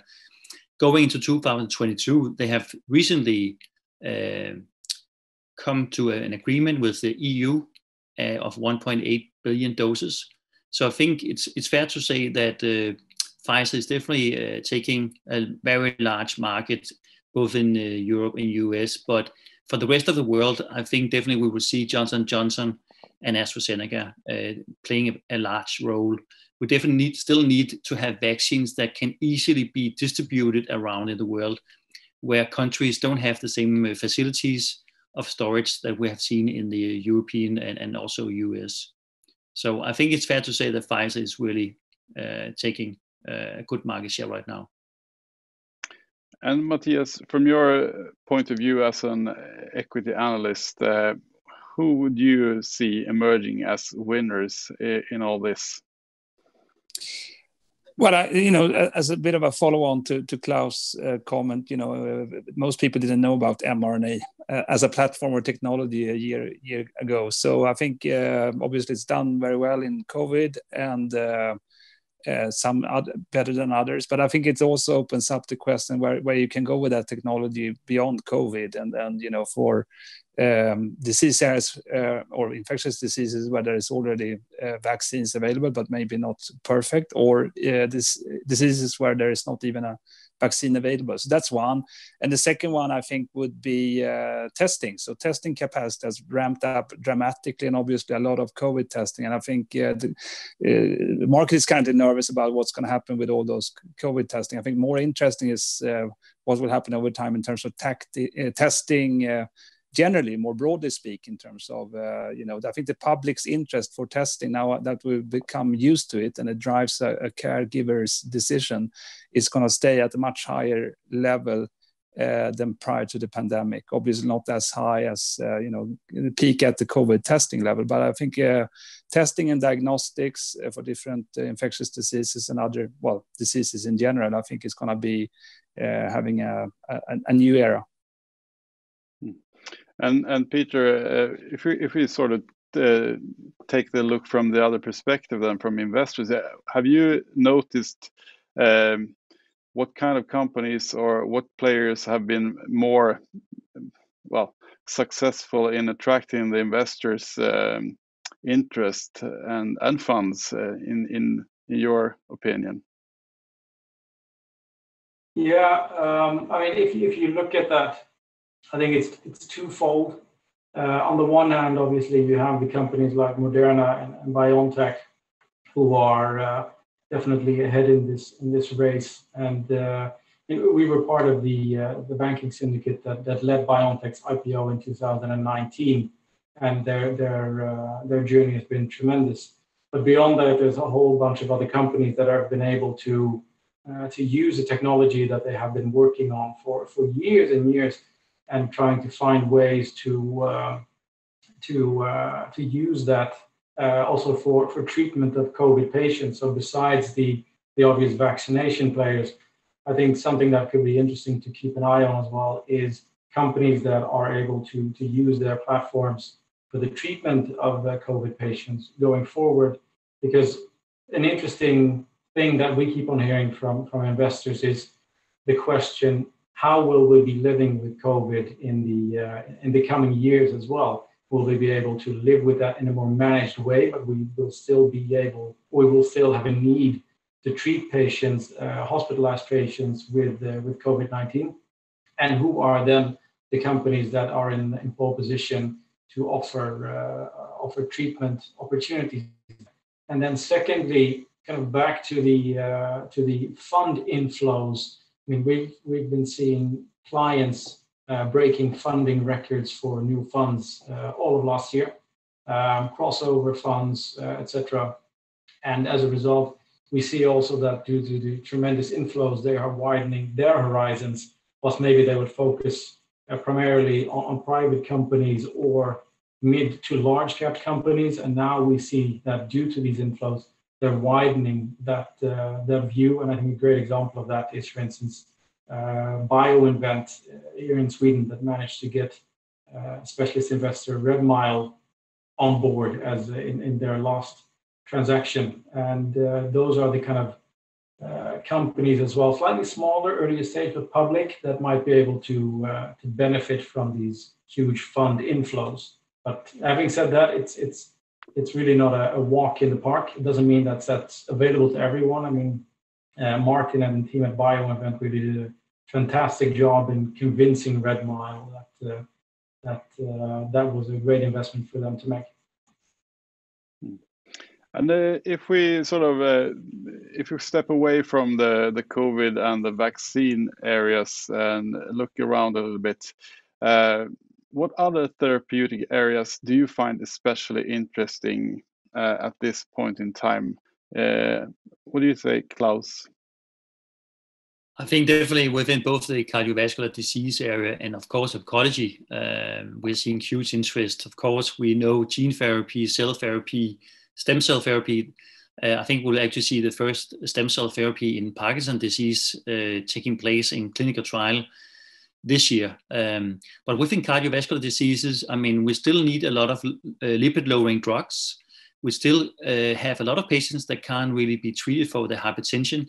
So, and there's a lot of therapies, also RNA therapies being developed, and they will take a huge role in the market the next 5 years. So that's definitely worth keeping an eye on. And also, of course, CNS diseases is being developed, therapies against ALS, Parkinson's disease, Huntington disease, all these very serious diseases. There's a lot of innovation going on here, so it's very exciting.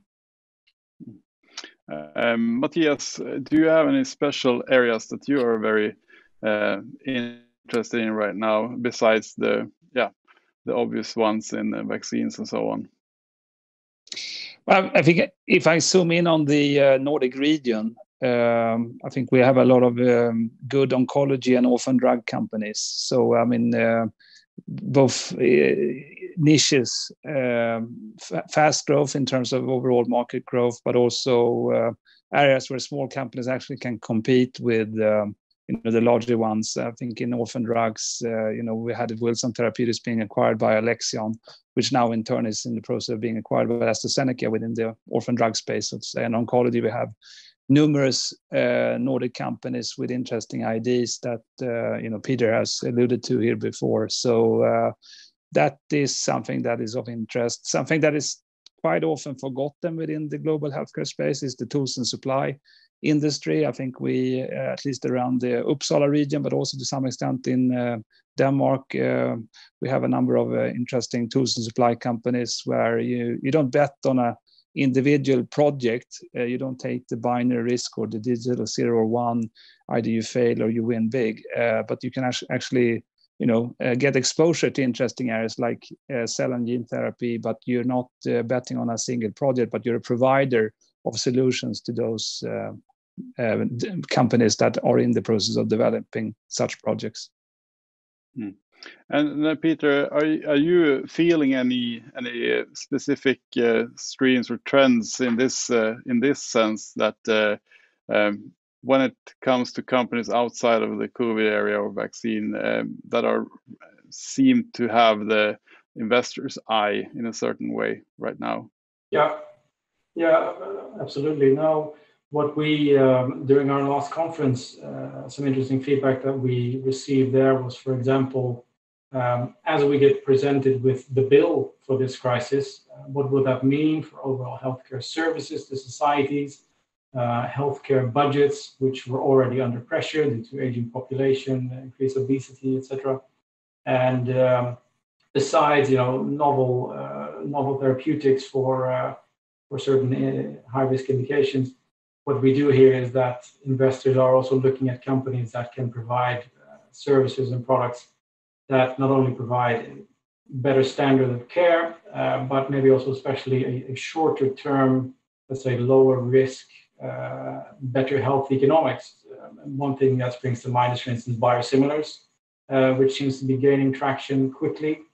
So those types of companies, as well as substantially improved diagnostics to be able to treat diseases earlier. So we see that whilst in the past they were maybe not the most popular, that biosimilars and diagnostics is something that is now back on the radar screens.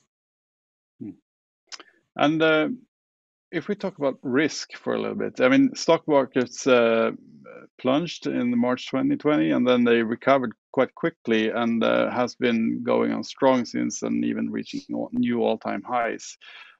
What's your perspective on the current risks, if you say on a 12 to 18 month perspective, Matthias? Yeah, I mean, it's fair to say there's a bigger debate around inflation and inflation expectations, and tied to that, of course, long-term interest rates and where those are heading, and that in particular is important for small cap biotechs within our sectors, I'd say, because most of their profits are many years ahead. So discounting them back to net present value is, of course, very sensitive to what kind of interest rate you put into your model. That said, and long-term interest rates have, of course, come up a lot this year, but from very, very low levels. So in absolute terms, they're still low. And that means that people continue to speculate if they're going to continue to head north, driven by inflation, or if it's going to take a pause here. As a strategy, top down, we as a bank think maybe it's trading sideways during the summer here, and it's going to cool off a bit. But other different asset classes is not so attractive either. So we think equities still, as a class, is going to be interesting. So 12 to 18 months from here, our best guess is probably that equity is still going to head north. And Klaus, is this a prognosis or a view that you guys at Danske Bank are also agree upon? Yeah, I think definitely. I mean, equities are extremely interesting from an asset class perspective. What we are looking into the next 12 to 18 months is, of course, we're looking at how the vaccination is going both in US and Europe. And we also keep an eye on the variants, the different variants that are from this virus. We can see in India, we have a huge health crisis playing out. And we keep an eye on how is this spreading, because that could really determine if we're going to see a shutdown again or a lockdown in certain countries. So we keep an eye on this, of course. We also keep an eye, of course, that the economy is definitely growing very strongly.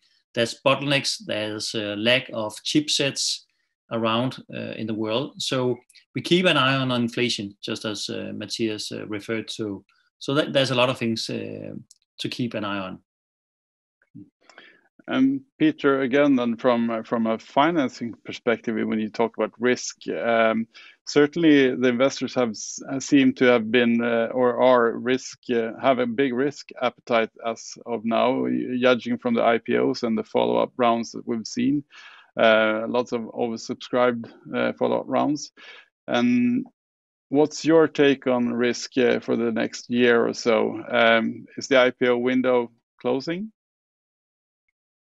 Well, obviously, the beginning of this year was incredibly busy. I think we assisted in just over 10 IPOs for European life science companies just in Q1. And I think that for the moment, the window already closing or maybe closed after a rocky market the last month, and now summer closing in. But we definitely see that after the summer, there's still lots in the pipeline, and I think if interest rates remain kind of stable, then investors still have plenty of appetite to look at new and exciting companies to invest in. So we think that maybe after the summer, IPO window may be opening again. Shutting for the summer and then opening up again. Sounds like our business. So access to international investors and capital for early growth stage companies, Nordic companies, that's a much discussed subject, at least here in Sweden. What's the trend there, according to you, Peter? Well, first of all, there's lots and lots of innovation here in the Nordics.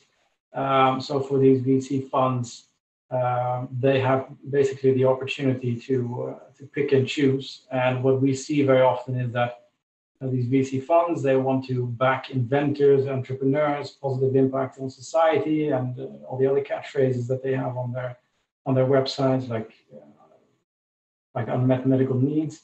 But unfortunately, not all of them ticks those boxes. So what we often do see is that the ones that do, they raise enormous amounts of money. And they're often not just backed by one VC funds, but they are backed then by the who's who of VC funds all in the same round.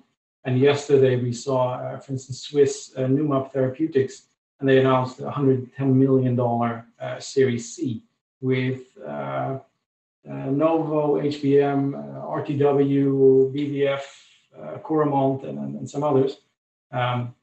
Whilst at the same time, you have many other companies in a similar stage that struggle to raise 10 million crowns at a time.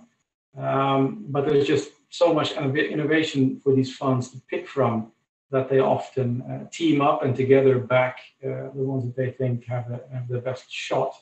And what we then see is that this is very often also down to the fact that considering there are so many of these companies out there, as a company, you really need to take the lead there as well yourself, to make yourself visible, get on the radar screens and stay there, and not think that they will reach out to you or your banks will do the work for you. In the end, it's really down to the companies to get on the radar screens and stay there. And obviously in Sweden, the public market is slightly different, as you have many more small companies listed that maybe stay private a bit longer in other companies or in other countries. But also there, we more and more see these type of specialist investors making way towards those kind of companies thanks to these enormous inflows.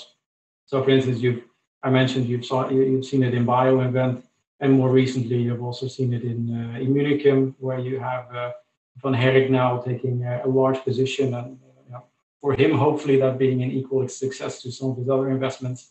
But again, all of this comes down to I think a lot of these young companies just being a bit more aggressive when it comes to investor outreach. Yeah, and in investor outreach, that's all about what the BioStock Life Science Summit is about. So we are actually running out of time now, so I'd like to wrap this nice discussion up with one final question. I would like each and every one of you to spend approximately 1 minute or 1.5 minutes perhaps on the one thing that occupies your mind the most right now, whether it's a risk that you're losing sleep over, whether it's an investment case that you're really hyped on, or anything that you think may have a significant impact on life science investments in the coming time. Let's start with you, Matthias, because you're so quick. Well, for someone who's followed the industry for more than 20 years, the mother of all binary events is coming up this year, 7th of June. FDA is expected to give a response to Biogen and their disease-modifying agent, aducanumab, for Alzheimer's disease. And it's been a very controversial, very rocky road with ups and downs and stop trials and then submissions to the FDA and almost a public assassination on the AdCom meeting. And then still, speculation, 50-50 in the market, I'd say. It's very polarized. It's been very inflamed debate. And there's a lot of things at stake, not least with a lot of patients who lacks good treatment alternatives. But it's also going to have implications for others within the field of Alzheimer's disease, but also others who have complex trial outcomes, because it's going to be quite telling for how the regulator views this very tricky package of data. So that's going to be very interesting to follow. So 7th of June, if not before. Huge cliffhanger. Klaus, what's your biggest fear or pet peeve right now? I think we're keeping a very close eye on these variants of this virus that is spreading. And we also keep an eye on how willing people are to get a vaccination on a global scale, because that will have a huge impact on how this virus can actually mutate. But what I'm really excited about is I had a meeting with a CEO of a German company that is combining data science with the knowledge within chemistry and biologics. And they're using artificial intelligence to help companies developing better drugs. So if you don't want to take a binary event, if you don't want to invest in those, I think that's a good company to at least follow and to try to understand what they are looking into, because they are partnering with a lot of the large pharma companies. So that's a very interesting company I would follow going forward. Does it have a name? Evotech is the German name. Okay, great. Thank you. And finally, Peter, what keeps you up at night? Well, besides children, not that much, but no, I think that kind of coming back to the inflow of funds to this industry. Obviously, it's been great to see that so much more money is coming into this industry, so that these smaller innovative companies can finance their way onto the next step. And especially over the last 12 months, a lot of that inflow has come from generalists and maybe retail. So what I hope to see is that they continue to support this industry, and that they see the enormous potential that this industry offers, but that they also identify that this is a high-risk industry, and that they don't get too disappointed when they, when the first top-line data negative press release comes out in one of their stocks, and that this is an even higher risk industry than maybe other particular sectors. So it's important to not put them all in one basket. Classical advice. I thank you all very much for joining us and for your time and insights. It's been a pleasure. I hope to see you all again in the fall at the fall version of the summit in October, I think it is. For now, I'd like to say thank you very much and have a nice continued day. Thank you so much. Thank you so much for having us. Thank you.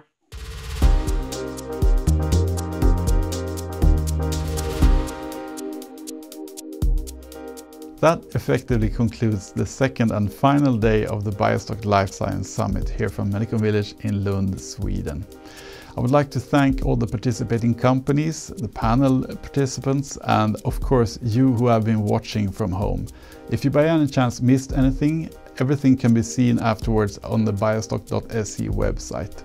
Thank you again for watching.